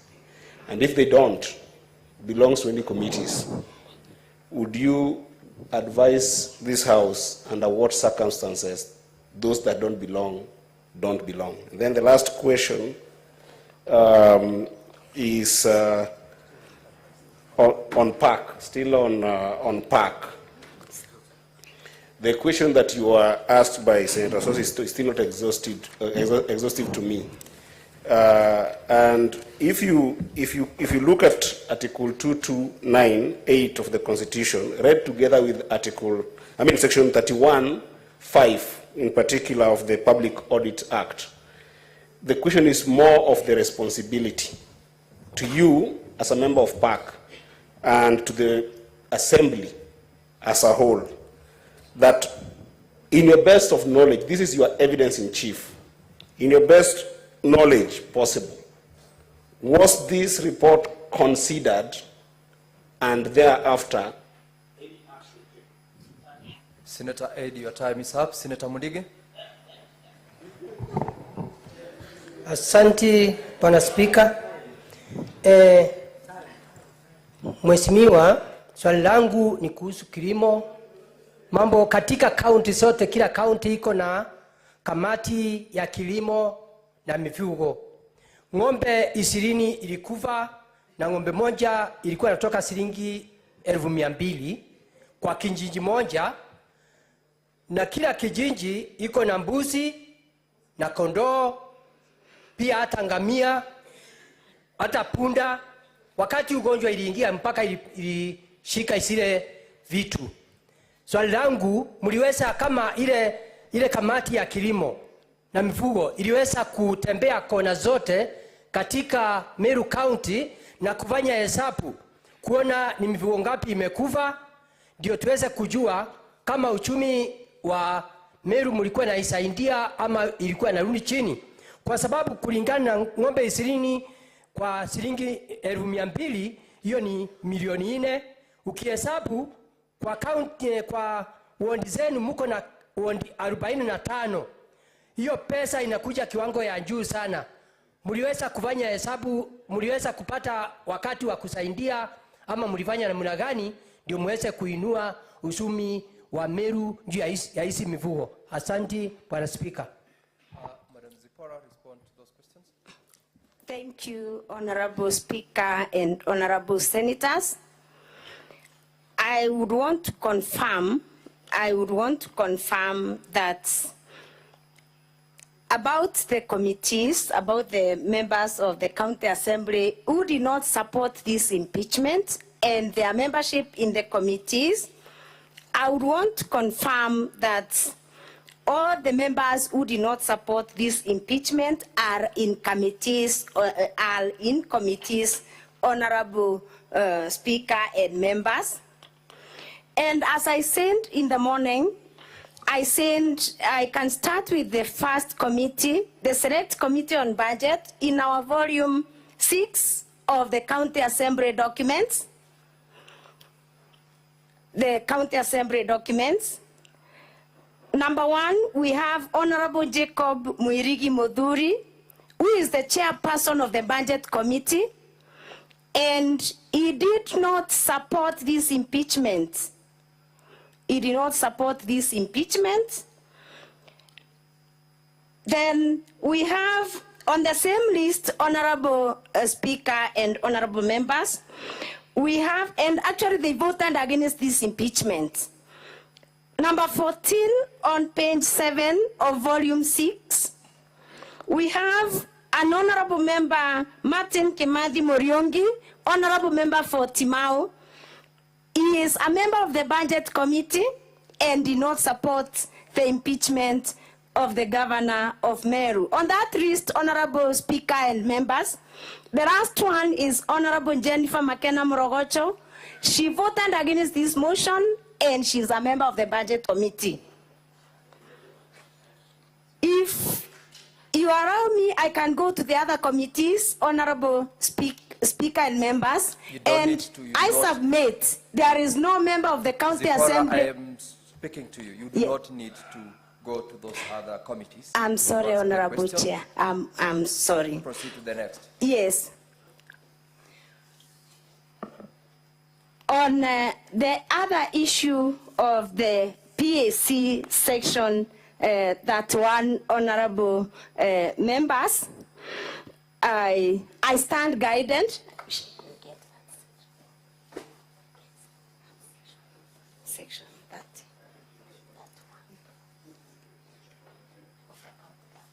Sorry, the honorable senator can just repeat that question and give me the section that he referred to. I'm sorry I did not get it right, Honorable Chair. Senator Eddie, do you want to give yes, please, please. And the relevant article of the Constitution? Yes. Chair, thank you so much, Honorable Speaker. I'll be very fast. I referred to section 229, subsection 8 of the Constitution, and Public Audits Act, section 31(5).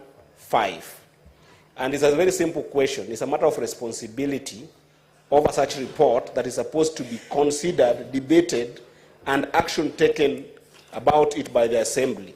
I'm asking you, in your base of knowledge, both in your committee that you sit in and the Assembly, did you consider this, debate it, and took action on that particular report, which is your report, which is actually your evidence in chief in this matter? If not so, are you inviting the Senate to do the work of the Assembly? Thank you, Honorable Speaker and Honorable members. I earlier on submitted that even if the audit report indeed should be considered by the County Assembly, still Article 229(6) is very clear that the audit report is final. And under no circumstances, in my own opinion, Honorable Speaker and Honorable Senators, the County Assembly of Meru can negate a decision or a decision that has been made in the Auditor General's report. My view. All right, respond to the second set of questions. That was actually one question by Senator Mudige. Thank you, Honorable Speaker and Honorable members. The question on the loss of around 4 million, because the farmer is talking about the 200,020 cows. Honorable Speaker and Honorable members, personally I don't belong to the Agriculture Committee, but I can say that a number of reports have been tabled in the County Assembly in respect to management of livestock and livestock development and other aspects of agricultural activities in Meru County. And I cannot single out one that is specifically for the lost animals, but I can assure this House a number of reports have been tabled in the County Assembly of Meru, considered recommendations given to the county executive, and they all await implementation. Thank you, Honorable. Thank you so much, Zipporah. Honorable members, just for purposes of time management, I have got an indication that certain members have got questions with regards to the other witnesses other than the witness on the stand. I would like to know, for purposes of now allowing who to speak from the dashboard, because I have got only one so far, and we have expended 30 minutes of the 1 hour that is available. So kindly give that indication so that we can get to know how to manage the time with Madam Zipporah. For now, Senator Beth Sionko and Senator Mukatana, in that order, can ask their questions. Thank you, Mr. Speaker, for giving me this opportunity to ask Honorable Zipporah 2 questions. But before I ask the questions, Mr. Speaker, allow me to make this declaration. It is interesting.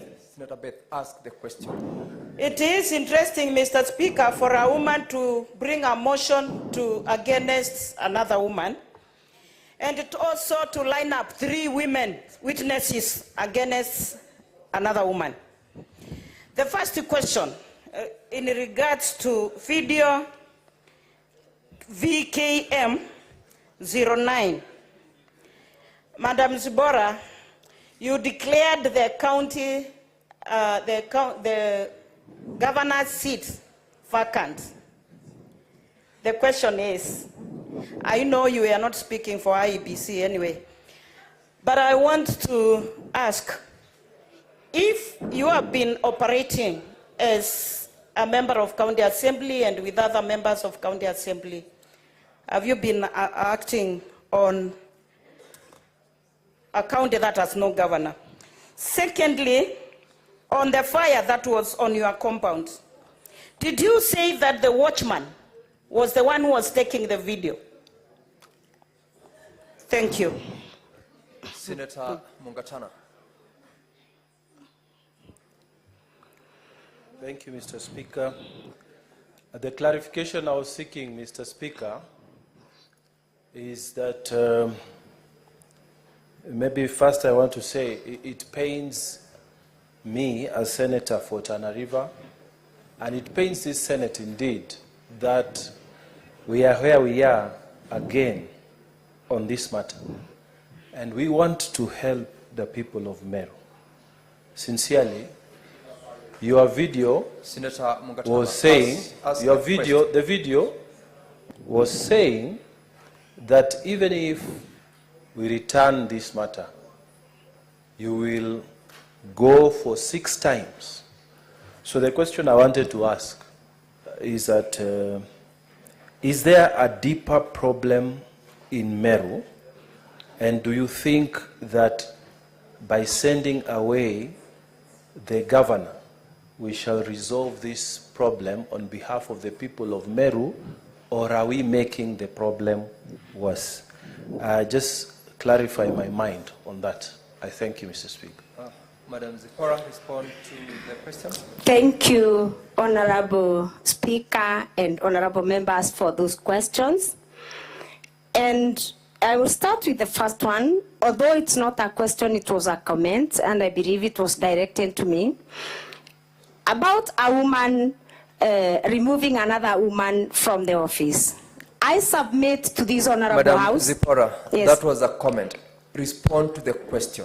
Thank you. On the video, on the video that I referred to, and I sent the position is vacant. I submitted here that in all those videos, again, I had a media interview of more than 1 hour, and because I said the videos are not dated, I could not be able to extract the videos and exactly get what I talked about. That's just a small extract of 20 seconds.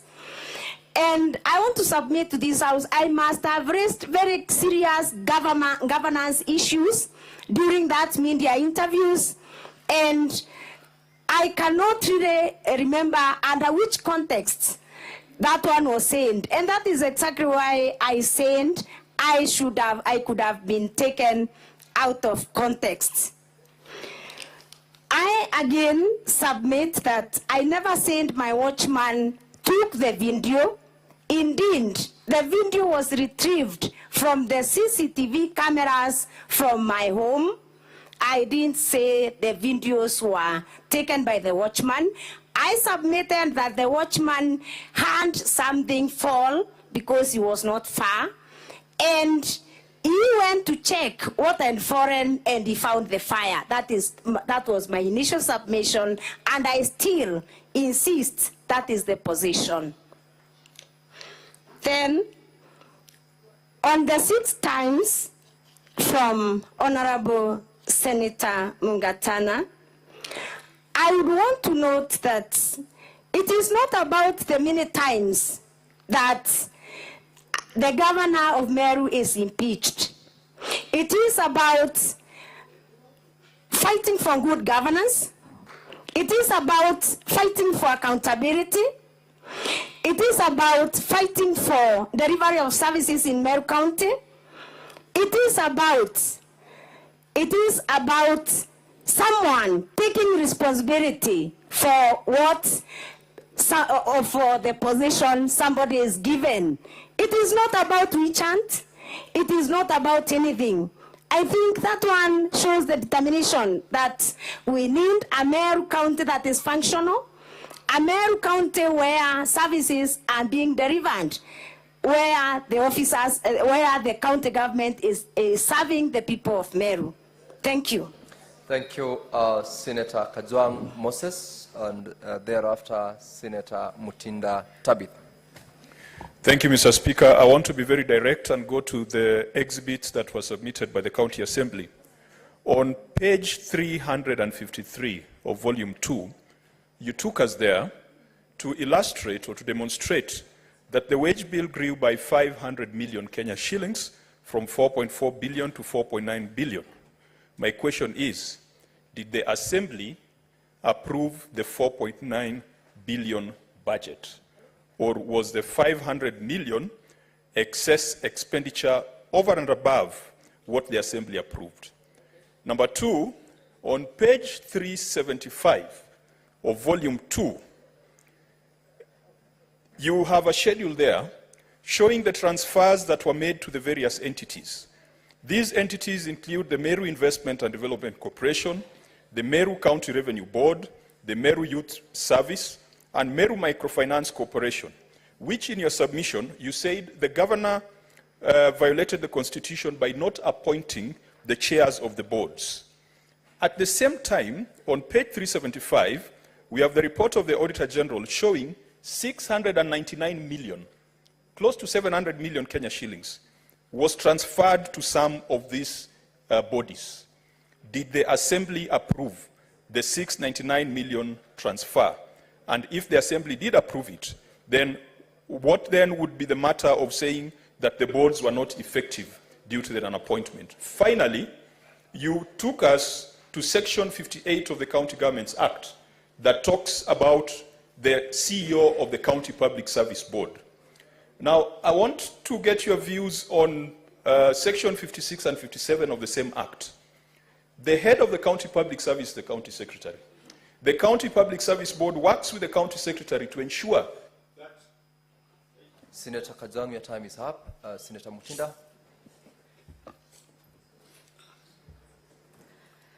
Thank you, Mr. Speaker. Honorable Zipporah. Yes. Clause 4 of the Meru County Revenue Board indicates that there shall be an established board. Clause 6 talks about the composition of the board, and it further emphasizes that the Act therefore requires the board to have a chair. So Since you're a member of the PAC, as you've stated before this House, did you have any opportunity to have audit query in regards to how funds were allocated or how funds were approved? Because we've seen that funds have been utilized. Putting in mind Chapter 229(6) of the Constitution says that an audit report shall confirm whether or not public money has been applied lawfully and in any effective way. Lastly, after the second impeachment of the Meru governor, as the county assembly, what remedy did you put in place as the leaders and the MCAs of the assembly to ensure that you sort the issues of Meru County once and for all? Proceed to respond to those questions, Zipporah. Thank you, And Honorable be mindful of the time. Thank you, Honorable Speaker and Honorable Members. Indeed, the first question, the Assembly approved the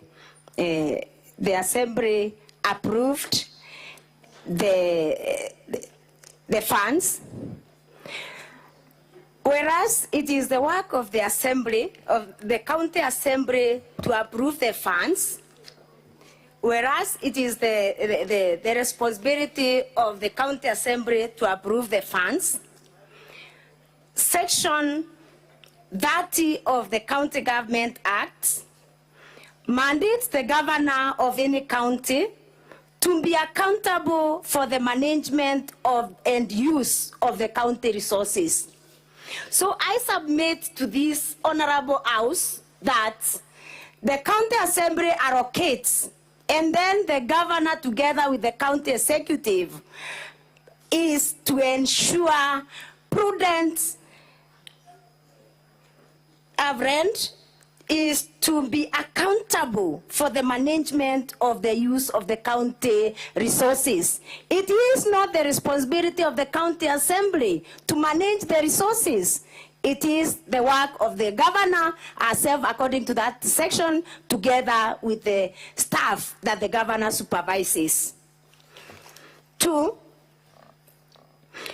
about the Meru county bonds that have not been operational because they were not constituted, I submit that the County Assembly of Meru, through various communications from the clerk of the County Assembly, continued communicating to the county executive that they needed to submit documents to the county assembly to enable the county assembly carry out its mandate, documents that were never received. Similarly, as I've said, it is the work of the county executive to use the funds allocated well. On the issues, the third question, Honorable Speaker and Honorable Members, it is on the CEO of the Public Service Board and the County Secretary. These two offices in county public service, Honorable Speaker and Honorable Members, have distinct functions. They have distinct functions where the board is mandated to recruit, to recruit through interviews, and then after recruitment, it is the county secretary now who deploys, who supervises and does the other. So the two have different distinct functions. Only that they work very closely. Then the other question from Senator Mutinda is still on the chairperson of the bonds, and I believe I have already submitted that it is the responsibility of the governor of Meru County and the other officers to ensure the bonds are legally constituted. It is not the duty of the county assembly of Meru. The remedy about this issue, I've already submitted that the county assembly has really worked so hard to implore on the county executive to carry out the mandate of the county executive in order to make even our work as the county assembly very easy. Thank you, Honorable Speaker. Thank you. Honorable members, you've got 12 minutes remaining to conclude this session. And let's be mindful of the time once you're allowed to ask your clarifications. Senator Ledama and Senator Tobiko. Thank you, Mr. Speaker. Mr. Speaker, let me start by asking the witness to clarify on her last submissions on the failure by the county government to be able to appoint people in these boards. And I want to take the witness to volume 1B, page 53. We look at page 53. I don't know whether you've had a chance to look at it. And Mr. Speaker, this minute of 2 minutes is actually doing us a big disservice. I want you to tell me what page 53, page 57, page 58, page 60, page 61, page 62, page 65, and page 67 of the governor's response, volume 1B, in terms of the responsibility of the county government, no, the responsibility of the assembly when it comes to the issue of confirming those nominees.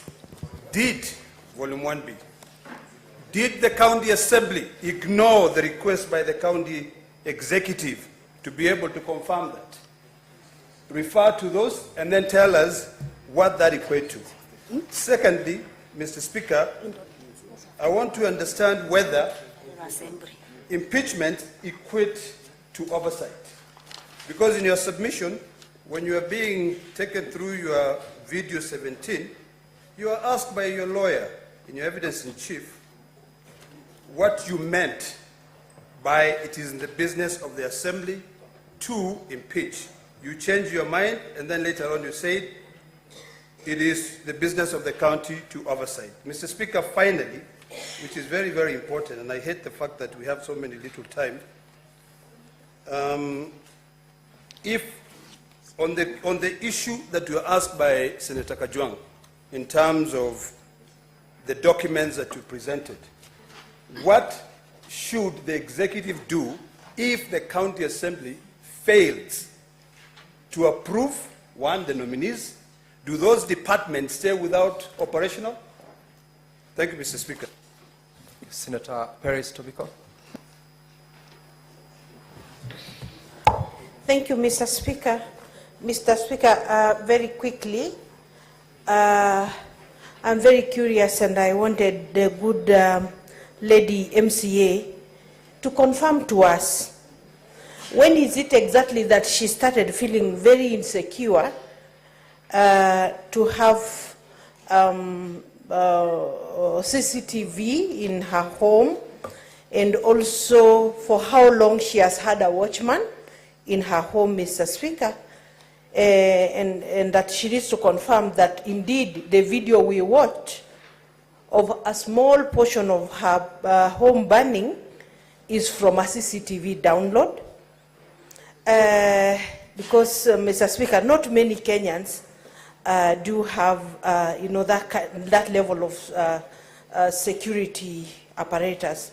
Mr. Speaker, two, of the county assembly bundle of documents, there was a page we were referred to, page 31 of 173, a list of, directors. And of the directors, she said, are very low in scale, but are, acting as directors. Have they attached letters of appointments of these directors for the Senate to confirm? Thank you. Proceed to respond to those questions, Zipporah. Thank you, Honorable Speaker and Honorable members. On the first issue, is about I am starting with the first issue. The first issue is on the governor's document, or the governor's document volume 1.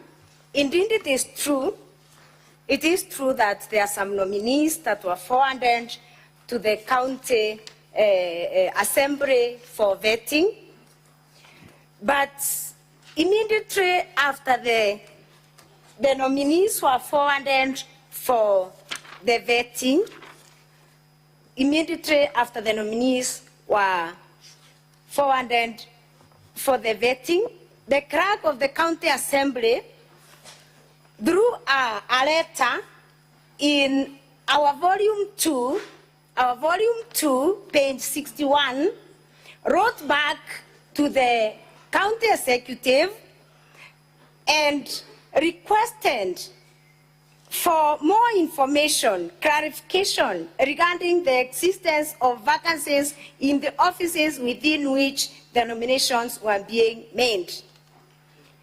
And yes, that was, yes. Senator Olekina. Point of order. I think it's important that the witness refer to the pages that I led her to, because it is specific to the board appointments. If you look at page 53. Very well. So we wanted witness, to be very clear on that, not to say that we just want clarity. Very well. Witness, please go to those specific pages that you were referred to as you make your responses. Thank you very much, Honorable Speaker and Honorable Senators. I am referring to the letter that the Honorable Senator is talking about. The letter that the Honorable Senator is talking about in the body of the Governor's response is on page 53. And I am saying, in response to this letter, Honorable Chair and Honorable Members, the clerk of the county assembly responded to this letter in our bundle of documents, that is the county assembly bundle of documents, volume 2, on page 61, requesting for more information on the nominees, Honorable Speaker and Honorable Members. That was on 21st July 2023, and I may not read because of time constraints. Then again, the clerk of the county assembly wrote again to the county government reminding this is kindly to make a follow-up on the requested information to facilitate the committal of the forwarded nominees to the various boards. That was a reminder, Honorable Chair and members, on page 62 of our bundle of documents. And up from that time, Honorable Chair and Honorable members. What's your point of order, Senator Medo?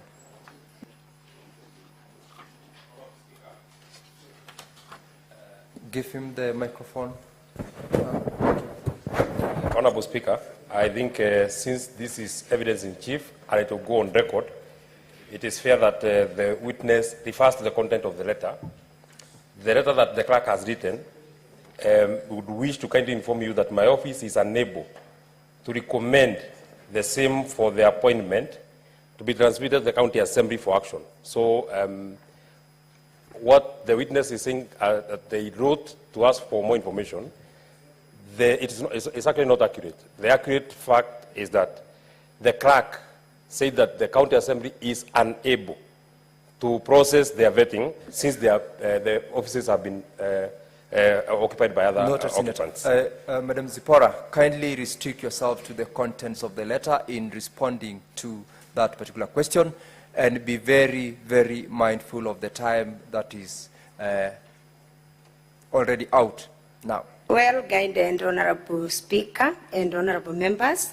I read the second letter. Maybe the Honorable Member was in the first letter. I'm sorry about that. But my submission is that despite the constant communication, the information was not provided, so it became difficult for the County Assembly of Meru to continue with the process. On the second question,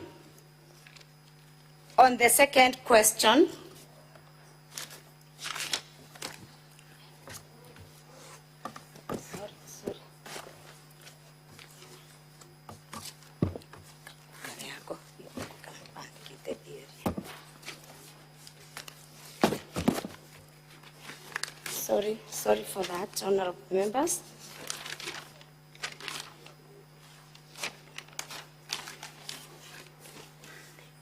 On the second question from Senator Orekina on whether impeachment is oversight,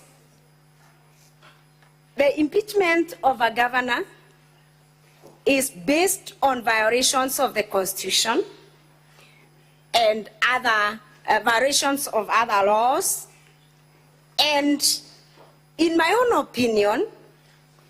opinion, I describe impeachment as part of the oversight, in my own opinion.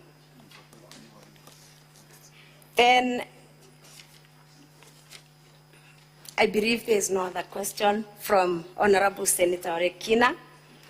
Then I got questions from Honorable Tobiko through the Honorable Speaker and Honorable members. I submit that I did not, I did not install a CCTV just because of these insecurities, but my home has been under surveillance of the CCTV camera for the last 5 years. I also submit that I did not secure the services of a watchman because of this. The watchman has worked for me for a number of years. And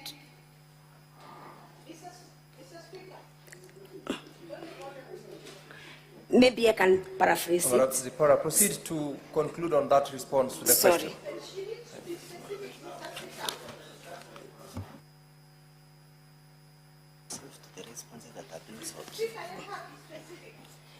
Yes, I can say that my home has always been guarded by a watchman. Since when? Since I established it. When was that? In the year 2003. The year 2003, there has been a watchman, although not the same person. You have already answered the question, yes. Madam Zipora. Yes. And you're done? No. I'm not done. I have the last one. Conclude in under 1 minute. Honorable Chair, the last one is on the directors. I confirm that the document that I've presented in this House is an official document that was submitted to the Honorable House by the CCM, Public Service, Legal Affairs and Legal Affairs. It's an official document that was adopted in the House. So I believed I did not need to have appointment letters because that is a document that was submitted to the House by the CCM in the summons, and therefore the County Assembly adopts it as an authentic document. Thank you, Honorable Chair. Thank you, Madam Zipora. Now, honorable members, we have fully utilized the 1 hour that had been granted for purposes of clarifications. And therefore, as I directed earlier on, everyone had requested to seek clarification. We cannot be here until midnight. We can't be here. We must limit and manage our time. So that session is done. Madam Zipora, you are excused from this point. And honorable members, we are proceeding to the next honorable members' order. The chair is speaking. Senator Cherargei, order please. Senator Omogeni, order please. We are closing on that part. We have discharged the witness and that session is concluded. Honorable members, the next session is with regard to the second witness who'd been summoned. We stood him down for purposes of the document that he was to rely on to be circulated, and that is the witness whom I would like to.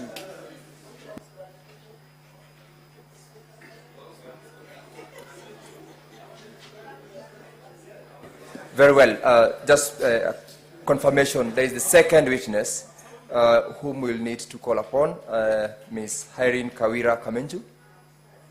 Very well, take the stand. And for members to seek clarifications, we will do this section immediately, and thereafter we go back to the witness whom we stood down.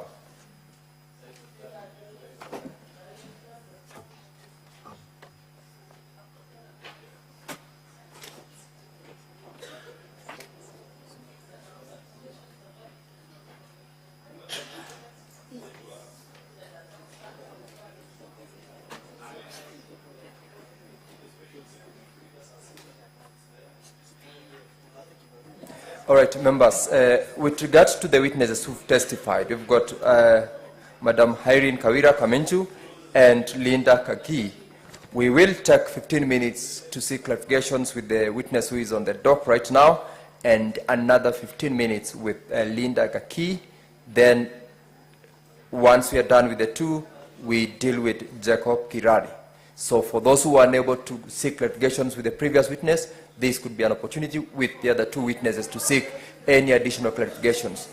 And I have got from the dashboard Senator Okoiti Omtata,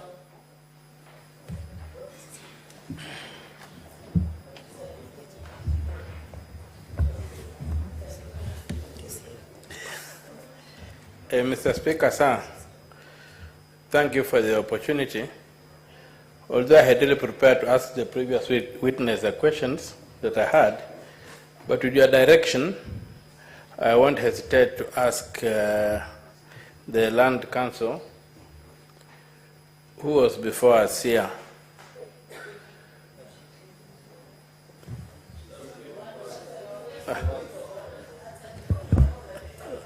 Well, Mr. Speaker, sir, why there was the other witness that were... Senator Okoiti. Yes. Resume your seat, please. Resume your seat, Senator Okoiti. Honorable members, the witness who is now on the stand is Kawira Kamenju.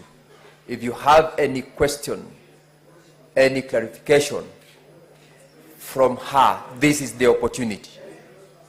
And from my dashboard, the person who was ahead was Senator Okoiti. If you have a question to the witness, proceed.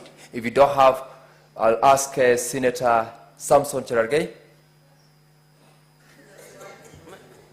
Mr. Speaker, understanding order number 1 of the standing orders of the Senate. Order, Senator Cherargei. Just this is my time. I thought I could use the way Order, I want. Senator Cherargei. Are you asking a question? Yes, I'm asking a question. Proceed to ask the witness any question. But your guidance, because understanding order number 1, which is part of our rules and regulation, if we do not have questions, the mover of the motion was the key witness that we wanted to seek clarification. So, Very Mr. well. Speaker, you know that will affect our judgment at the end of this proceedings, Mr. Speaker, Senator Cherargei, which will take be your very seat. unfair. Resume your seat. I give further guidance. Mr. Speaker, but these are the standing orders. Senator Cherargei, They are not resume your strange seat. to the House. Resume your seat. I give further guidance to the House. Yeah, please. If you have got no question to the witness with on the stand, you may sign out. If you have, remain so that I give you the opportunity to ask those questions. Sign out if you have got no clarification to seek from the witness. Clear the screen.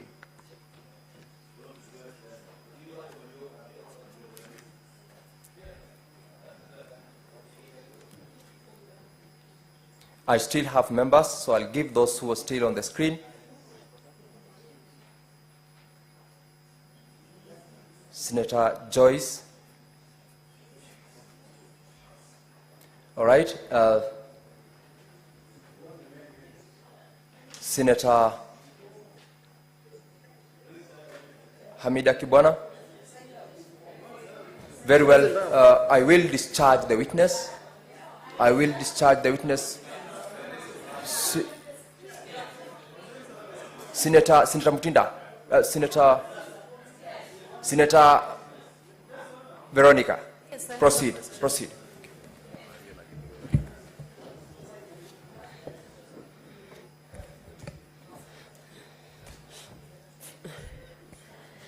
Kwanza ni kukuambia pole sana kwa maafa ya bwana yako Daniel Muthiani alias Sniper. Lakini kuna swali ambayo ningependa ueleze Senate ama hawa waheshimiwa kuhusu hii pay bill number 247 account number 040016391789. Hiyo account number ama pay bill ya matanga ama mazishi ilifunguliwa na nani?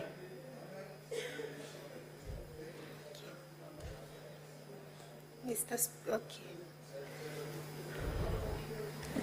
Senator Veronica. Yes. Proceed. I have asked her questions. Who opened this pay bill number 247 account number 040016391789? Hiyo account ambayo ilipata pesa 286,516. Nani alifungua? Ni mimi. Wewe ulifungua? It was initiated by the Sniper Friends and the bloggers, but I was the one who is responsible of the account. Kwa hivyo wewe ndio ulikuwa unaangalia balance ya pesa zile imepata? Yeah, and the notifications were being forwarded to me. Senator Veronica, address the speaker. Yes, through the speaker, kuna control yoyote ambayo governor alipewa?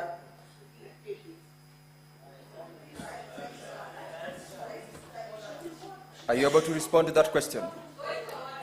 Your question is made, Senator Veronica. Take your seat.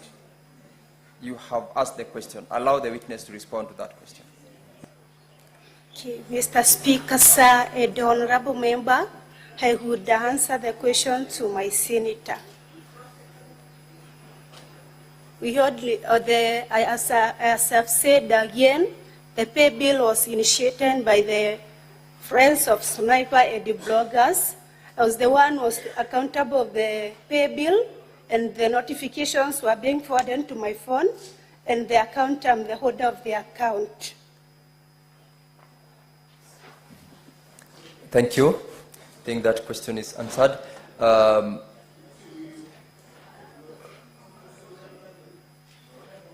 Senator Mutinda. Nianze kukupatia pole zangu kwa kumpoteza mume wako Sniper. Swali langu, nimeona katika video kana kwamba ulikerwa sana wakati gavana alieleza ya kwamba uliweza kupokea milioni taslimu 86 na kana kwamba unaishi na MCA mmoja wa pale kaunti ya Meru. Hatua gani ulichukua kuweza kuondoa maneno haya ambayo kulingana nawe sio maneno ya kweli? Ulichukua hatua gani? Kwa kizungu ile tunasema ku clear the air. Asante Bwana Speaker. Mr. Speaker, sir, and the honorable senators, that's why I'm here today. I want to shine light to the whole house and to the Kenyans that I don't owe that amount, and again, misi kufichwa na MCA fulani.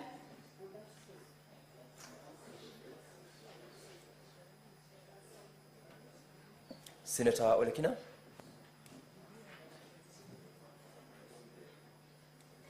Mr. Speaker, I do not have a question for this witness. However, I do have a question for the attorney of the County Assembly in regards to the same issue. It's the same issue. It's the same issue. Mr. Speaker, there is a witness, but I need some clarification on the same issue of the 86 million, but not from the witness standing, but from the lawyer. Okay, it's the same issue. So you want to seek clarification from the lawyer? Yes, I'm speaking. Take your seat, so that opportunity will be Okay, made available. that's fair enough. All right. But now, Mr. Speaker, I think you're mixing things because we are asking on the same matter of the 86 Senator million. Ledama, So if you're going to take give your us time seat. for the lawyer, Take that's your fine. seat.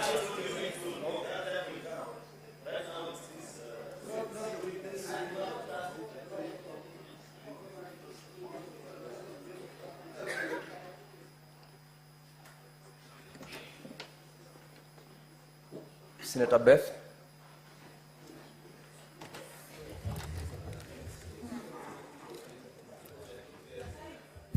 Thank you, Mr. Speaker. Kwanza nakupa pole.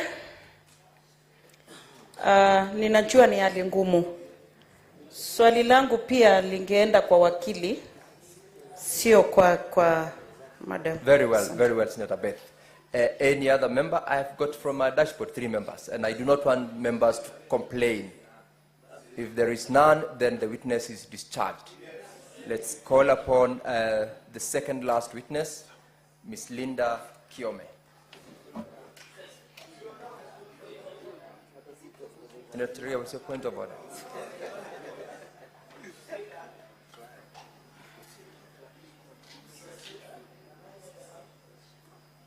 Give Senator Ria the mic. Mr. Speaker, under Article 181 and the third schedule on the process of removing the governor, would I be in order to make an application that we stand down this witness and have the mover of the motion come back for clarity of the House? Would that be in order, Mr. Speaker? And I would request to move that motion and request Senator Ledama to second me, Mr. Speaker. Senator We can rewrite the rules. Take your seat. You're out Because of there are order. many issues that we need to clarify. Take your seat. You're out of order. Anyone with any specific clarification you would like to have from witness? Senator Mbugua.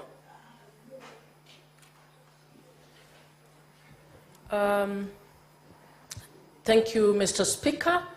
Now, Senator Muma, I have given the opportunity to Senator Mbugua. I will give it to you after you.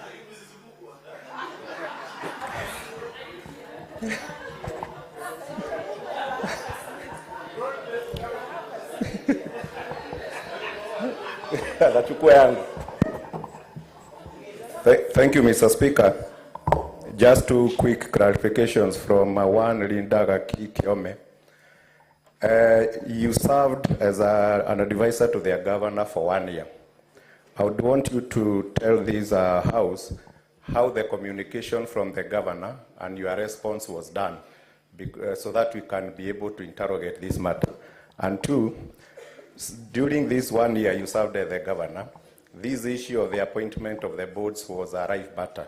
Did the governor ever seek an advisory from you on how to deal with it, and how did you respond? Thank you, Speaker.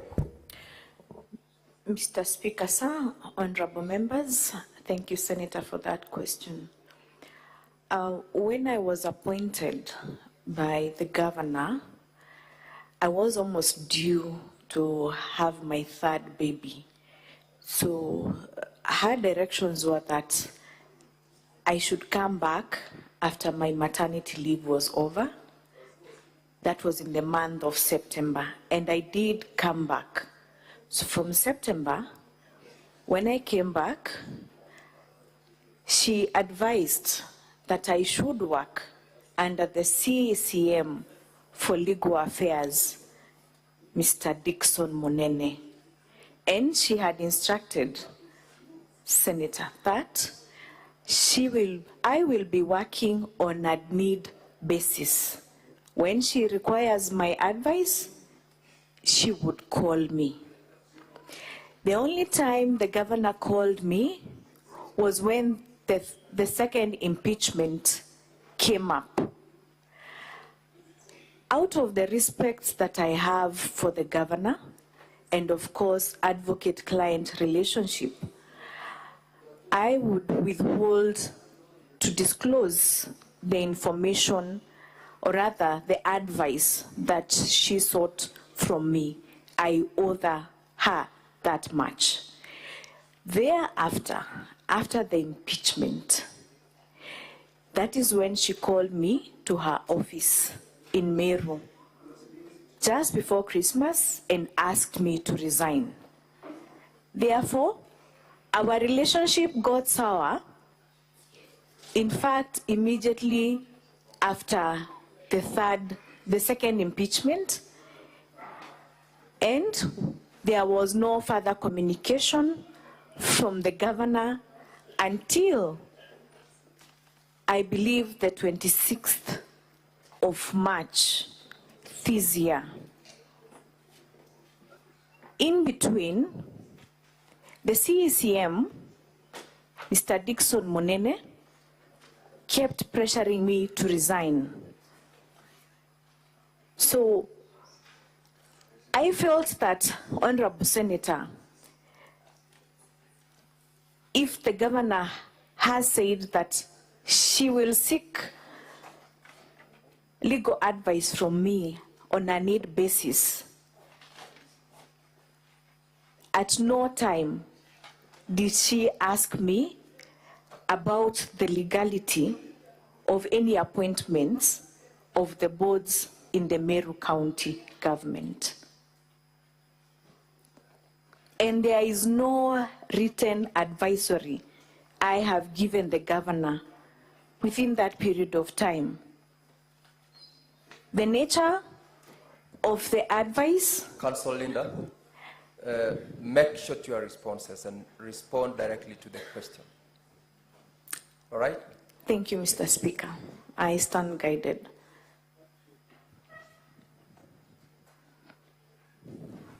Did I cut you short or you were done? I was on the last issue where I was saying that the nature of the legal advice that she had sought was verbal, and she had asked me to go to her home to give her the legal advice. Thereafter, any other advice I was giving was through the CECM, Mr. Dickson Monene. Thank you. Senator Muma.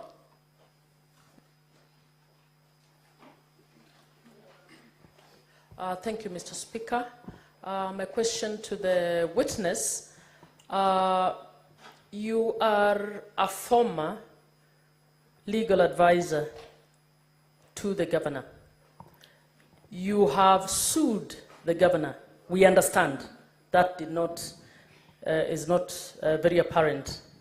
Now, did you see the need to declare conflict of interest in coming to give evidence against somebody whom you've had advocate-client relationship and whom you are advising? I didn't hear you declare that when you were called on the witness box. Mr. Speaker, sir, thank you very much. Honorable Senators, I said in my submission that I came to clear my name from an allegation of giving mediocre advice to the governor. I am an advocate of many years of practice.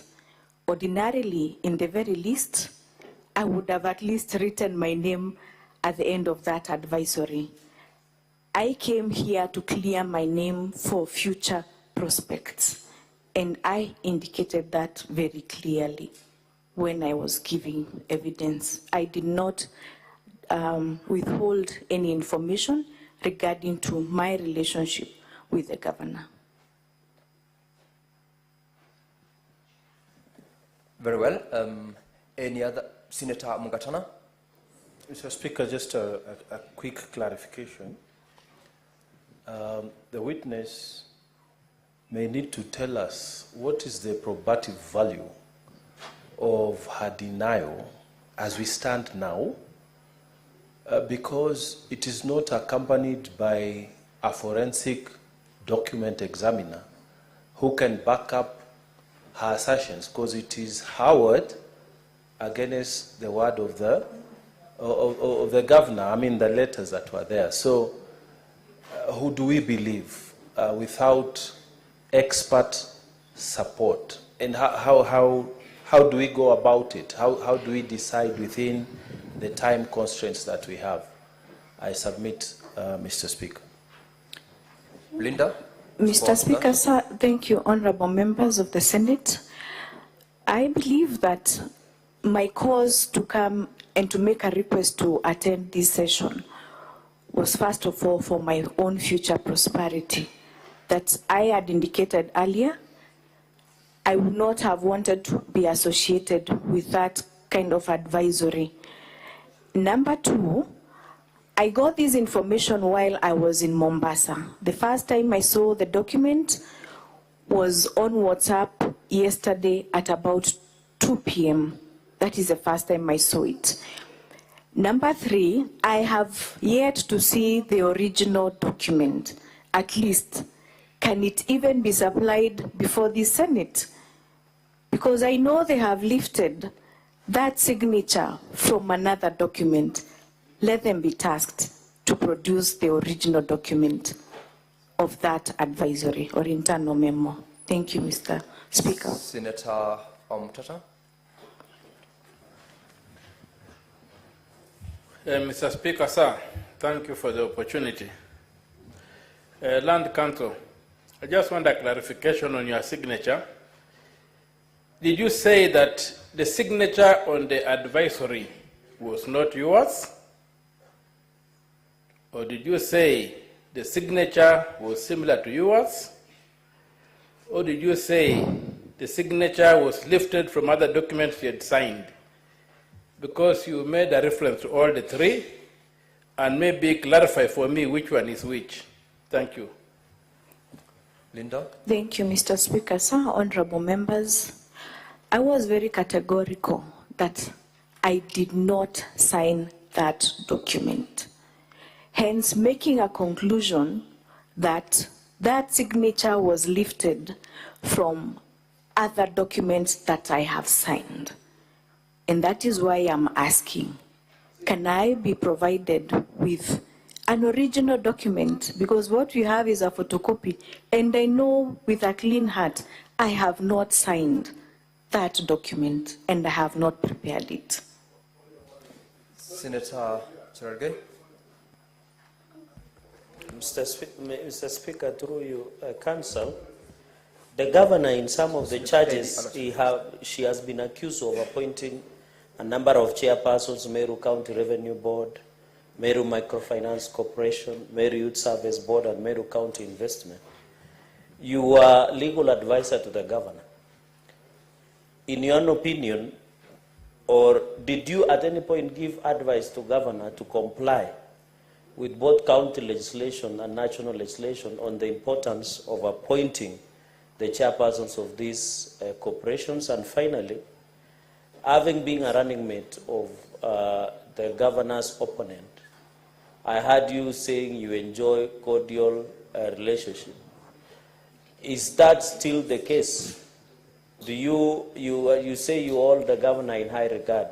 Absolutely. And did you seek, in conclusion, Chair, before the governor appointed you to that position, did you seek the blessings of your former gubernatorial candidate, Senator Mitika Linturi? I thank you, Chair. Before you answer that, Linda, Senator Veronica, so that you answer both questions. Could the witness clarify how many legal advisory opinions she proffered to the governor during her short stint, and whether when she discovered, according to her, that her signature had been used without her consent, whether she took any action to forestall a criminal activity of forgery or using her signature without consent? How many opinions did you proffer which were official? What's your point of order, Senator Eddy? Mr. Speaker, I rise under 8 point of order 8. And Mr. Speaker, and the rules that are related to this, Mr. Speaker. Where we have got any evidence where we cannot be able to interpret that evidence, our rules require that we must get an interpreter. On this issue of signature, you've seen it bouncing from one senator to another, and it's not clear. Mr. Speaker, don't you think, through your honor, Mr. Speaker, that there is need to examine or get an examiner for the signature, or there's need to examine the lifting as the evidence is being given by the witness? Because otherwise, then we cannot be able to pronounce ourselves on the broader allegation of that particular fraud. Senator Eddy, if you followed the sequence of the evidence the witness gave and the questions which have gone through from cross-examination to now, it's a matter of her objecting to the document having been signed by her, and that is what the honorable members are seeking clarifications on. Your concern is as good as the concerns that the rest of the members have raised. And I do not think in these circumstances we need any expert examination of what she, as a witness, is saying, I did not sign. Nonetheless, let's allow her to respond to the questions by Honorable Cherargei and Senator Veronica. Thank you very much, Mr. Speaker, sir, and honorable members. As I said, the governor advised that I could only give any legal advice on a need basis. As an advocate, you cannot solicit to give advice. You can only wait to be requested for the advice. When the second impeachment came in about November of 2023, the governor called me in her residence. And before that, I was in Kakamega, and she called me through the telephone, and she asked for certain legal advice, which, as I said before, I am restricted through advocate-client relationship, and out of the respect that I have for the governor, not to disclose the information, or rather the advice that she required. Soon thereafter the impeachment, that is when she called me and asked me to resign. So which means our relationship did not last long. And I was shocked yesterday while in Mombasa, in Ukunda, Diani, where we were attending an annual conference for LSK. I was sent for a copy of that document. It was the first time that I saw that document. I had to travel with a small baby at night so that I could come and see whether I would be allowed to clear my name out of that document. When I came, I submitted before that I went to the Parliament police station, and the OCS informed me, in fact, he called the DCI and they said, I can only make a report in Meru where the issue had arose. And I said earlier that I am going to pursue because I believe that the truth shall set me free. Even if a document examiner was to come here, for sure, he will exonerate me. And I am speaking the truth and only fearing God only. Thank you. Thank you, Linda. Any other person? We are actually out of the 15 minutes time we had granted to this clarification, and I did not seem to. Senator Beatrice, you have a question to the council. That will be the last member. I'm granting this opportunity so that we close on this witness. Okay, my initial, thank you, Mr. Speaker, sir. My initial comment was that the burden of proving forgery is actually on who alleges the forgery. So Linda needed to have submitted evidence of that it is not her signature. However, Linda, you are a legal advisor to the governor at some point. And you know, in the Constitution, there is alternative dispute resolution methods as scattered for in the Constitution. Did you at one point advise the governor on any alternative dispute methods that could have been used to resolve this law-running dispute? And if you did, what attempts were made? Linda, I want you to respond to that question in under 1 minute. Thank you, Mr. Speaker. I would say, in my relationship with the governor has been very secretive. The governor has not been consulting much, and my options were very, very limited. She is my employer, and she says, I will only come to you when I need to. Limited only. So even if you ask me for a written legal opinion that I have written in that short period of 3 months, I would say I do not have, because the governor also said that I should work with the CECM of Legal Affairs. I can produce documents that I have prepared on behalf of the CECM, but for the governor, she only allowed me to advise her during the second impeachment, and I can confirm I even attended the High Court at Meru before the Court of Appeal judges that were hearing her matter in the Meru High Court. That is sufficient.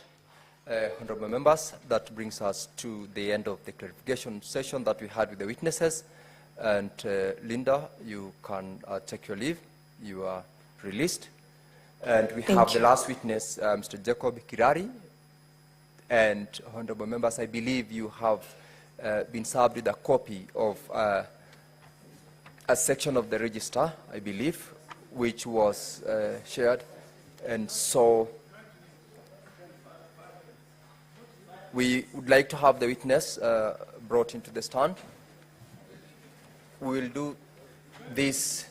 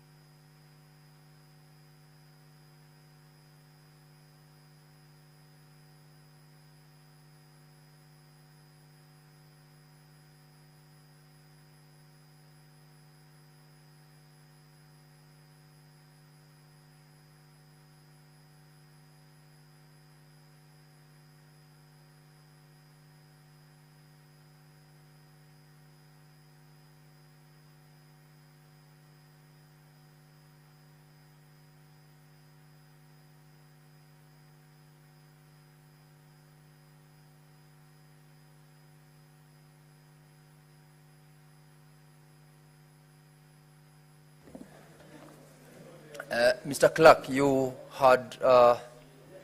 were earlier on sworn in, and the counsel for the county assembly have got only 9 minutes to conclude. You have got 9 minutes to conclude with this particular witness out of your time that had earlier on been shared with the other witnesses.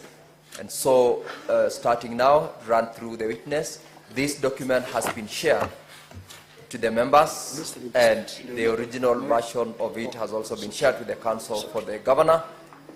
there is a soft copy equally that has been shared. So I believe members have had an opportunity to look at this document. So council, it's your turn. Check the witness through, mindful of the 9 minutes that is at your disposal.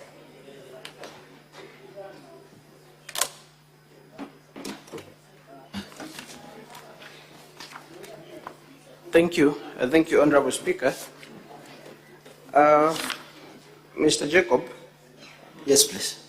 I'll take you quickly, because of the time constraints, to page 53 of the Governor's Index 1B. That is a volume of documents. The Governor's Index 1B. 53. You confirm that the County Assembly received that letter? Yes. On which date? On the top left corner. Can you see that? I'm not clear, but is it 14th? Well, the document is dated 18th of June 2023, correct? Page 53 of the Governor's Volume 1B. Yes. It is dated 18th of June 2023. Yes. So that is the first submission that was, that is the first list of the nominees that was sent to the County Assembly by the Governor. Yeah? Of all the documents that are filed by the Governor that are in contention with respect to the Meru County Revenue Board, that is a document that was sent, the list of nominees, correct? Yes. Turn with me to page 57 of the Governor's volume still. The Governor sent another list of nominees on 21st of June, correct? Yes. And another one was equally sent on 21st June. That is page 58. Very true. 58 of the Governor's Volume 1B. And there's a response by the County Assembly, by yourself actually, on page 60 of the Governor's Index. Yes. You will agree with me that, but I will read it out in the interest of time, Honorable Speaker. In paragraph 2, the last sentence you say, from our present records, first of all, you make reference to the letters dated 18th and 21st June from the Governor, correct? Yes. In the second, in the paragraph 2, the last sentence you say, from our present records, we observe that most of the offices to which the nominees have been forwarded are substantive office holders whose terms are yet to expire. Correct? Very true. And the reason, what was the basis for you to say that their terms are yet to expire? The record in our office of actually nominating those, of vetting the respective nominees. Yes. Were very clear that those offices are still occupied. They were to expire around December. Yes. I'll refer you to page 52 of the County Assembly's Volume 2. For instance, with respect to the Meru County Revenue Board, I want you to confirm whether page 52 of the County Assembly's Volume 2, that is the exhibition supported impeachment motion, the Meru County Revenue Board, the term of the board was extended for 3 years from 15th November 2020, correct? Yes. So it means it was expiring in 15th of November 2023, correct? 3 years from 15th of November 2020. Very true. So at the time of receiving nominees to the Meru County Revenue Board, in the letter we have seen by the Governor, the letter on page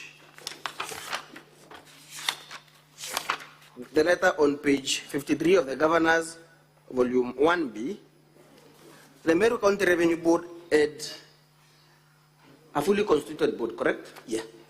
And therefore the nominees could not have been appointed to those offices unless the existing appointments were revoked? Yes. Or natural attrition.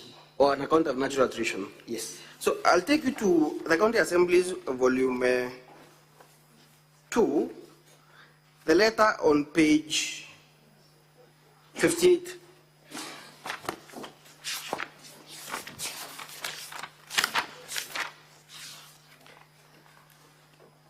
That is a letter you wrote to the county secretary, correct? Yes. And what do you tell the county secretary in that letter? Delayed.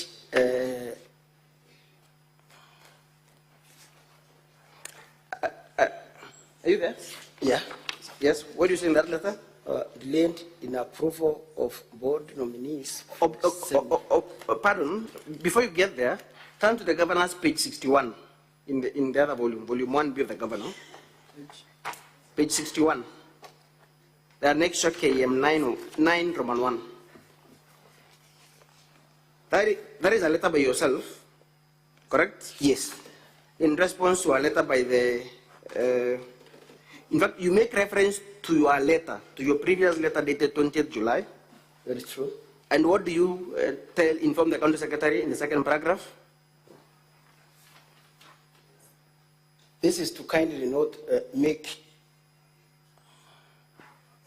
This is to kindly make a follow-up on the requested information to facilitate the committee of the forwarded nominees to the various semi-autonomous boards of the county government, to the relevant committees of the assembly for vetting, correct? Yes. So you are making a follow-up with the office of the county secretary, correct? Very true. And now turn to the document on page 58 on the county assemblies, volume 2.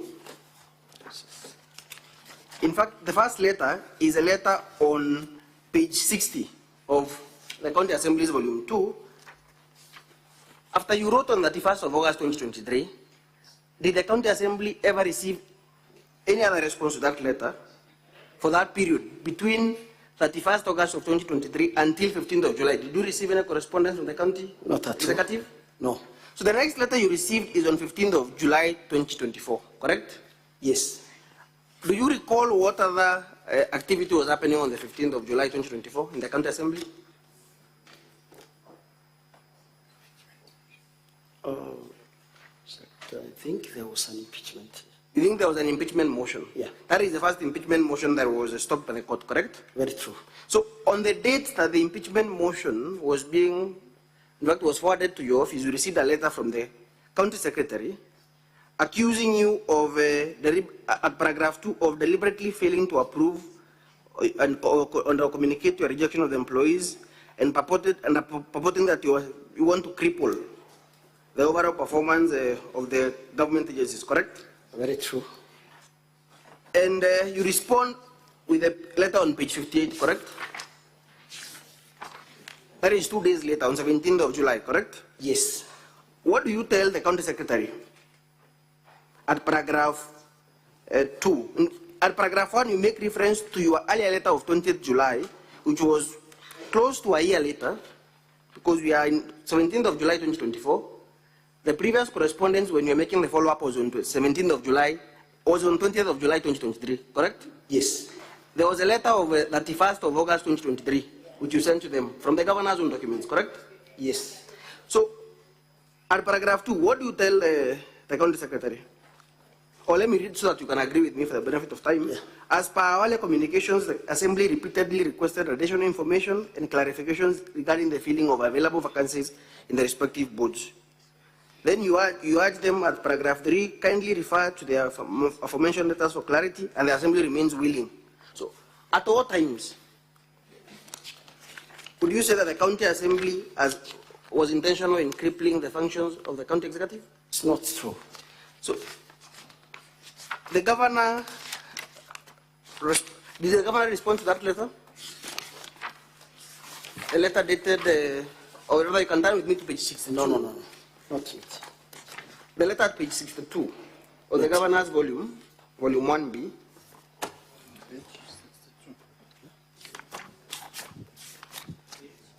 Page 62 of the governor's volume 1B.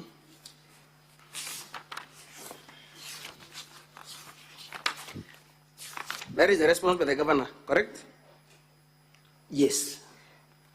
The response by the county secretary? By the county secretary, not the governor. To your letter dated 17th of July, correct? Yeah. So say for these correspondences, I want you to check in your register, your original register, the one that has been, copies have been made and availed to the clerk. specifically, did your office receive the letters dated, the letter on page 54 of the Governor's Volume 1B? Turn with me to page 54 of the Governor's Volume 1B. That is a blue copy, Honorable Speaker. The Governor's Volume 1B. The letter dated 18 September 2023. Counsel, your time is up. I'm giving you 30 seconds to conclude on what you need to ask for the witness to respond.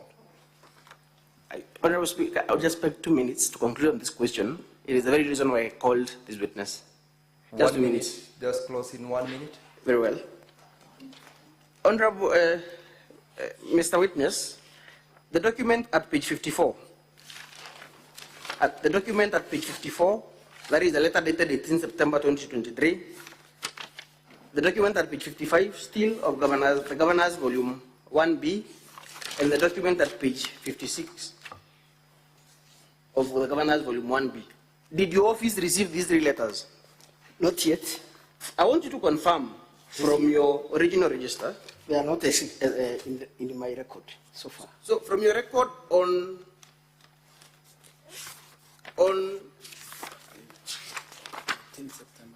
18th of September, is there any document that you received from the County Secretary? Not yet. From your records, this is the register that you maintain in your office? Yes. For all correspondences. On the 18th of January, that is the letter at page 55.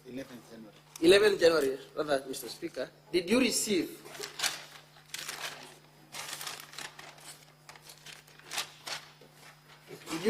any letter? Not at all. You did not receive any letter dated 11th January? Yes. Did you receive any letter dated 18th of September 2023? The last page.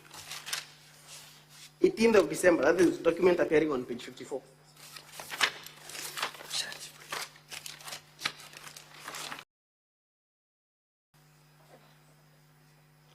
No. So, to the best of your knowledge, are these documents legitimate documents that were served upon your office, or are they forgeries that are manufactured for the purpose of hoodwinking this honorable house? I want to confirm that these documents are not in my records, and therefore they must have been authored outside my office. Is it a coincidence that Counsel, your time is up. Your time is up. Very well. Yield the witness to the governor's team. Very well. Thank you, Mr. Speaker. I yield the witness for cross-examination.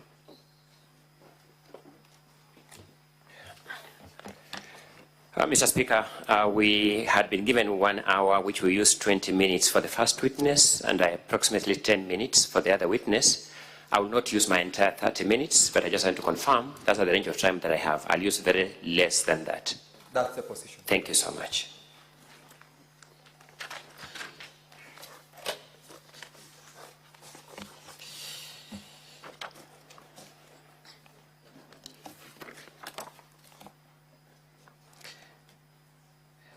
Mr. Jacob, let me just have your full name kindly so that I'm able to call you formally. Jacob Kirari. Jacob Kirari, thank you so much. Jacob, you are brought to this house for the limited purpose of producing that register. True or not true? Yeah. You are brought to this house today to produce this register before this house. Yes. Thank you. For how long have you served as a clerk of Meru County Assembly? From 2020. From 2020. Yes. Does Meru County Assembly have any other register for receiving correspondence, or that is the only register? We use register when it's full, we open another one for purposes of accountability. At the moment, so does Meru County Assembly operate multiple registers simultaneously, or does it operate one register at a time? One register at a time. Thank you. When was that register opened, the one you have?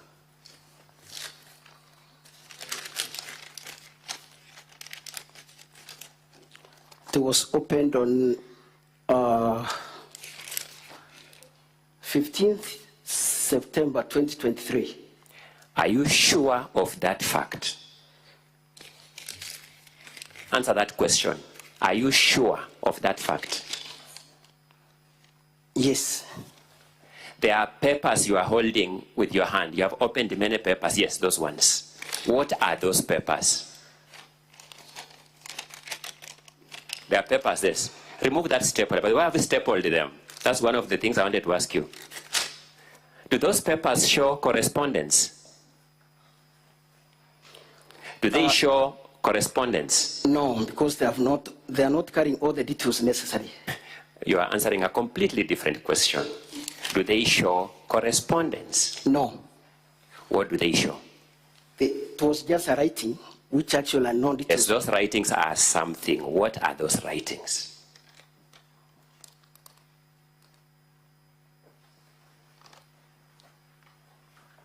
Okay, let's go systematically. Open the very first page of that book. The very first page.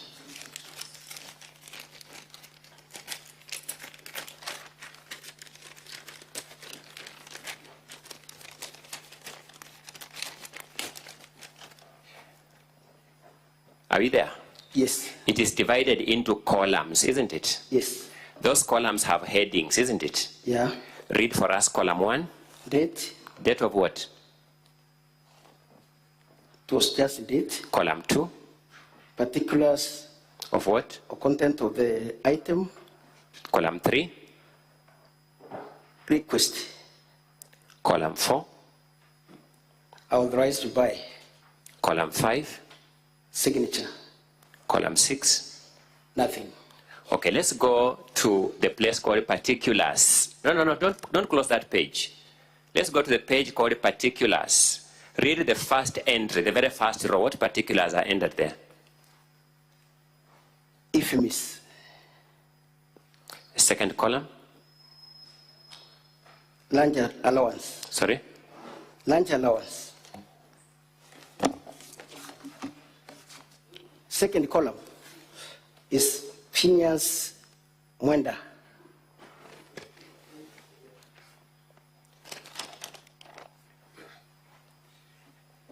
Those entries, sorry, you're actually looking at the second page of that document, aren't you? Yes. Those entries began being entered on that document when? 2015. Look at the cover page of that document. Look at the cover page. The cover. It states what the book is, isn't it? What's the title of that book? Memo registers. It is a memo register. Yes? Is that correct? Yeah. So there are memos from page 2 of that book. True or not true? I want to explain that. Will not explain. Answer my question. There are memos from page 2 of that book, aren't there? Yes. Those memos run from which date? What is the first date when the first memo is registered in that book? 25th, 2015. Sorry?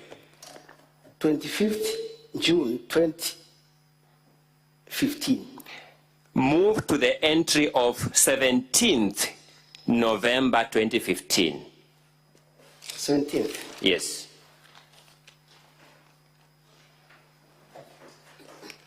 Correct? Yeah. There is a memo on that date, isn't it? Just facilitation. There's a memo for facilitation on that day. Yeah. Is that true or not true? It's recorded, yes, facilitation, but not. Sorry, Jacob. I'm going to I mean, we're just starting. It is true. It is true. Yeah. After that memo entered in that register on 17th November 2015, when is the next entry of any memo or letter in that register? We close it, yeah? I've asked you a simple and straightforward question. No other in respect to facilitation. What other entry is entered in that book? Other entries as from 15th November actually is from... Of which year? 2023. 2023. That is the time. There is no entry of a memo being received in that register from 17th November 2015 to 15th November 2023, a period of 8 years. True or not true? There are other memos, there are other registers in the office. Sorry? There could be other registers there. I thought you told me that you don't operate multiple registers simultaneously. Yes. So if you don't operate multiple registers simultaneously, that book was not full, was not filled as at 17th, but let's move step by step. How many pages of that hard-covered book are full as at 17th November 2015?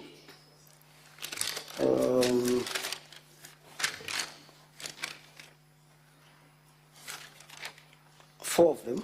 Only 4 pages in a book of how many pages in total? This could be 384 pages. 384 pages. You have 380 pages to go by the time you receive the last memo of 17th November 2015. True or not true? True. The next memo to be received in that book or correspondence is 15th November 2023. Did I get you right? 15th November, September. You said 15th September? Yes. Okay, let's use September. 15th September 2023, almost 8 years down the line, your office is not receiving and registering correspondence. No, they were. Where were they being registered? If it were not for those particular period. Where were they being registered? In other registers. So you were running multiple registers simultaneously. Then.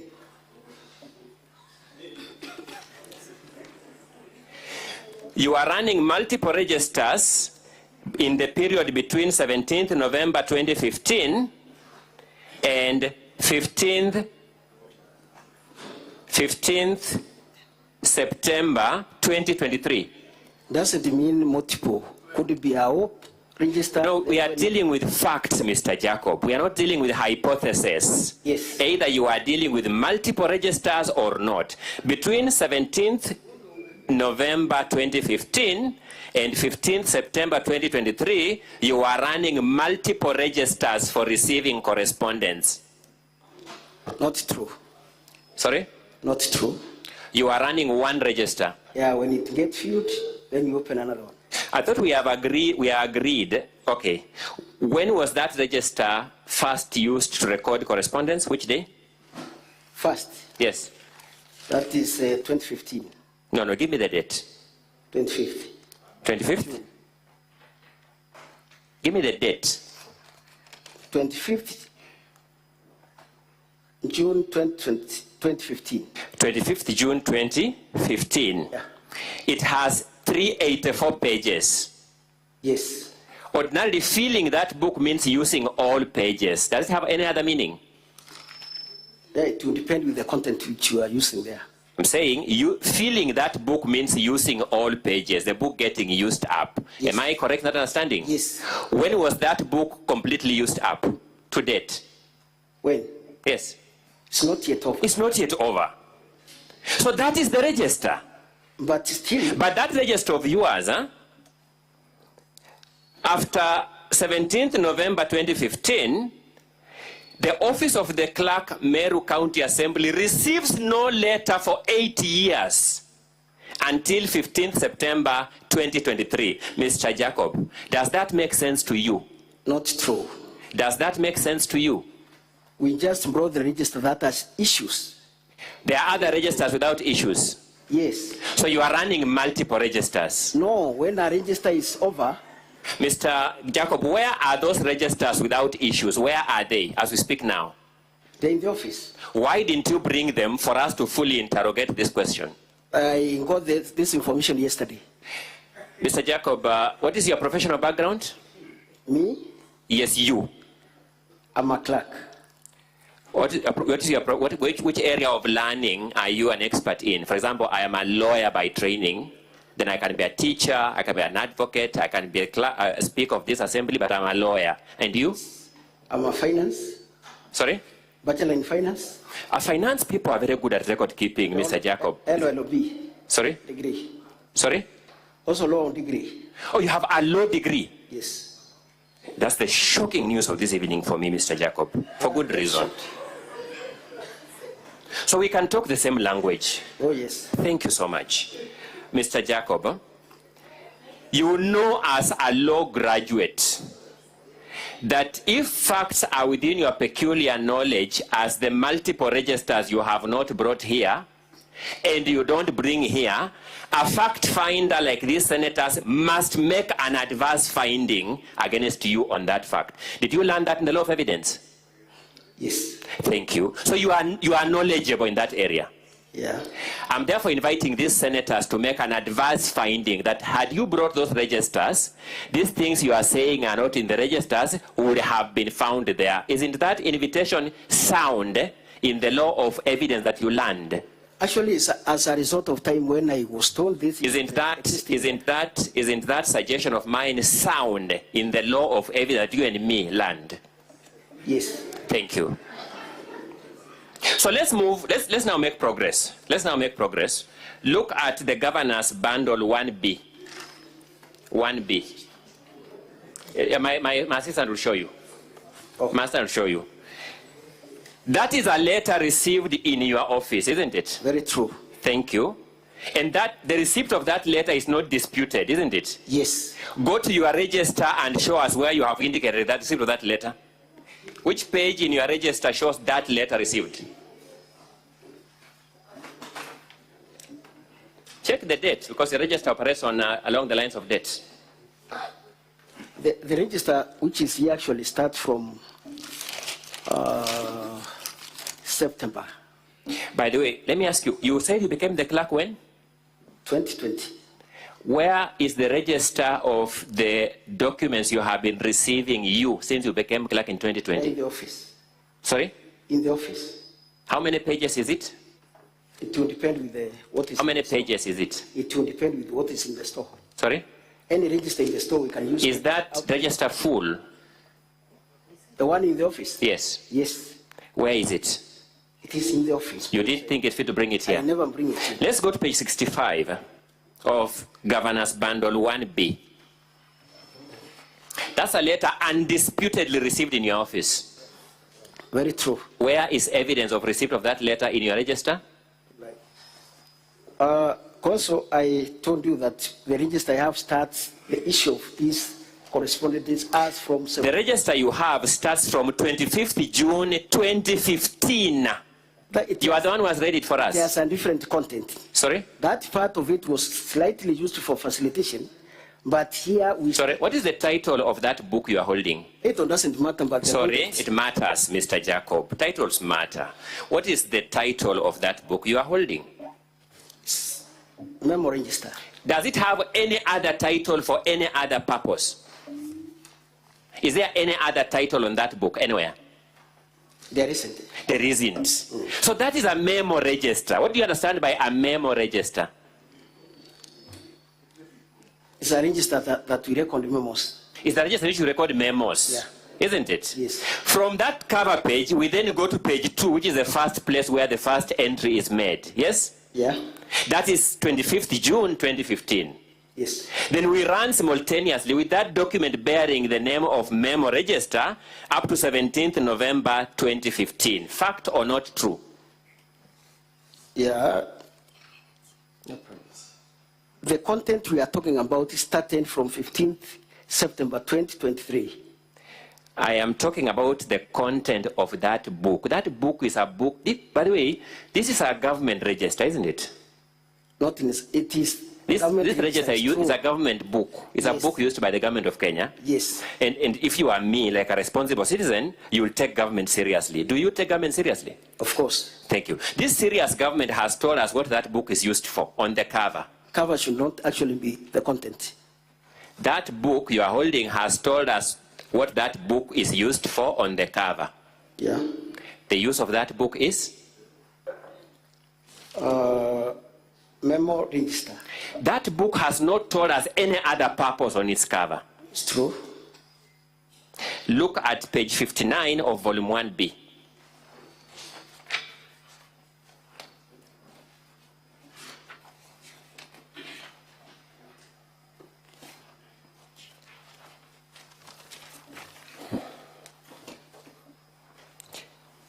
That is a letter undisputedly received in your office. True.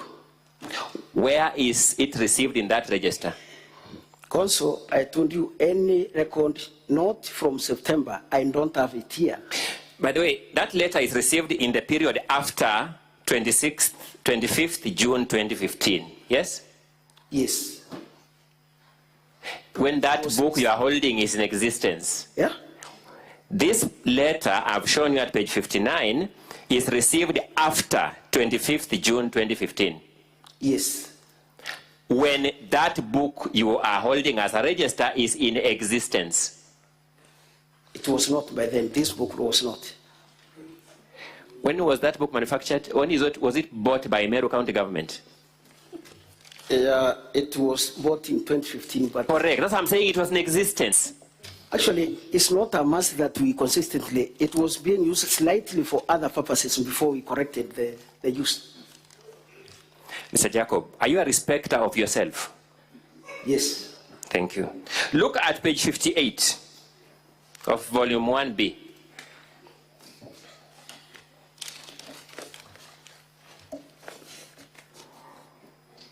Yes? When is that letter is undisputedly received in your office? Very true. Where is it indicated in that register? As I said, I don't have that register. And yet that letter is received during the subsistence of this book? Yes. Thank you. Let us go to the transactions of 28 September 2023.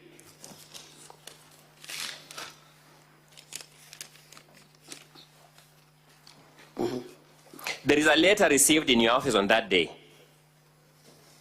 No, I'm talking about the register. The register shows a letter received in your office on that day. 20? I told you 28 September 2023. Yes. Who received it in your office from your register?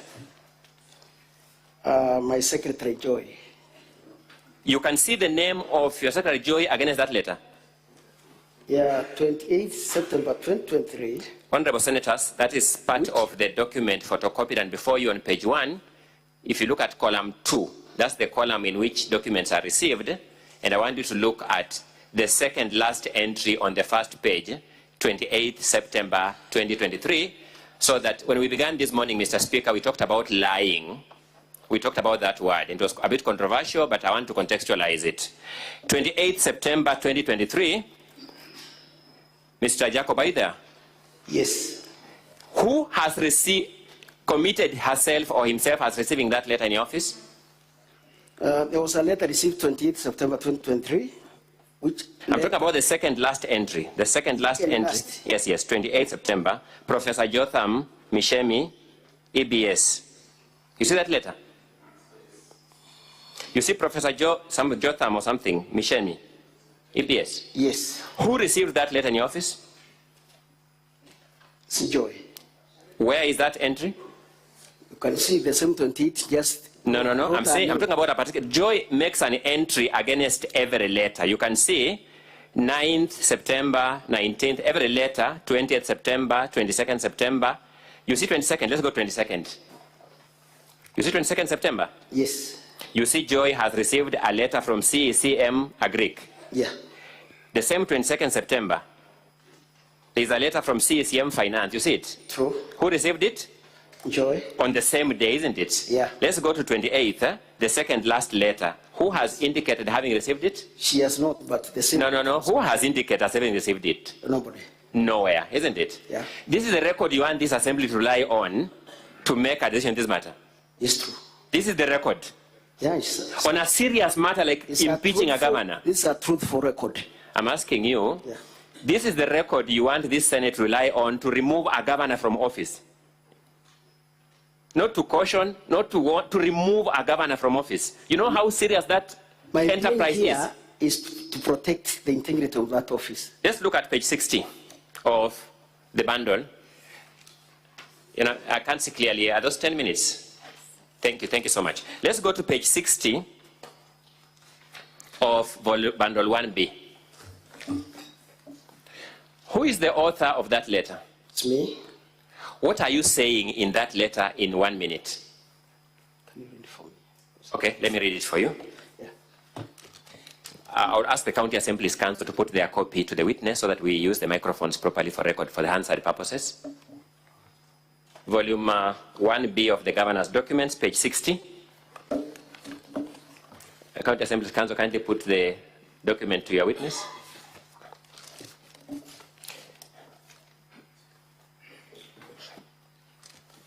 Mr. Ndego, my time is running very fast. Kindly give the witness the document so that we make progress.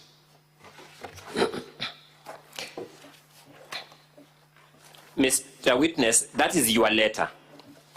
It is my letter. You are referring to the letters from the County Secretary dated 18th and 21st June 2023. Very true. The subject of this letter is nominees to various semi-autonomous boards of the County Government of Meru. Yes. As at 21st July 2023, you admit that the Meru County Governor had nominated various nominees to semi-autonomous boards of the County Government of Meru. Yeah, we received those lists. Correct. Those boards are the same boards that the governor is accused of not appointing people to in this impeachment. True or not true? Very true. Thank you. The law requires the County Assembly to approve those nominees before the governor appoints them. True or not true? Very true. As at 21st July last year, you had received the governor's nominees. Yes, but thank you. Now let's go to paragraph 2. Not to be acted upon because let's go to paragraph 2. There were no existing vacancies. Let's go to paragraph. By the way, let's deal with this fairly fast. The governor wrote to you seeking to know which of those offices had vacancies. Do you remember that correspondence? I think they have record. Do you remember that correspondence? No. You don't remember. By the way, as a clerk, you received these nominees and vetoed them. You never tabled them to the assembly. No, that's not right. Okay, let's read. Paragraph 2 reads, and I quote, "Would wish to kindly inform you that my office is unable to recommend the same for their consideration to be transmitted to the County Assembly." Is that a correct reading or am I exaggerating? Can you repeat? I'm reading paragraph 2. Will wish to kindly inform you that my office is unable to recommend the same for their consideration to be transmitted to the County Assembly for action. Is that a correct reading of what you wrote? Yes, because by your office you meant the office of clerk. Yes. You believe that in law the office of clerk can veto documents before they are tabled for the assembly? Not the issue of vetting. It is the issue of procedure. So which procedural step had been failed? Under Section 6 of Appointment Act, Counter Approval Act. Let's go to the next paragraph. You said this is largely because we observe that there may be missing information on the status of the offices the nominees have been nominated to occupy. Are we clear at that point? Yes? Yes. Which offices are these you are referring to? These semi-autonomous bodies. Sorry? The semi-autonomous bodies. Which ones? Give us their names. Nominees like the Revenue Board and the rest. Sorry? Nominees for Revenue Board and other agencies. Mr. Clerk, yes. Did you ever table this letter from the governor's office to the County Assembly? Yes, it was. Where is the memo tabling them? We never tabled this one when we wanted the clarification. When a letter is received in the office of the clerk as a matter of procedure, the clerk has to check the compliance of that letter. You know, you are dealing so with that we can now forward to the Speaker. You are dealing with the House of Parliament, Mr. Jacob. Very well. Are you aware that when letters are tabled, they're actually endorsed as tabled? They're actually endorsed on the first. You see an endorsement. That stage was not yet. When they come to the office of the Speaker, as per the law, they are public appointment, County Assembly Approval Act, Section 6(4). Now let's move to the next. All these documents has to be lodged through the office of the clerk. Let's move to the next stage. You say from our present records, we observe that most of the offices, not all of them, most of the offices which nominations have been forwarded to have substantive holders. Now, which are those most that had substantive holders, and which are those least that didn't have substantive holders? According to the County Assembly record. I've asked you I want your names of offices. Which are those most that had substantive holders? Which are those least that didn't have substantive holders? Yeah, when we checked, according to what we are approved. Give me the names so that we identify the most. Sorry? But they are there in record. Which ones? We want to know. This Senate must make a decision factually. Like the microfinance. Who was the office holder? The board. Who are the office holders? The board is there in the law. Who are the office holders? I don't remember of it.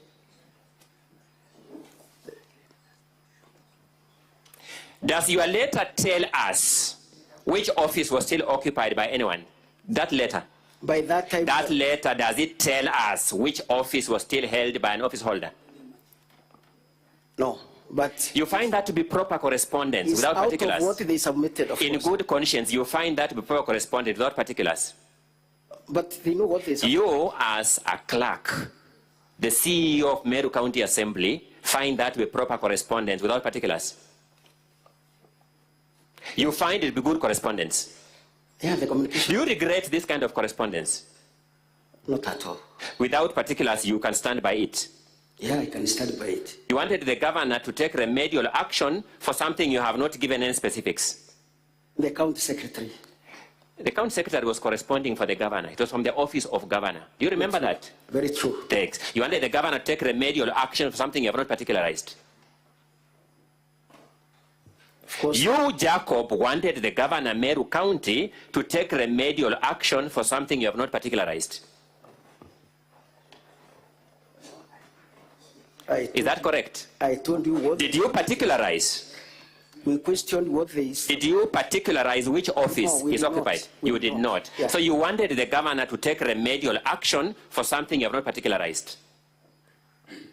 Yeah, he could have inquired. Mr. Jacob, when will you people end this manifest malice against this governor? When do you propose to end it? What?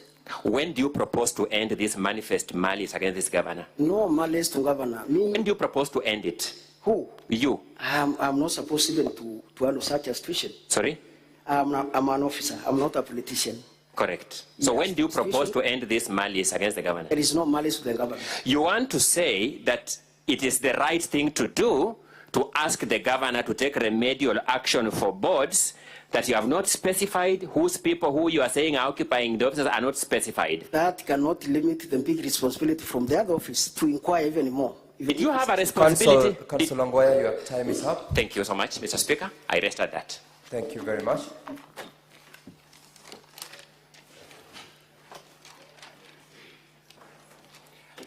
Mr. Speaker, may I then request that the Senate retains the original register, because what the copies they have and the register, the physical one, from my questions you can tell there's a big discrepancy.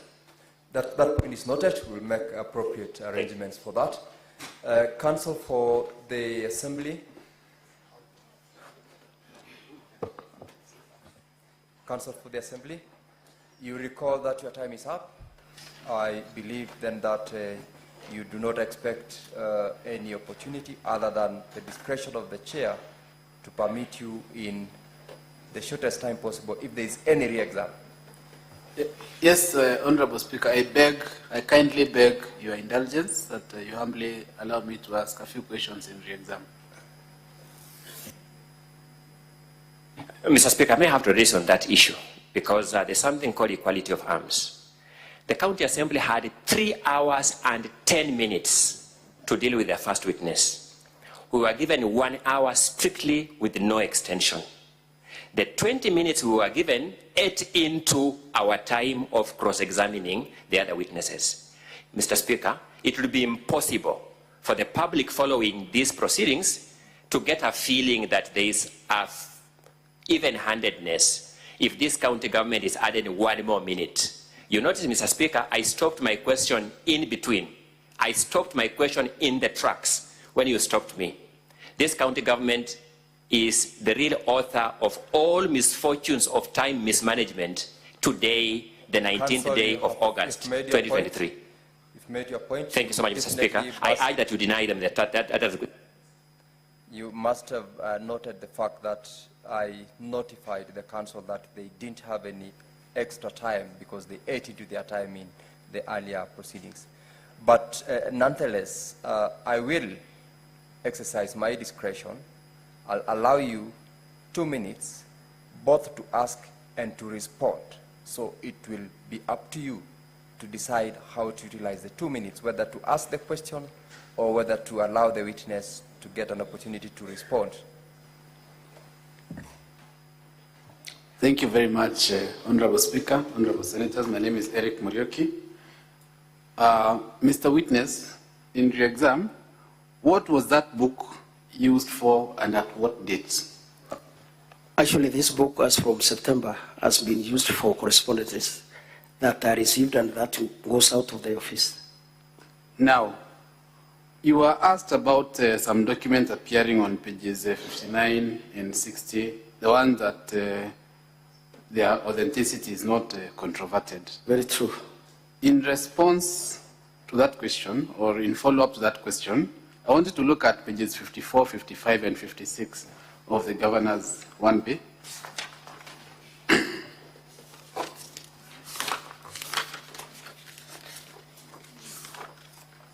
Yes. Are those documents that were received by your office? They are not. It's a forged document. Are the issues of confusion or the issues of the dates in that book in any way an answer to those forgeries and those documents that were never received by you? Yeah, in my record, they were never received in my office. And my question is, the questions you have been asked here about that book, are they in any way an answer to those forged documents that you have referred Not to? at all. They are meant actually to divert this criminal activity which was going on. Now, when did you become the clerk? 2019, that is 2020. And why are the first few pages of that book stapled? Actually, it's as a result of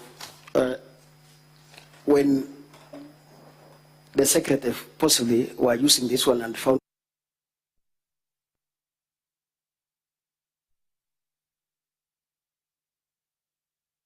Honorable members, we've got 18 minutes to the close of the day, and you are all aware that we cannot go beyond midnight.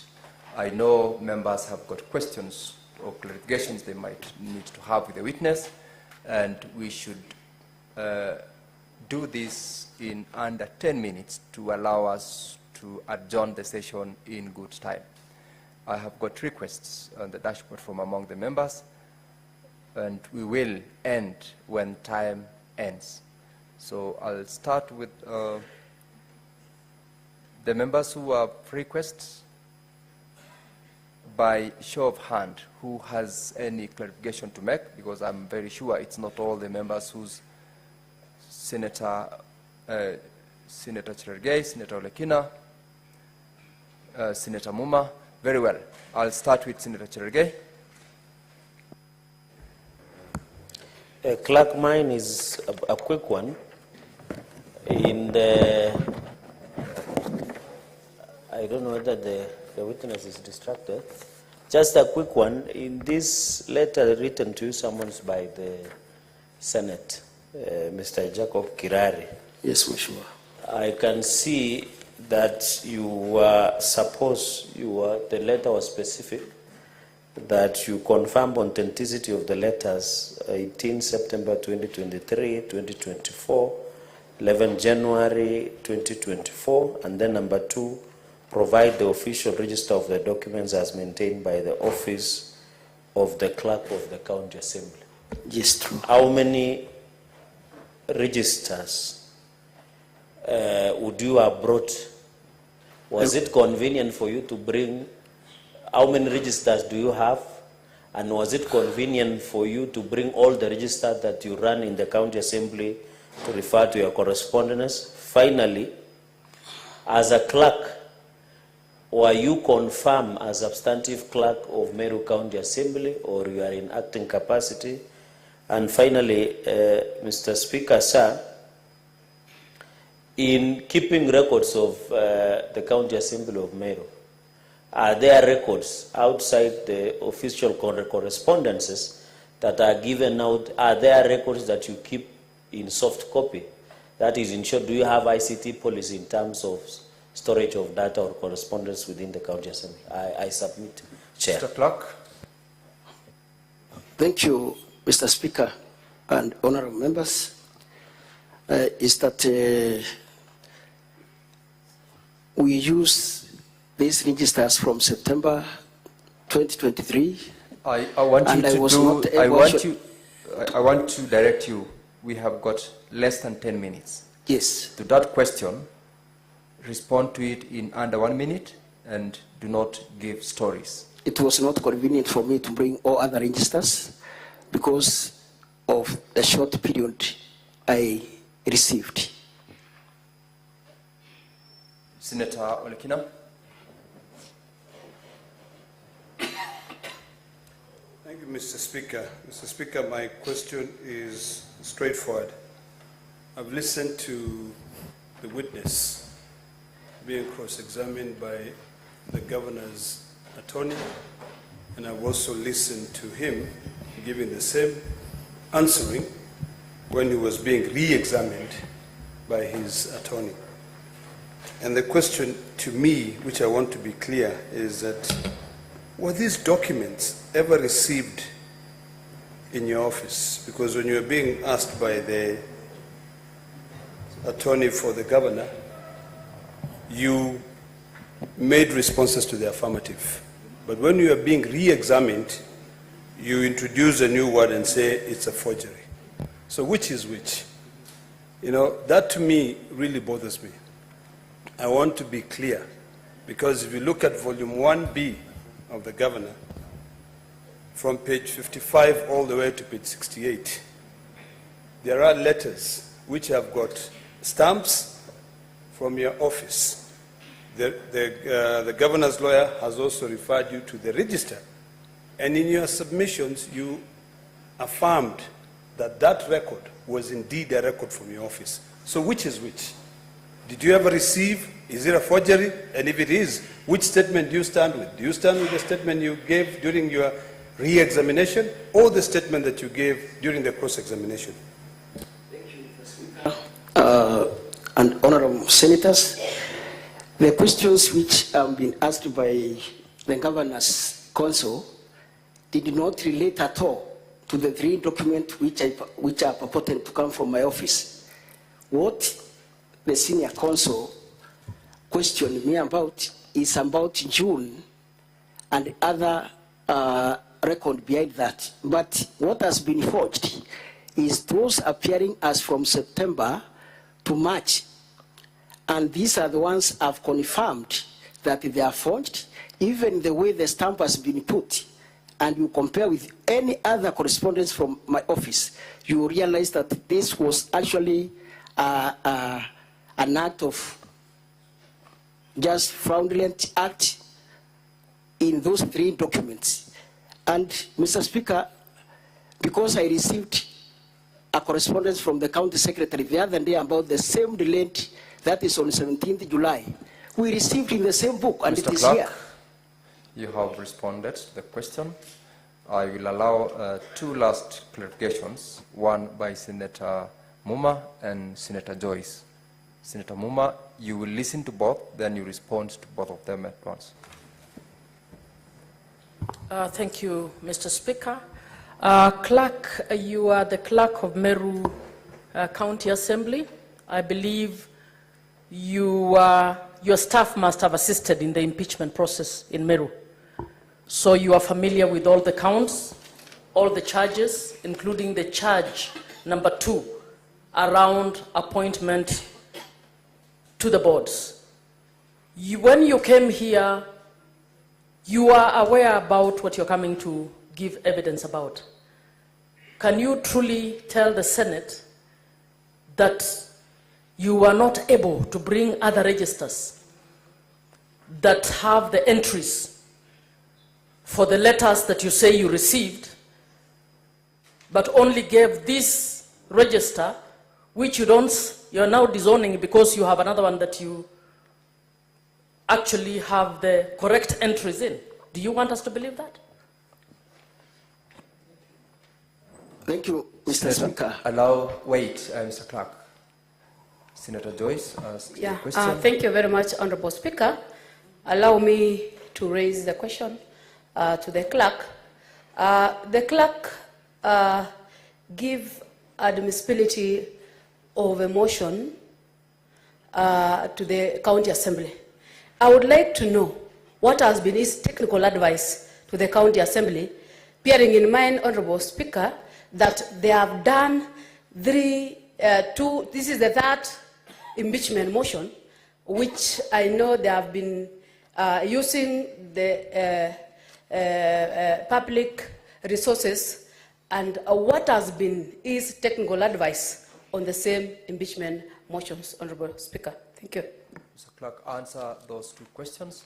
Thank you, Mr. Speaker. The first question is about the registers and the nomination in respect to the motion. I want to say that I was aware of these 3 documents only about the board, and actually was to remind the office of the clerk to simply to ensure that the bond are in place.